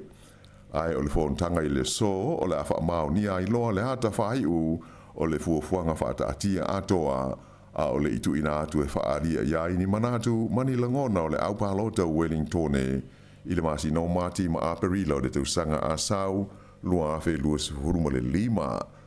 O le mata upo winga i le si itia o le tau po le tutongi e paka ai ta vale le ana whaapawhala i le masi no me ai vitai la o le ua toe ilo ina i le teiminei ona o le tūlanga mo umia i le pulenga o ni vai ngā tupe mo ana ngā luenga whai. O lo fuafuaina le tau i le vao le lua tā la ma le lima tā la i le itu la e paka ai ta vale i pitonu e pei o Johnsonville, o Miramar, Rongotai, Gendala, whapea Island Bay, Newlands, Tawa, ai whapea fo i Newtown, McGill-Burney. Mai le tau na mawai se vai ngā tupe i le vao le lima se lau valus fultasi iafe tā la ma le tasi tesi ma le fitu miliona tā la i le tausanga. Ai le ngā te lea o lo fuafuaina fo i se tanga o la fonga tongi mo fale po race i le se fululima tesi ma le iwa pasene mo le tausanga luafe luas fululima luas fuluma le ono. Ua wha se fuluina le awha inga o ta maiti e tau fia i se la le ofisa le leo na i lo le awha inga sa iai i le lua tausanga taluai. O wha maunga le mtanga ruenga tausia ta maiti le oranga tamariki watangi ai o le tausanga lea na wha ai uina ia iuni o le lua afe luas fululua e wha se fululua le awha i o ta maiti sa tau fia i le tonu o se la le ofisa le leo mo le umi e sili atu i le aso e tasi. Ai e o mai la il fa ungo iuni le tausanga le nei lua afe luas fulma le fa ua tula i mai le awha inga i le fa se lau se fulma le valu. Fa ilo mai ai e loia atoa mai la tau e ngaru lue mo ta maiti na mafua lea ona o le lea i o ni awanoa i fale o le matanga ruenga e wa ai atu pulanga te la vau. Fa ilo mai ai e le tamaita i wha amasino au tu o le wha amasinonga au tu pulanga te la vau o aida malosi. E popole ia le wasenga o wha amasino e whaia ni wha aiunga e tu ina atu aini te la vau i lalo le wa ainga luleo pe ale aini fale o le oranga tamariki e awanoa mo la tau ona e le o se whainga le lei lea matala whengai e manatu le tamaita i wha amasino le nei o le tau fio tūpulanga talvou i sela leo leo e te tau o na whaatapu laa na o la tau wea a fia i ni sori ngā tū la whono mamafa ma e te le lava le wha te tenga e mo o mia ai. O se lipoti na liki i tua i le ufa asara lau sa lapata i ai le whainga malo so whaatasi i le te tau lea o na wha malo lo i le tausanga asau o le vaa o le vai nuu e ngoa o le aratere ina ia mawhaiai o na whaia ngā ruenga o le wafu i Pecton. O lo o ta ua i le nei lipoti e matua le mawhai o na sanga wha o ngā ina pēr le vaa le nei o le aratere se ia o atu i le tausanga i lua afe lua se fuluma le iwa. Ma fua lea ona o ngā ruenga i te tau o na whaia ma wha uma o le wafu fau i Pecton a to ai ma le wha le leia o isi vaenga e mo mia mo wa fau ia o le a au maia. O se ripoti a le staff na ta uai o le ripoti e pei o na liki mai i tua sa ta pena ina lea i le komiti i fau fautua mo main star ka peneta mai o loo whautua ina ai le te tau na wha malolo o le waa o le aratere i le tausanga fau, ina ia mawhai ai o na whaia ngā luenga nei o le wafu fau I Picton. O loo manino mai ai le lipoti, sa misi e mean star le taimi sa te wai o na whaia sa lātou whaai unga I le masina o Iulai, moni waa fau e te tau o na au maia. O loo au fiai ma se lisi o waa e tāla whengai, e suia ai wa ia o loo iei nei, ma whaau ngai whela o inga I le vai nuu, mai Wellington I Picton. O le wa au pila tau ngō fie o loo au fiai le lisi o whautuanga nei, mō le malo, e lua se lau walu se fulu 2 miliona tā la le tau. E pei ona si le fia o le vai aso ona te nei, le asa whailoma iai whalau I tele le whainga malo so whatasi, o le au lātou whaatuina se company fau, mō le whaatauina mai o ni waa fau se lua, I e te tau o nao o mai I le tausanga e lua awhe lua se furuiwa, ua te tau o na whaau ngā ma whewa ai I le vāo motu e lua o New Zealand.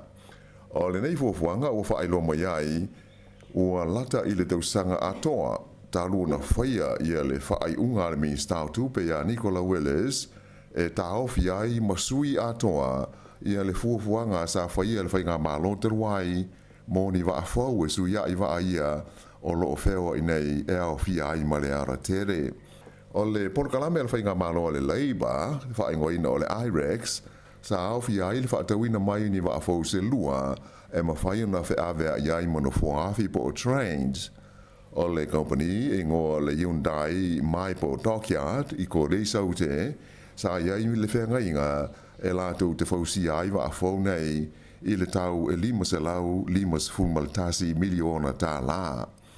Ai o le tau o wafu atoa maisi vaenga ia mana umia, I le taimi e whaonga ai nei waa na whaafo se iai o na oso maurunga I la whainga e tolu tesi ma le 2 biliona tā la.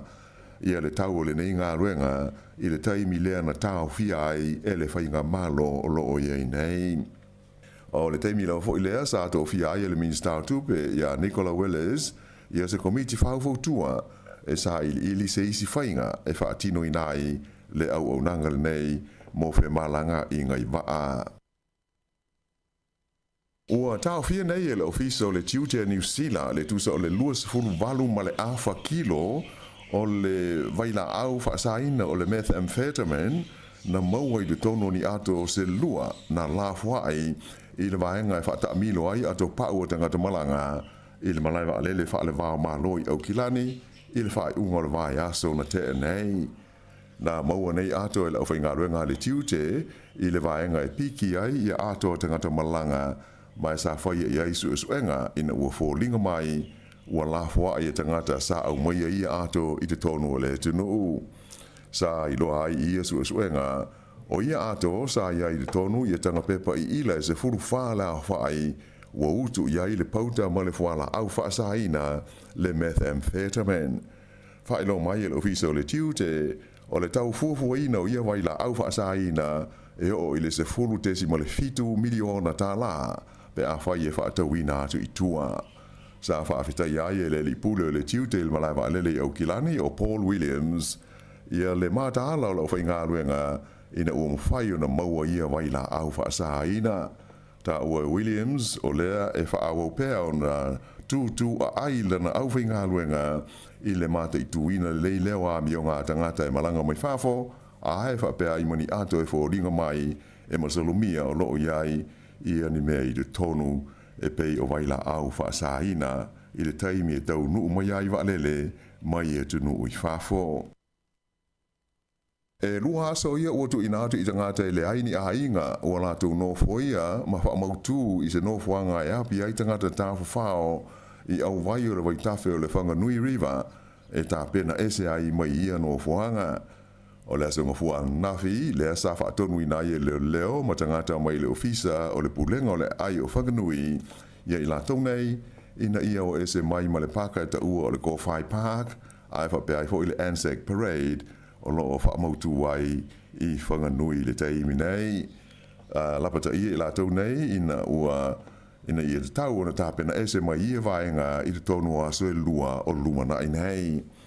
Whaelo mai e le pule nuu o Andrew Tribe O le whaiunga ua polo i nai tangata nei o ese mai i ano fuanga, ona o whae te tenga tau i le soi fua maareloi na ai mai se o le saunga le mu.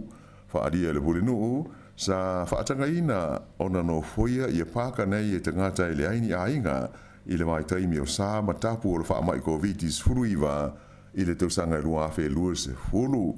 Mai o mai i le tewi nei, o loo iai pia lava le tō tele o i lato ia, mai na i ta ua, ua tele le mau whaafi tauli, ua mai tau ina ai. O lea ua whailo mai whaalau i tele e leo le ingoa, mai ua whaasara lau fo i maleata o le tangata lea o loo sue nei, ona o le whaalawelawe lea na mali wai i Albert Enoka, i le pito nuu o nai lo hat, i le vai aso na te nei.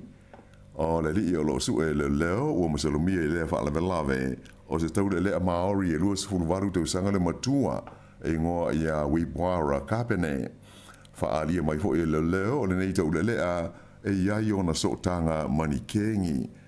O le liu na maliu i le nei whaalawelawe o Albert Enoka, whaalia mai i le leo o se sui a wai o le kengi e whaingoina o le tribesmen, mai o se tasi sa vema pele stene o le kalapu ti e wilafi o le Rebels Motorcycle Club i kalai stete. Na maliu o ia i le aso se furu o desema i se purufana na manu ai i nai.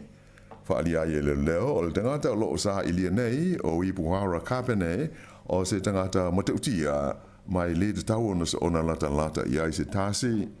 O le so lea i whaiaito e sauninga o le li le na maliu ia Albert Enoka e so ma le solo e momoli atu ailo na tino maliu i whanua tanu i whanua tapu mai o le amata i tuina uma i e tulanga e le ofisa o le leo ina ia mauti noa le so longa le lei ma le toa maalie. O le tangata lea na maliu i se manua mai ni purufana i le pensula i le Coromandel i le asforeile te ruai. Ua whamatalaina e whapea o se li e alofangia eisi, mai o ia o le tamao se whanau tama e toa lima. O le na maliu i le whaalawelawe le asforeile i le nuu o waiau e ngoa ia Kevin Mark Mabot, fast fultasi tau sanga o le soifua. E to tasi le stangata na manua ti ngā ina i fo i se purufana mai le lava whaalawelawe, mai o loo iei nei se tūlanga ti ngā ina i le whale mai. E fitus fulfitu tau sanga le matua o le li ina tāwhia mai iei e leo ona o le whaalawelawe, ua whaia iei mō nianga o le whasio di tangata, ma le tau ma whaia e whasio tia seisi, e le i whaailoa ina i le ingo le nei tangata, ai o se teimi o le so, e o ane ai o ia i luma o le whaamasinonga, whaailoa mai e le ainga o le umaliu e whapea, o le so lulu a tāiao, e whaia i ona toi sār ninga. O se paka mo ta vale le ai o atu i le fitus furfata la le tau i le aso e tasi, ua whaamatalaina, o se paka o pito i tau ngata le i le tono o New Zealand a toa. O le paka ta vale le nei i le Ford Street i le o ngā tonu o le ai o Aukilani, e pūlea ma whaafoeina le company o le Wilson Parking, mai o le tau po le tongi o ta vale fia paka ai, e 5 ta lai le aso, mo i lātou e mwawe o na ho atu iai, ia pe a whai e de tongi i le app o le Parkmate, ia pe fitu se furu ta lai le aso atoa, pe a te tongi ai le masini o loo tu ai i le car park. Ai mo ta male e le umi se teimi paka ai, e a mata i le sfuruono ta lai le tu la, pe a te tongi i le app, ai lua sfurulua ta lai le tu la, pe a te tongi i le masini. O le tau o paka a le pulenga po le council o Aukilani, e 5 ta lai le tu lai le o ngā te tonu le tauranga, i paka ta vale le downtown, whapea le Civic, ma le awala le Victoria Street. Ai o le tau o pito maulunga i a paka mo ta vale le council e luas fulfata lai le aso. Ai a paka lau ta vale le awala e le aise te tongi mo le se fulu minute mua, o na whanta la le le tu la i aso o le vai aso. O le tau e paka ai ta vale le o ngāre tonu o le lau mua i Wellington e 5 ta lai le tu la, e fale ia e paka ai e ta vale ai o le ai o karai estete e whanta la tōru sfursene i le tu la. O le paka ta vale fau i le downtown car park i le ai o New Plymouth, le e le 11 nei o na te tala, e toru ta lai le tu la, ai o lo whaia se lātou pau, e nā o le tā lāli mas futsene i le tu la se ia o le whai unga o le tau sanga. Ai i le moti saute le ai o en me kāko, e le ai se tau mō ta wale pāka i le awhai tu la mua i le Central Car Park, ai a umaleta imi, ona te tongi lea e tōru tā lai le tu la, ai o ta wale pāka i le ala tele, e le te tongia le awhai tu la mua, ai a uma, ona te tongi leo le tā lai tāsi i le tu lai pāka ai i le ala tele. Whailo mai le kampania le Wilson Parking, o le taua lātou pāka o ta male, e fua lava i le mo mie tangata o le lātou foi au nanga i tu SS o New Zealand. Whailo mai le pulenga o wala whela o inga au kilani le Auckland Transport, e tusa e luas fultasi yafe la wha inga o pāka mo ta awali le tonu o whale i e pulea le Council ma le company le Wilson i le onga te tonu o le taulanga o au kilani. Ai ui o lea, o le to tele la o tangata lo whaonga ina le paka lea le Wilson e fitus fulfanta la i le i tu la tau whaalia e whapea e lea ia ma se isi mea ma whai o na paka aia la tau ta wale ai o e whai ngā luenga. E tu sa o leonos fulbasene o tangata whai ngā luenga o New Zealand e whaonga la tau ta wale usu mai ai ma toi fhoi o la tau ainga i aso te tasi. I ta alonga, kirikiti whaarawa o mahalo, e ono se lau wha se furu la wha o ai o lo sidi ai New Zealand ya Engelani, ina ua umalo na tolu aso le la ta'alonga whaita wina i le ai o Hamilton. Na umale tāngalo na lua New Zealand, ua maua la tau ai e wha se lau lima se furu tolu. Mai o lona winga la, e lua aso ato toa ia de tau ai ya Engelani, o na tuli ia maua ai nei o le Black Caps, ina ia manu ai le ta'alonga. O lea, ua se furu walu ai o Engelani e lua le lātou pē, mai o le ato e whaawa wai le so, ia le lātou taunga whainga e tuli ai nei o New Zealand, i le ta'alonga whaiu o le lātou series. E to lua, ia ni tangata ta'alo le Pasifika, ua se ia ma ua whaalea ngā ina, ia pine na manu malo ai, i ta'alonga le Pasifika i saute, ia sa whaia i Solomona i le tausanga taluai, luafe luas futolu, ona, o le whaonga ina o ni waila au whaamalo tino. O le taunu ungo ni suesuenga sa whaia ia i la ua nei, ua whaamauni ai, sa o la ua whaonga ina ni waila au whaamalo tino, ia e whaasa i le tūlafono ta'alonga whaanewā o malo. O la ua na fia o le li ingo ia mahin na ioe o Nauru, lea na pine aulo i le panga o le onus furuono kilo kalama i le ta'alonga o le powerlifting. Ma le li ingo ia tūmatai tōwhin o Tahiti na pine siliva i le tongi ino le puru mamawhari tu pāwa li ipo le shot put. Ua whalea o ngā ina lama ua se ia mai ai pine o ta'alonga nei le Pasifika i saute luafi luas funtolu na manu malo ai i la ua nei. E lenga te lea ai o le fo i ua whaasao na tau wāla ua i ta'alonga la iti po le mini games o le Pasifika i whaia i Palau i le tausanga fau luafi luas furulima. Ato hai ma isi ta'alonga le Pasifika e whaia i tahisi i le luafe luas furuma le fitu. Ua se ane nei la le li i mai Gary Bass e ngo ia kaiti tena tau i le turanga o le pine aulo i le vaenga o le onus furono kilo i le ta'alonga o le powerlifting ai se ane i a Rocky Ramo o le atu Solomona i le pine siliva ai pine apa mea ai i a Venus Chan o Fiti. Ai il ta'alonga o le shot po tālii o lea ua se atu i a Nathaniel Sulupo o Sāmoa i le pine siliva ai pine apa mea ai i a Jonathan de Tauo o Nauru. Ia o le whaingole nāle nei vaenga o talofou.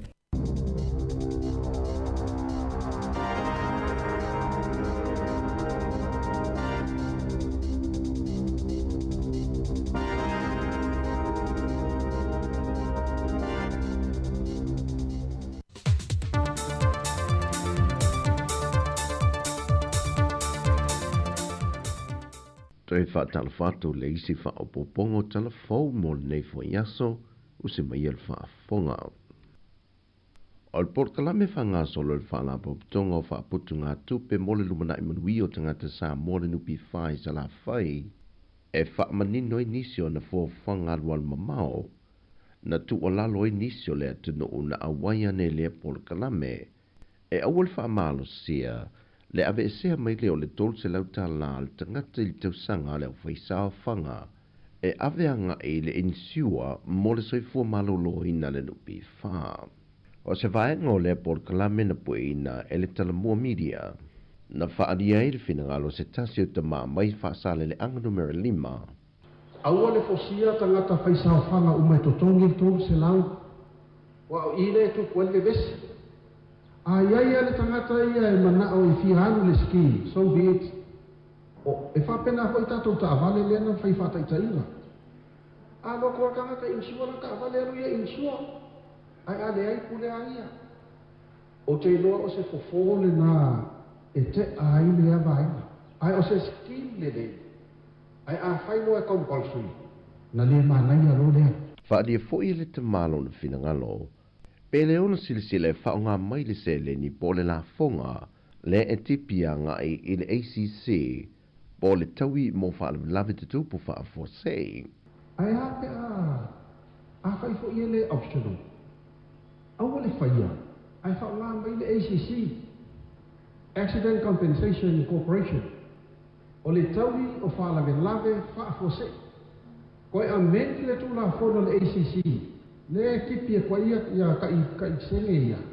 E kama mai umai. O inala e whea iloa. I le tangata I le la vea I se accident. Wako ia I le la vea I se accident e lea ia sau tupe maua I tupe ana e latua. Ai o ina a tonu la ato e sau e singa return. O tupe ia na avatu al tangata. Ai tuku le nupi wha. O le teimi nei. O le whaana me lawe a le aso mafua e tau le aso mafua e a mātou I sawai. Sa oi tala le sino matua tae au plex fasi a uli plex fasi a fiafi plex fasi. Wa tau fo I manai tangata I fafo le wala au atu tupe a ka mai se le ufe taui le fo I tutongi fale. O ie tua I ain tātou atunu. Umo I alena e tua I ain tātou atunu. Ina I tamai nono ngā tupe o nai whaara le lawe o whai ngā tau langa o mea uma whapena. O alofa moli po o na whapelea. To e whaini tau te unga lau whionga leota. Le tūlanga lea ma le ACC. Sui le ngō le ACC. Taui o whaalawe lawe whafose. Ai whaopopo. Taui o whaalawe lawe whafose ma ngase ngase si ia uma. O le whatu a lua whaatala noa ngare nupi wha ua mai a. Ai le to o tele niso lea tunu una whaatasi ane iai. Na whaadia fwoi se whina ngalo le tinafo mai a nola ketlo, a whaio le insiua le e fiso swane, mo tangato le tunu lima vai ma uti le whaasoa, pe iai se whaamauninga e loa tino ai, o lo ao fia I lato I te tonu o lea fua whanga, na ia sauno fwoi, e te tau fwoi le komiti, ia tā mau le soifua malolo ina I tau ia wa whaatu langa mo le malu lea tunu e vai ai fo mai, ai sila I tau o loo whaatulanga mai e whal mai tū maoti. Ona ena o le 5 tāna e tutongi le tangata e whai ei le whaata I whale mai a le malo. Ai a whaase atu loe whale mai tū maoti ma whantele vai. On tutongi le tangata le se lautol se full tāna e whai ei le whaata I e whale mai. O le aungo le wha moe ua whola sia le komiti e manatu I lato na au wai le whontanga o se mea le lei. Ai tele lava vaenga I te tau ona toi sila I ele komiti a whanga solo whaatala noanga, au le whia se whaai unga mautu o le mata opo. Pe unu wha maunia mai ele whionga le minista o tupe, watu wina atu le komiti le nupi whaala ato te whaanga solo whaatala noanga, ai o se mata opo, wa na ona whaatala noa, ai le whia iai se I unga. Wa maita wine wha maunga malu le malo, I lato I o lo ripotia matao fia mai o sa whainga o whala au whasai na mala au malosi. O I lato lawa ia Sāmoa mua matao fia le to ese I molia ngalawa ia tasi. Ai a mangalo mai tua I na ua mai atuli o lato whaasalanga. O I lato lawa ia e toi whaawawina lava lea soltula whono. O se tasi o sa whainga leo le vai aso nei le fio ango tula ele. Na tau fia mai ele li ua whaai ngoina ia ki 9 po ko lani 7 e na ua maua mai eini paipai whaonga ine ula aile aisa mani la au ma losi. au le vaiaso fo i na mawai, na ripoti e fo i au telefo le tau fia mai o nisi, e tol tu la fono lava i fwala au whaasa ina mala au malosi, mai a fio ango tu la ele le pea mawai tele. Ua te ene le telefo ia wilo le alofi faisa vale mōrianga uma, o lo tua ia i o ia i lona ave wha malosia le o se tēnei titi mai le fio ango le au wa se fulu fitu tu sanga le matua. Mai o sa mta au puna talo sanga ina i se tasio le ainga ina watu ina lunga o penga ta whaai langi. Le fiso swani al mamalu le atu nuu, e se tasi na te si le fia se mea ua ave ia i lea li ilo latu tēnei titi. Muliane wha sala lau al mtanga luenga o leo leo sa ili o le tēnei titi. Pei ta ina tali mai lea televou lunga o penga ta whaai langi, ma toi wha fo iane le tēnei titi i le aso na sa so ai, o le la whai ngā wo ua lewa, mai e le fou, e leo se teimi mō fo i le wala oai i lona ainga, e nā te li ave wha maalo sia. E tele mōri angamtanga ruenga leo leo o whai e wha sanga le televou, ma o te tala wilo i tua, e tāli ai le aso ono union tau sanga fou, e wha tau nui nai lona whamasi nonga. I wha maunga le ofiso whainu mera wha mawina le atunu, moana tupe maua mori kuata wha al tau sanga le maasino se tema le tau sanga nei. Wa maua e le valu te se male 5 miliona tala wa wha iti tia iana tupe maua, pe a wha tusa atu le kuata le tau sanga o tea. O tupe na wina le kuata wha le tau sanga le o se tema, e lua se lau tol se fun maliva tesi male 2 miliona tala. Mai ua palasia i lalo mai ana tupe maua o le maasino se tema i le tau sanga o mawai. O la fonga o lo tu maulava o se vaengo tupe tele o lo au ina te tono kuata te tasi. Lea e se lauiva se fun tasi miliona tala. O tupe wha mea lofan wha amawina i te tono lea kuata, e lua se fun tolu tesi male tonu miliona tala. Fatase male lusa fumal fatesi male 4 miliona tala. O isi tupe maua ia na o ina ele ofisa. O tupe faalu e se lauiva se fumal fitu tesi male 3 miliona tala. O se leni ai talafu e iva tesi male 1 miliona tala. Male ai talafu sa molo o tutoe ile teminei. Toe fitu se lauiva se fumal 1 miliona tala. O talafouia mai Sāmoa manuia ne yaso fasoifoia.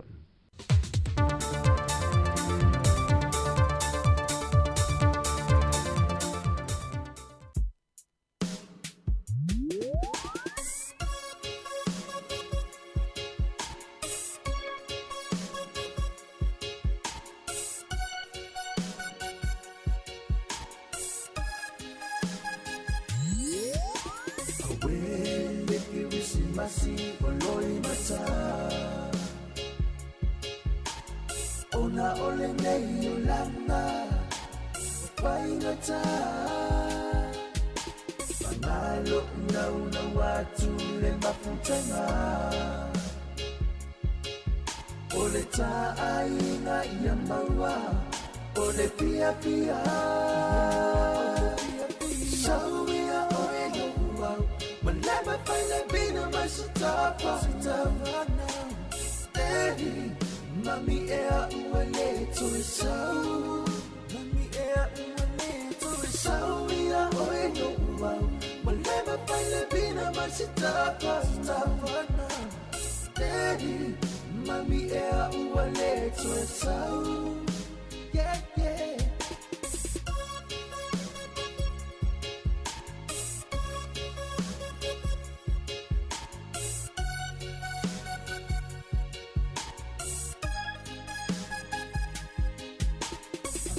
Ia le te usi masile ne tau sanga E toi pausi ai lota Ua aina Wani o se sepa amanga lo mai Alu watu ia le nei tau sanga Mani se safai Mani se safai So ia oe no uau Malema paile bina masitapa now Steady Mami ea uale to sau Mami ea uale to sau Ia oe no uau Malema paile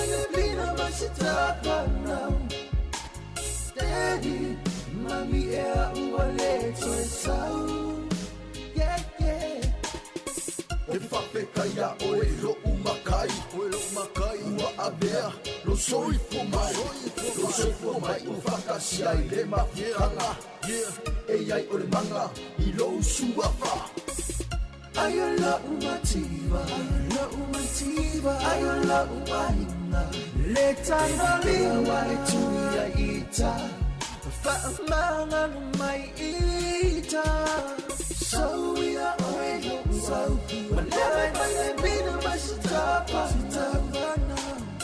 Daddy mami ea uele tue so ia oe no uau whenever I meet a masitapa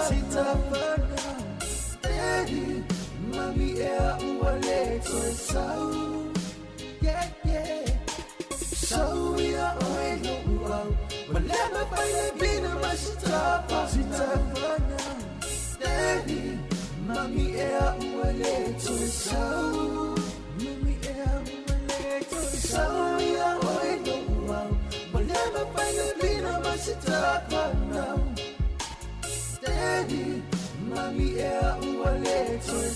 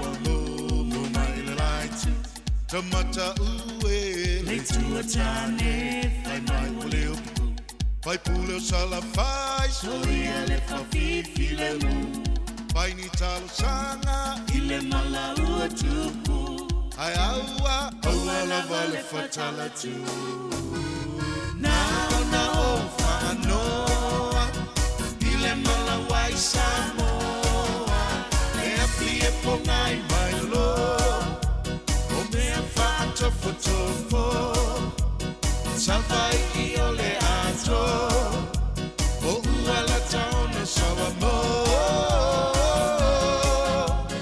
Samoa lo tomalo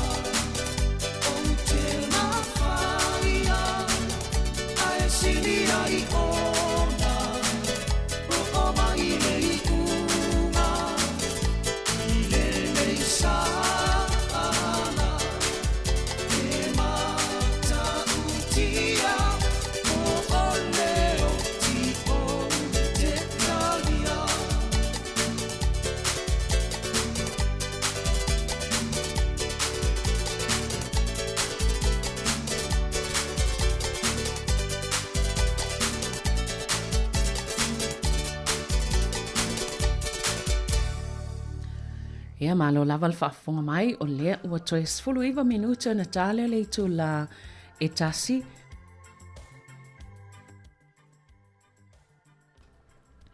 Tāl tasi o na whamai a fwilo le tātou tautua i lunga o le tasi o no tesi mal tasi whamo Ia e whaawau pia I lunga o le Facebook, ia male YouTube, whapea le tātou app, la tātou tautua I le nei ase ia pa ia le itu lai lua I le awa uli. Ai toe maua ia le whaapoponga fau a tātou tala fau, ia I le aso tai au le itu lai valu I le tai au. Ai maa lo lava whaftai tele al whafonga mai nei fu I taimi o le aso, ia manuia lava fofuanga o loo whaanga solo nei aso, ia e whaawau pia le tautua maasani ale si ufonga le lau mua mo le nei fu I vaenga o le awa uli.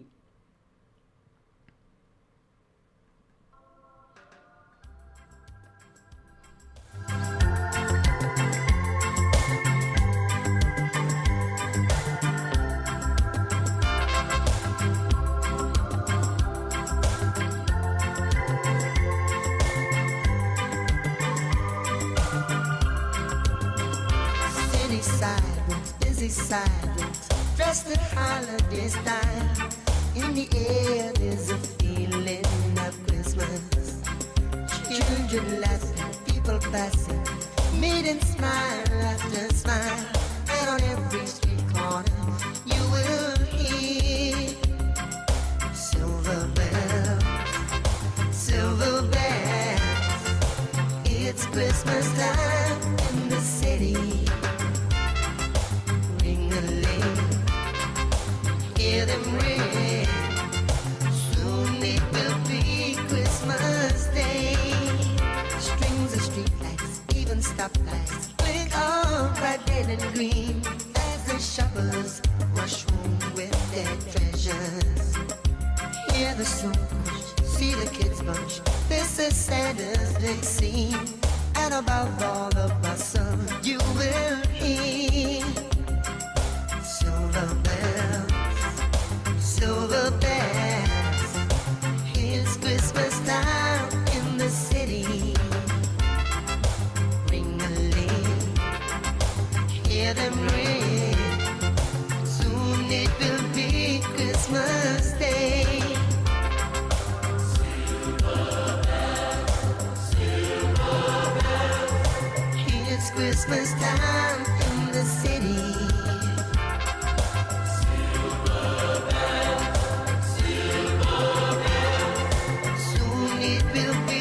Christmas Day. Silver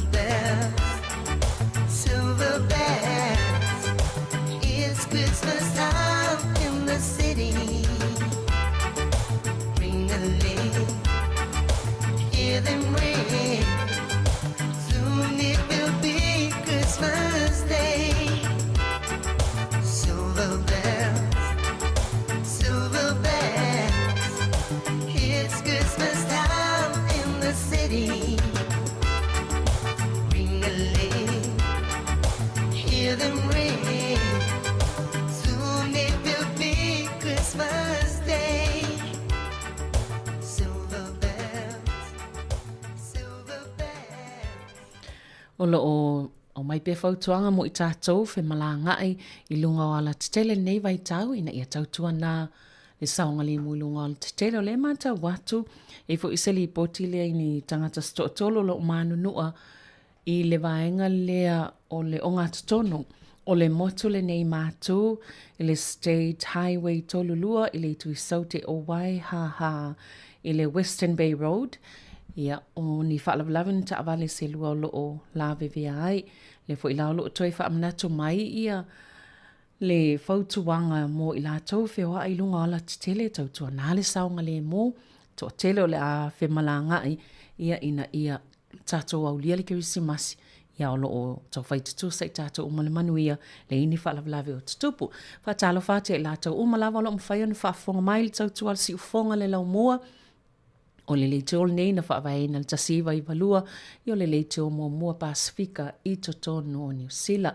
Ma lo lava ia te uta uma lava o lo mwhain whaafonga mai tiresa ene o le ata o whale mua whaasavalu ma lo fo ile soifua whaftai le whaafonga mai Australia si anava o le ao ngā upu tomuli I alofa te le atu foi. Ia te uta uma lava pepe liu se yuli ia ma lo lava le whafonga mai si ufonga lau mua. Ai o leisi mata pole vava ia toi fo I be ona au mai I tala nei I le One News le vava ia tu iai. O le sai ele sai li linga lea na whaia. Ai fo linga mai o lo maua. E whai lava si to tele o tangata fo I e wha o ngāfua la au po o waila au moto tinga ia mai whale tala vai. Ai le mo mia ina I la tau. Lono winga le ai wha o ngā ai le o se tūlanga I te tauna la tau wha o ngā ina ia wha la au po o waila au moto ngā fitinga. Pia na ili sai li linga lea na whai ele Massey University ia le safa atauno ina lea sai li linga mai se fulu afe fit sa lau wal sfutasi tangata safa silingi ia le sai li linga. Fia lopa la tūlanga o whaonganga e tangata o whala au nei e amai I whale talawai. Ia e pei o le tele lava pei o le tele lava o waila ampo o whala au ia amai e tangata I whale talawai. Whala au I whaate alti ngā pe whaafai ngofio na maua le moe. Ia pe o le au mai o le relaxation. Ia masalo e wha ma lo le iei le tino. Pei o le tele na o isi to inga whala au ia au mai e tangata I whale talawai. Ia le fo e mai le sai lilinga. Ia ele oni mea e mo mia is tangata ia la tau te wha o ngaina. O lo o mantua. Ia wala au la wala fo mai. Pe a mo o mia se so soani tu langa nei o tonga fitinga. Mantua fi tatu po kalame fo mai e whai e fsilingia lava. A e alu vai fo mai au mai ia. Se watu lal fo ala au le e whai eilo. Ia e eila wai a te tau o oil tanga se ngase te fisili. O lala leo ngā o fo ala au le wa e au mai e lo o mai le no usawai nei e wa ai oe. Ia e eila wai a te tau te fisili e fisili umana ina ia mauti noa. Ia o lea e te saunga le mui tūlanga whapena. A wale wa inga lo soifo malolo ina. Ia nei wa inga laiva so sani mui tātou, tātou anga I atu. I le kerisi masi male tau sangafo ta lofa lava. Ia wa apo le takitiona nei maa futa mai Sacramento, California. O mai o tolu nei.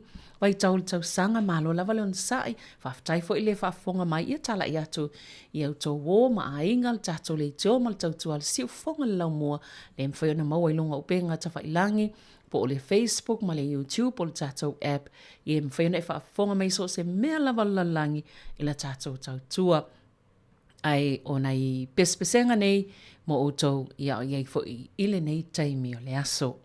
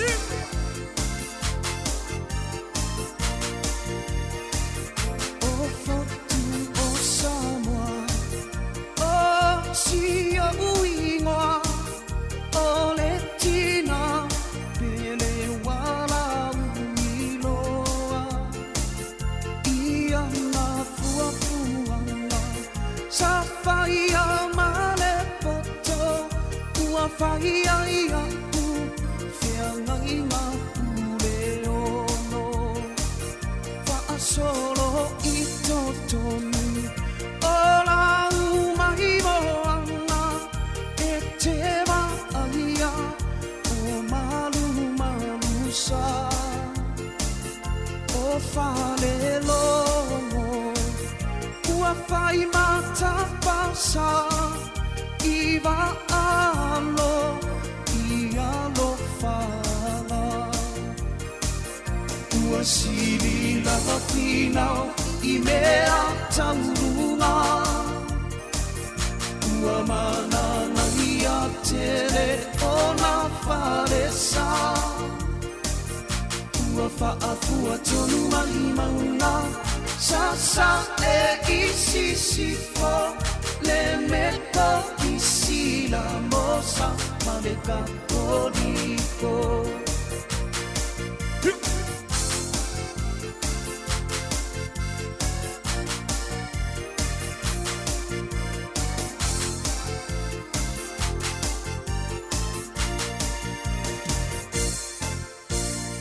Ia, mana ia si ufonga nā I le vaina malulu o vai sa fee, pe a whai e tele sila fia I e malulu tele le vaina I le motu I sala whai.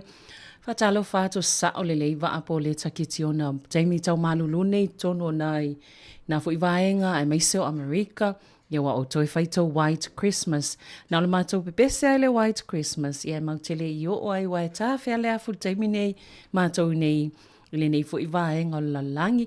Whatalo whātu fo I Ia mālotu manu I nai Hawaii, aloha, ia wa mai tātou nā vaenga fo I o le stete mātango fie o Hawaii, mālo whaftaifol whafunga mai.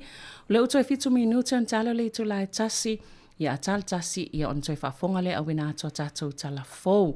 Le nau tau whafunga mai ai I le nei yaso, ai o le whaopoponga fau, e toi e maua I le itu la e valu. I le tai au, e wina atu pia tātou whaafifianga, ia se ipa ia le itu lai tasi, ia ai mai a le itu lai lua la tātou tautua, a o lunga lava ia le tio le tasi, tasi ono te simal tasi whamo, wha mai al tasi la tātou tautua, taulanga tanga loa se a sau mea lofa, mana ia pia wheu whaatau sau mea lofa al kirisimasi, malo, mantua mai mātou.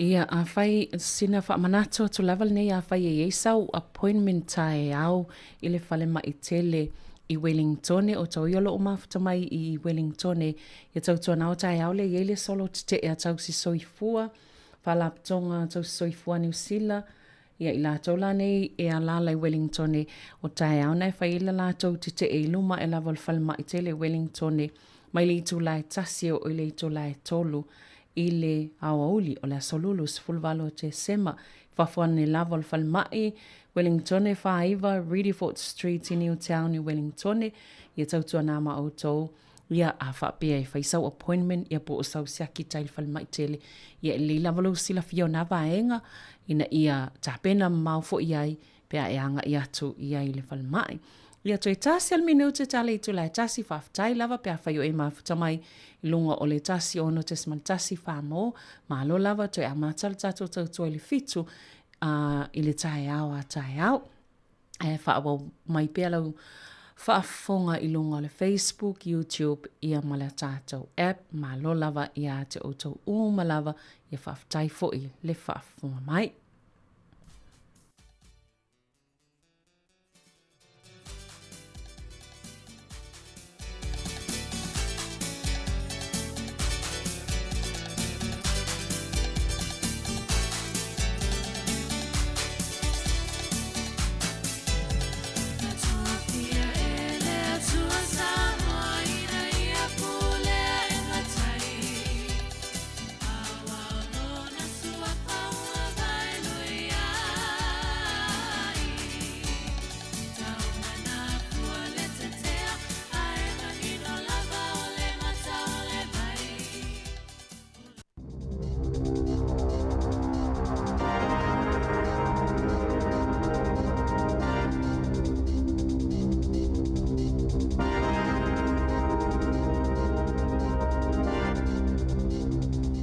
Ta lava lava i telefone nei mai li si ufongo le mua i Wellington o le tala mua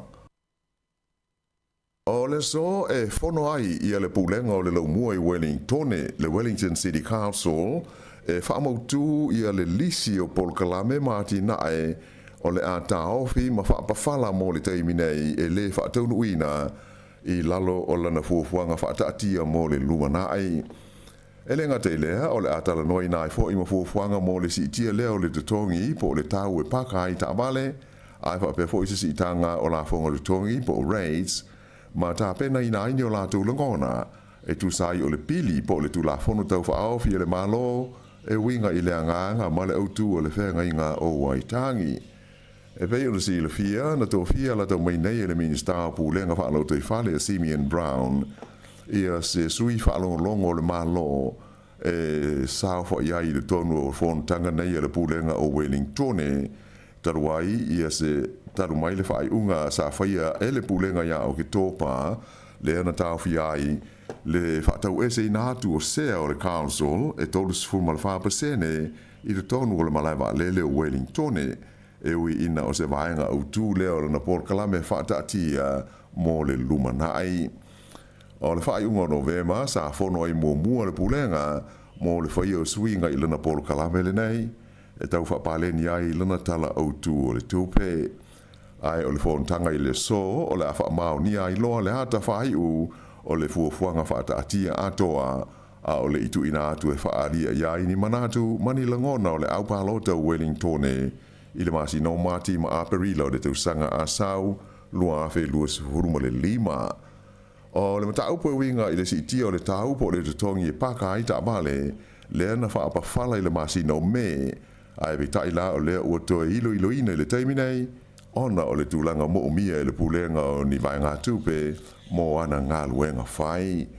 O lo fuafuaina le tau i le vao le lua tā la ma le lima tā la i le itu la e paka ai ta vale i pitonu ue pei o Johnsonville, o Miramar, Rongotai, Kendala, Whapea Island Bay, Newlands, Tawa, ai whapea fo i Newtown, McGill-Burney.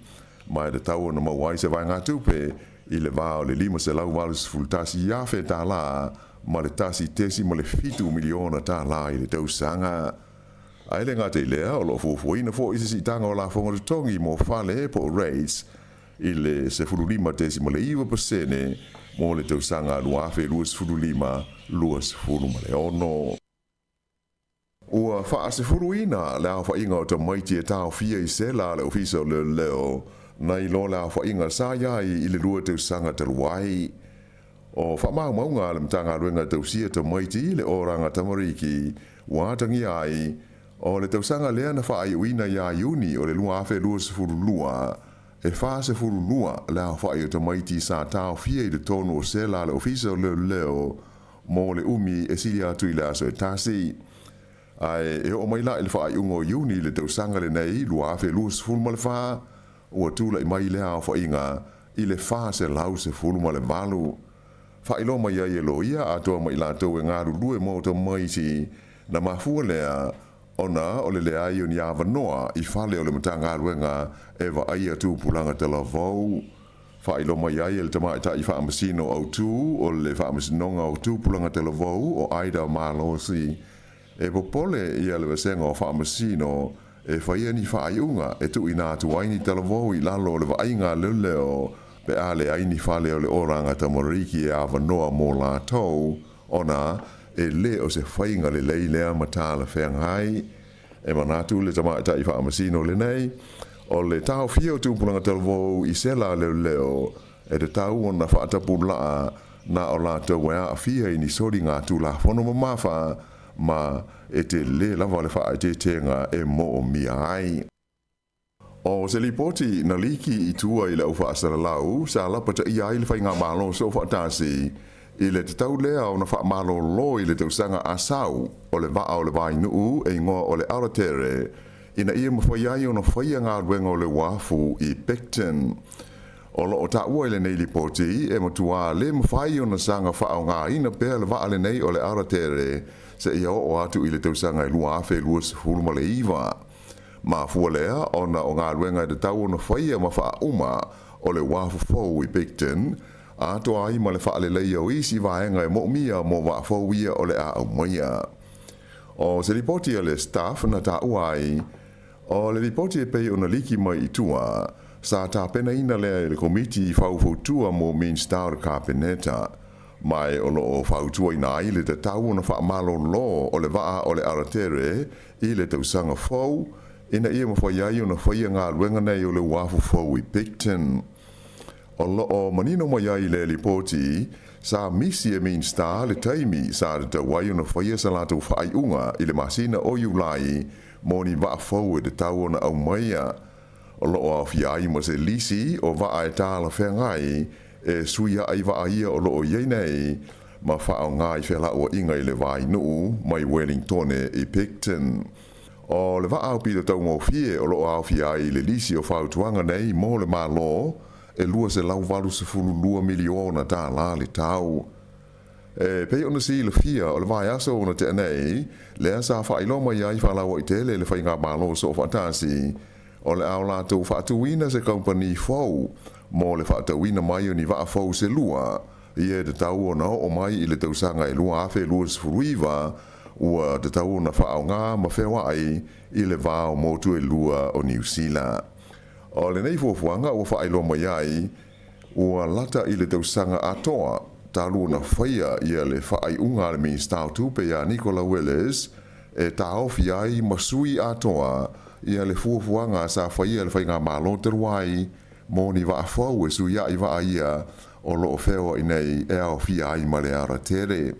O le porkalame al whainga malo le Labour, whaingoina o le IREX, sa au fia ai le whaatawina mai ni wa fau se lua e ma whaina whe awea iai mono fuafi po o trains. O le company e ngoa le Hyundai mai po Dockyard i ko reisau te, sa iai le whenga inga e lātou te fausi ai wa fau nei i le tau e lima se lau lima se fulmaltasi miliona tā la. Ai o le tau o wafu atoa maisi vaenga ia mana umia i le taimi e whaonga ai nei waa na whaafo se iai o na oso maurunga i la wha inga e tolu tesi ma le lua piliona tā la ia le tau o le nei ngā ruenga i le taimi lea na tau fia ai e le whainga malo o loo iei nei.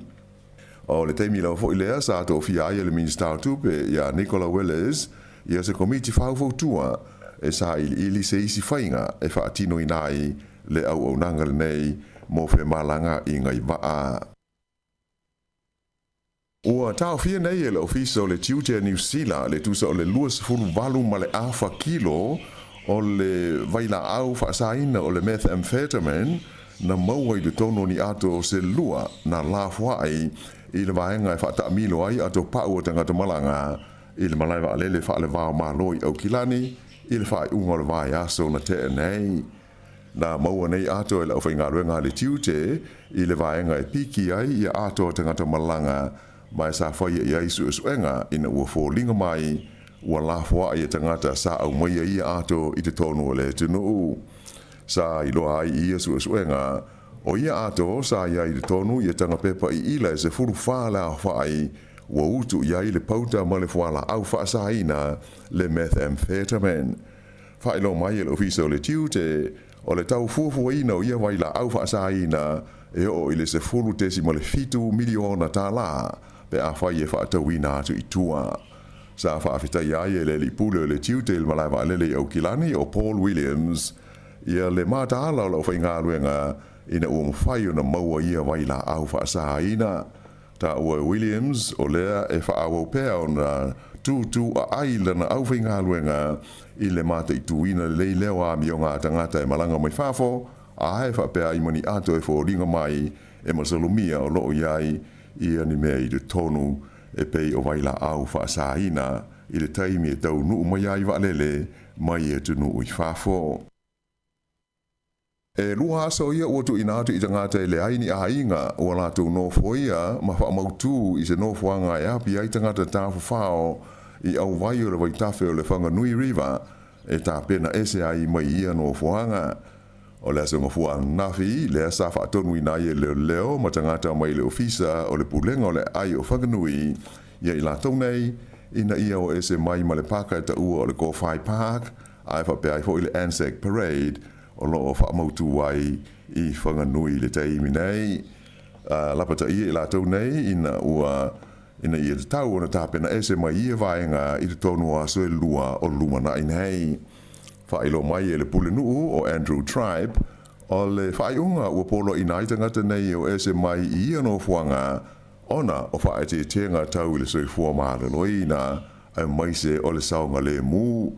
Whaadia le pule nuu sa whaatanga ina ona no foia i a pāka nei e tangata i le aini a inga i le mai taimi o sā matapu o le wha mai COVID-19 furuiwa i le tausanga i lua awhi lua se fulu. Mai o mai i le teimi nei o loo iai pia lava le tō tele o i lātou ia mai na i ta ua ua tele le mau whaafi tauli ua mai tau ina hai.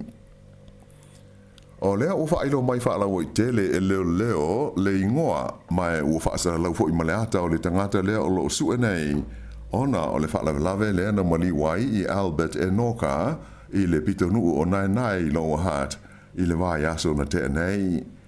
O le li o loo sue leo leo ua masalumia i lea whaalawelawe o se tau le lea Maori e luas fuluwaru tau sanga le matua e ngoa i a Wibwara Kapene. Whaalia mai fo e leo o le nei tau le lea e iai o na sotanga manikengi.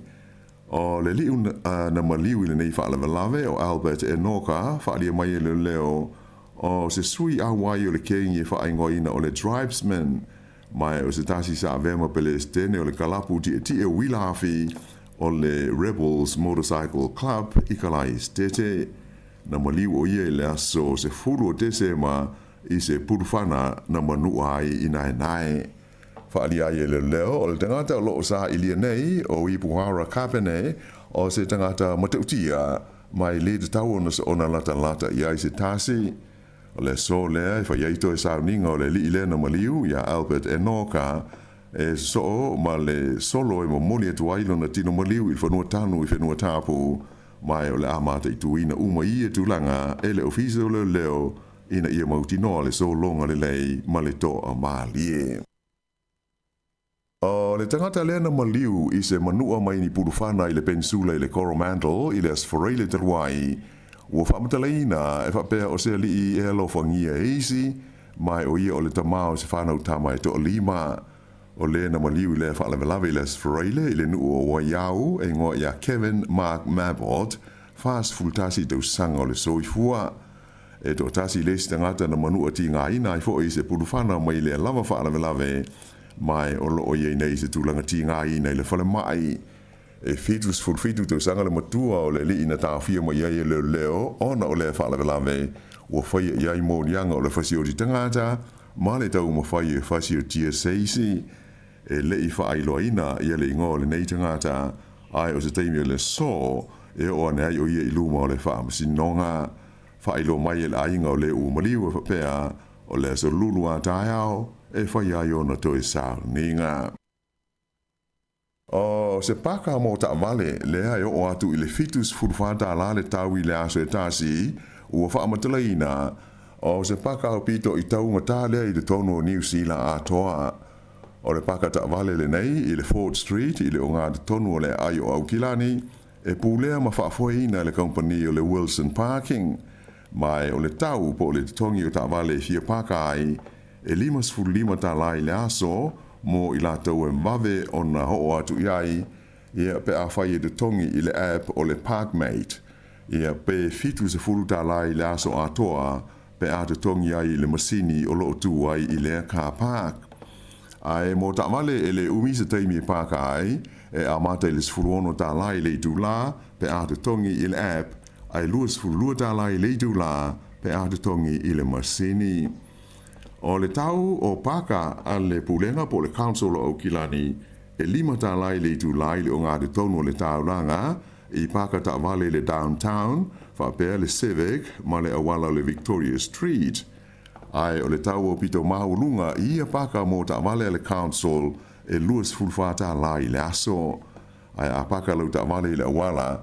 e le aise de tongi mo le fulu minute mua ona fanta la le tu la i aso o le vai aso o le tau e paka ai ta vale le onga de tono le lo mua i Wellington e 5 ta lai le tu la e fale ia paka ai e ta vale ai ole ai o kala estete e fanta la todos futsene i le tu la ole paka ta vale fo i le downtown car park i le ai o New Plymouth le ele 11 nei ona tala e tonu ta la i le tu la ai o lo faia se la tu pa u e na ole ta la limes futsene i le tu la se ia o le fai ungo le tu sanga ai le moti saute le ai o in meka ko e le aise tau mo ta vale paka i le awhai tu la mua i le Central Car Park ai a umaleta imi ona te tongi lea e toru ta lai le tu la ai o ta vale paka i le tele e le te tongia le awhai tu la mua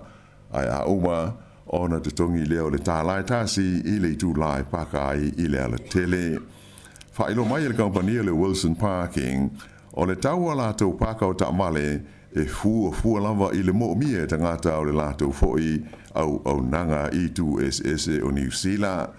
Whailo mai e le pulenga o wala whela o inga au kilani le Auckland Transport e tusa e luas fultasi yafe la wha inga o paka mo ta avali de tonu o fale i e pule le council ma le company e le Wilson i le onga de tonu o le taulanga o au kilani. Ai ui o lea o le to tele la vota gata lo whaonga ina le paka lea le Wilson e fitus fulfanta lai le tu la to whaalia e whapea e lea ia ma se isi mea ma whai o na paka aia la tu ta vale ai o e whai ngā luenga e tu sa o leonos fulbasene o tangata whai ngā luenga o New Zealand e whaonga la tu ta vale usu mai ai ma toi foi o la tu ainga i aso te tasi i ta alonga Kirikiti whaarawa mahalo, e ono se lau wha se furu la wha o ai o lo sidi ai New Zealand ya Engelani, ina ua umalo na tolu aso le la ta'alonga whaita wina ile ai o Hamilton. Na umale ta'angalo na lua New Zealand, ua maua la tau ai e wha se lau 5 tolu, mai o lona winga la e lua aso ato toa ia de tau ai ya Engelani, ona tuli ia maua ai nei o le Black Caps, ina ia manu ai le ta'alonga. O lea, ua se furuwalu ai o Engelani e lua le latou pe, mai o le ato e whaawa wai le so, ia le latou taunga whainga e tuli ai nei o New Zealand, i le ta'alonga whaiu o le latou series.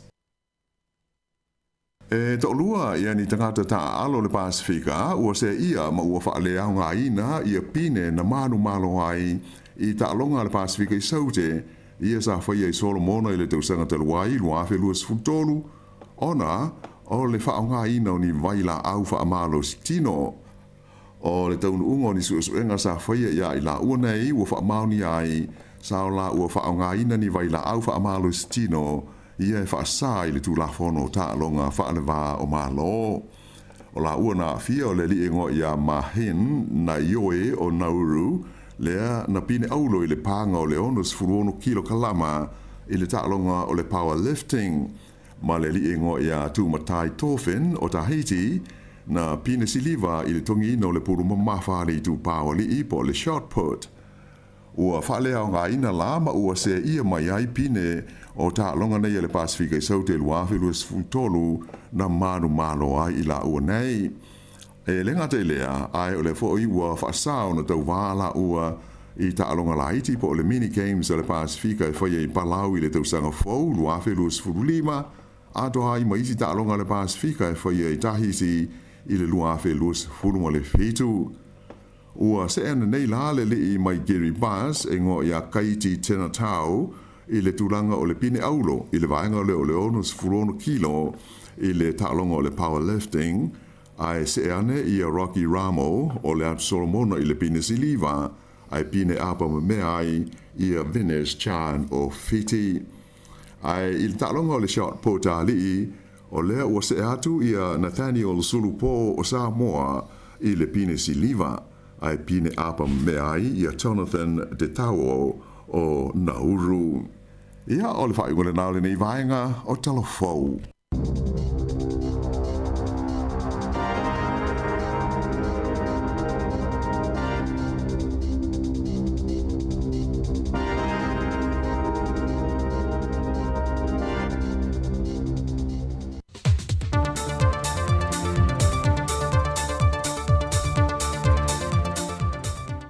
Toi whaatalawhatu le isi whaopopongo talafou mo nei fo yaso o se mai el whaafonga. O le porkalame whanga solo le whaalapoputonga o whaaputu ngā tupe mo le lumana i manui o tangata Sāmoa le nupi whai sa la whai e whaamanino i nisio na whanga alwal mamao na tu o lalo i nisio le atunu o na awaia ne le porkalame e awal whaamalo sia le ave esea mai leo le tol se lauta la le tangata i tausanga le whaisao whanga e ave anga e le insiua mo le soifua malolo ina le nupi wha. O se vaenga o le por kalame na puina e le talamua media na whaadia i le whinangalo se tasi o te mai whaasale le anga numero 5. Aua le fosia tangata whaisao whanga umai totongi tol se lau wa o ile tu kuele vesi. Ai le tangata ia e manao i whihanu le ski, so be it. O e whapena hoi tatou ta avale lena whai whataitaila. A no kua tangata insua na ka avale alu ia insua. Ai ale ai pule aia. O te iloa o se fofole na e te ai le availa. Ai o se ski le le. Ai a whaino e compulsory. Na le manai alo lea. Whaadia fwoi le te malo na whinangalo. Pele ona silisile whaonga mai le se le ni pole la fonga le e tipia ngai i le ACC po le taui mo whaale lawe te tupu wha for say. Ai hape a kai fo i le optional. Awa le whaia, ai whaonga mai le ACC, Accident Compensation Corporation, o le taui o whaale lawe wha for say. Koe a menti le tu la fono le ACC, le kipi e kwa ia ka i sene ia e kama mai umai o inala e whea i loa i le tangata i le la vea i se accident wako ia i le la vea i se accident e lea ia sau tupe maua al tupe ana e latua ai o ina a tonu la ato sa o singa return o tupe ia na avatu al tangata ai tuku le nupi wha o le teimi lei o le wha ana me la vea le aso mafua e tau le aso mafua e a mātou i sawai. Sa oi tala le silo matua tae au plex fasi au li plex fasi a fiafi plex fasi. Wa tau fo imanai tangata i fafo le wala au atu tupe a ka mai se le ofe taubi le fo i tutongi fale. O ie tua i aita atu watunu. Umo i alena e tua i aita atu watunu. ina i tamai nono ngā tupe o ngai whaarawe lawe o whai ngā tāulanga o mea uma whapena. O alofa mōli pō, o na whapelea. Toi whai ni tau te unga lau whionga leota. Le tūlanga lea ma le ACC. Sui le ngō le ACC. Tau i o whaarawe lawe whafose. Ai whaopopo. Tau i o whaarawe lawe whafose i ma ngase ngase si ia uma. O le fatu a lua whaatala noa ngare nupi wha ua mai ai le to o tele niso lea tunu na whaatasi ane iai.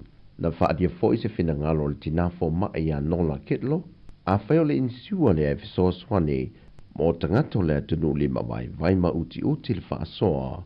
Pe iai se whaamauninga e loa tino ai, o lo ao fia i lato i te tonu o lea fua whanga. Na ia sauno foi, e te tau foi le komite, ia tā maule soifua malolo ina i tau ia ua whaatūlanga mō le malu lea tunu e vai ai fo mai.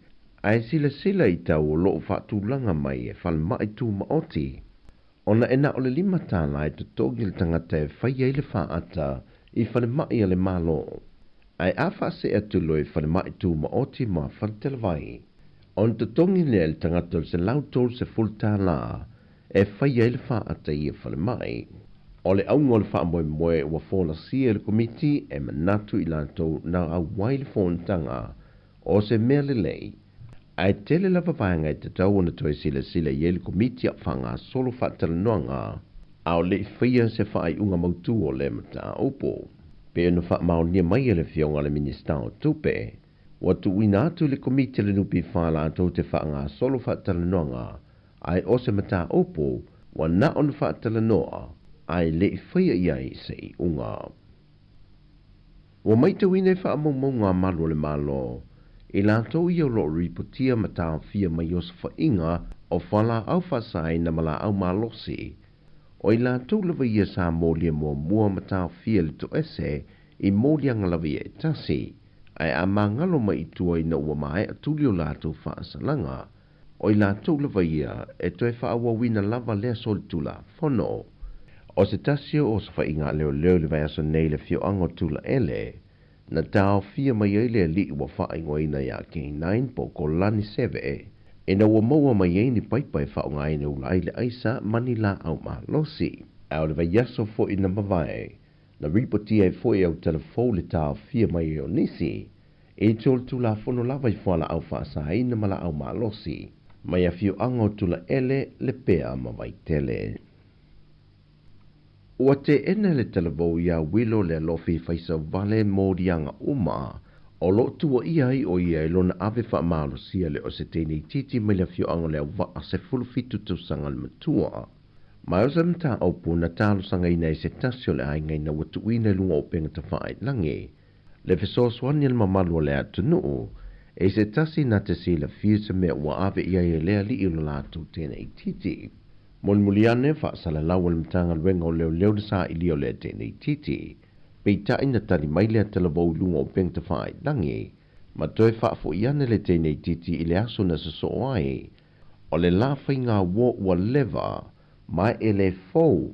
E leo se teimi mō fo i le wala o ai i lona ainga. E nā te li ave wha maalo sia.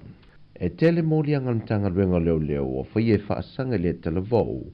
Ma o te tala wilo i tua, e tāli ai le aso ono union tau sanga fau, e whaatau nui nai lona whamasi nonga. I whaamaunga le ofiso whainu mera whaamawina le atunu, mo ana tupe maua mori kuata whaal tau sanga le maasino se tema le tau sanga nei, wa maua e le valu te se male 5 miliona tāla awa whaiti tia iana tupe maua, pe a whaatusa atu le kuata le tau sanga o tea. O tupe na wina le kuata wha le tau sanga leo se tema, e lua se lau tol se funmali iwa tesi male 2 miliona ta la. Mai ua palasia i lalo mai ana tupe maua o le maasino se tema i le tau sanga o mawai. O la fonga o lo tu maulava o se vaengo tupe tele o lo au ina te tono kuata te tasi, lea e se lau iwa se funmali tasi miliona ta la. O tupe wha mea lofan wha amawina i te tono lea kuata, e lua se fulmal tolu tesi male tolu miliona tāla. Whatasi male lua se fulmal whatesi male 8 miliona tāla. O isi tupe maua ia na o ina e le ofisa. O tupe whaalu e se lauiva se fulmalefitu tesi male 3 miliona tāla. O se leni ai tālafu e iwa tesi male 1 miliona tāla. Male ai tālafu sa molo o tutoe ili teminei.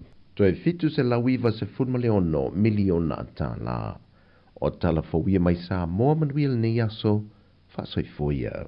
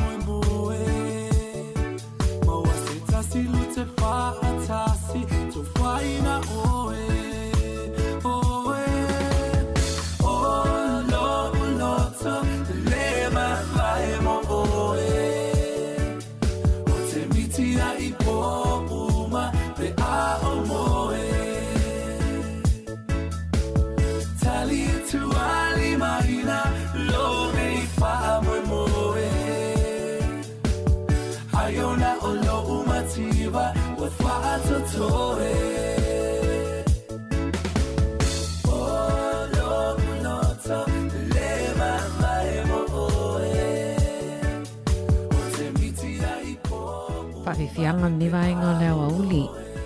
Toi rosu fitu minu te tali lua, tali tu lai luon wha mai a fo i leo tatou tautua i lungo tau o le si ufonga lau mua, ia i lungo tatou pinga fsota. Inga whatalo wha tia Joe Skips, babali isina leo, malo tu manu, va po le takitiona mai lato o malawa lo whafonga mai i lungo le tatou Facebook ma le YouTube le ngatai leo te tatou pa anga i lungo le Sāmoa Capital Radio app.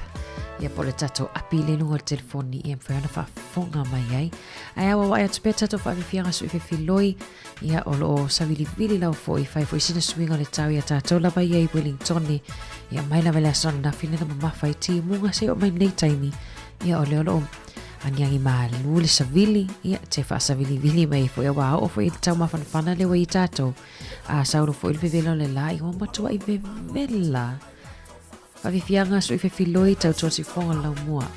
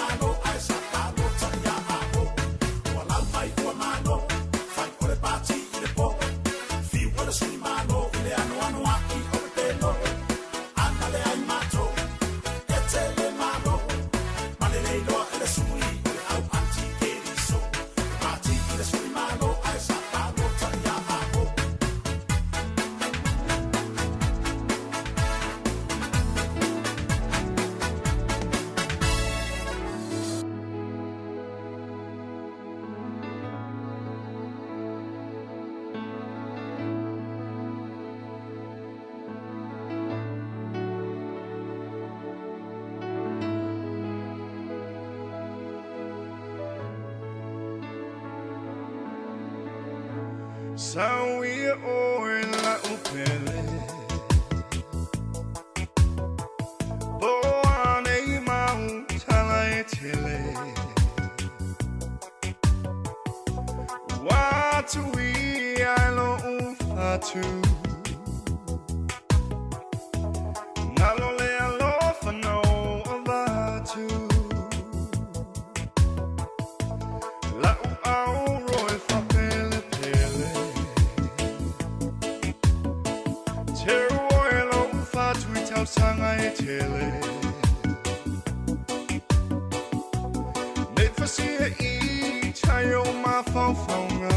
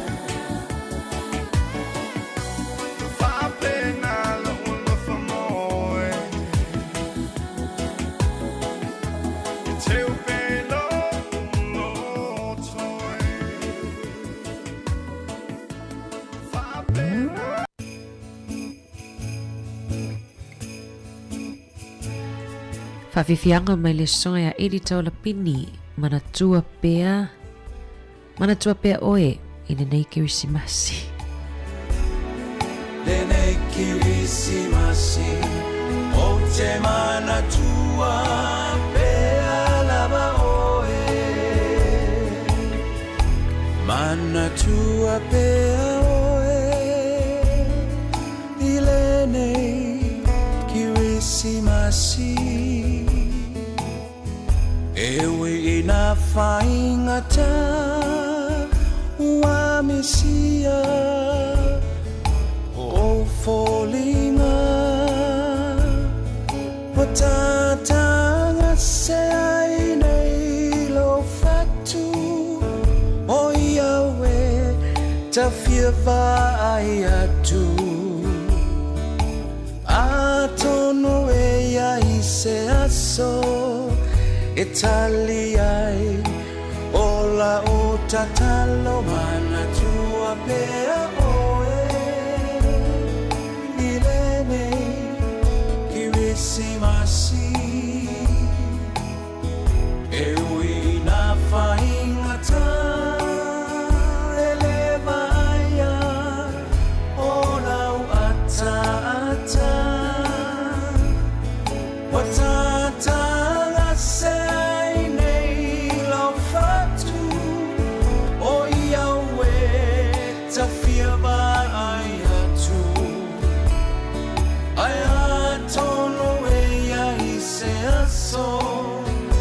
Italiai ola utatalo mana tua pea oe la upele ilo ulotoe e malingi loi mata le mana mea se I fai mai se tala tafia fusi tu ma opo mai oe e manie ai lo ulotoe le nei kirisimasi o te mana tua pea lava oe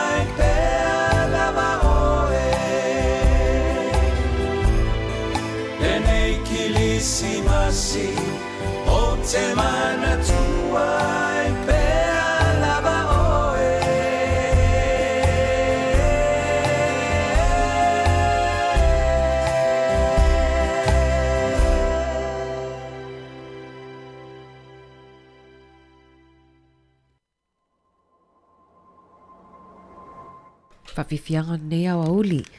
Mana ia le tala whiwhia le wa mai nei e le tala whaule na mātou le vai aso le wa te ai winga ia onga e lua i au kilani le sanga o ia tula fo i o mea lofa i o po Secret Santa.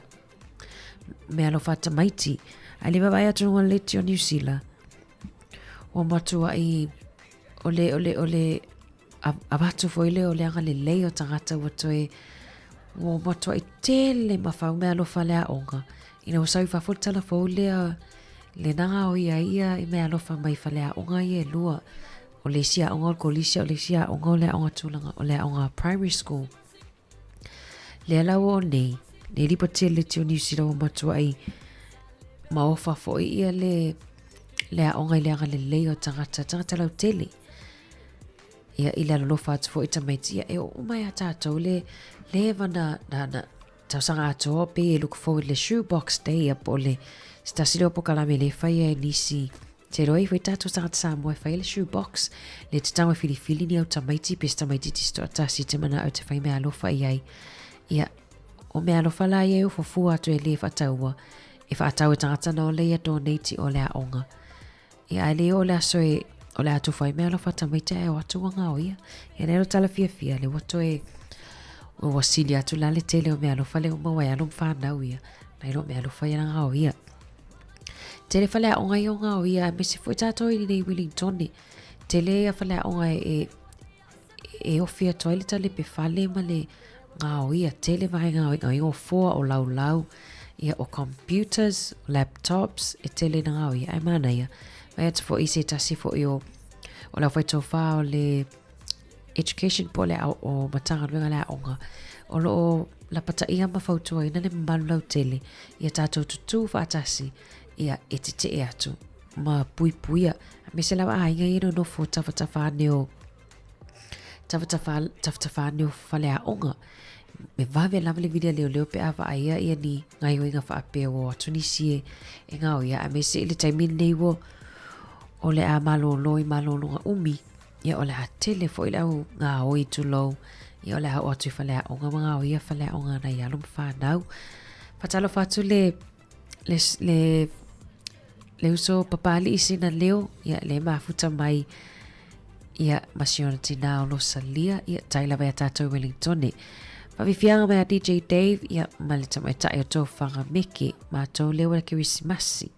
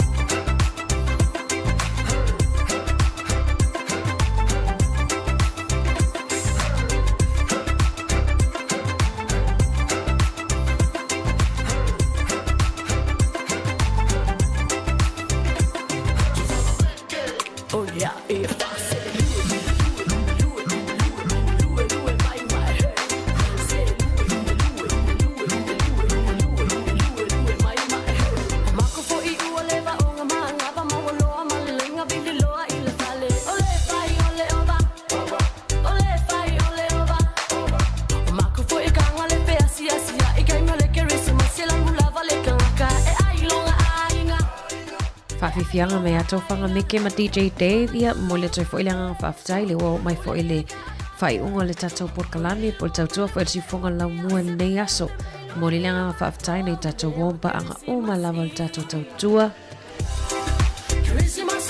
mafuta mai lava le tai au le lase e pa ia mai le nei au auli whamangalo fo il tautua nei aso pe au se upu ua le longo maa lie lau whaafonga e manuia tele lau fuafuanga tutoe tato wheloa e tai au ia ma tautua toi fo i ma le tuanga nei a Mari i le tai au a tai au ia e mo le taimi nei mai le afionga i le li pule ma le au whenga ma tau te whaato whaafa soifua mo le nei taimi.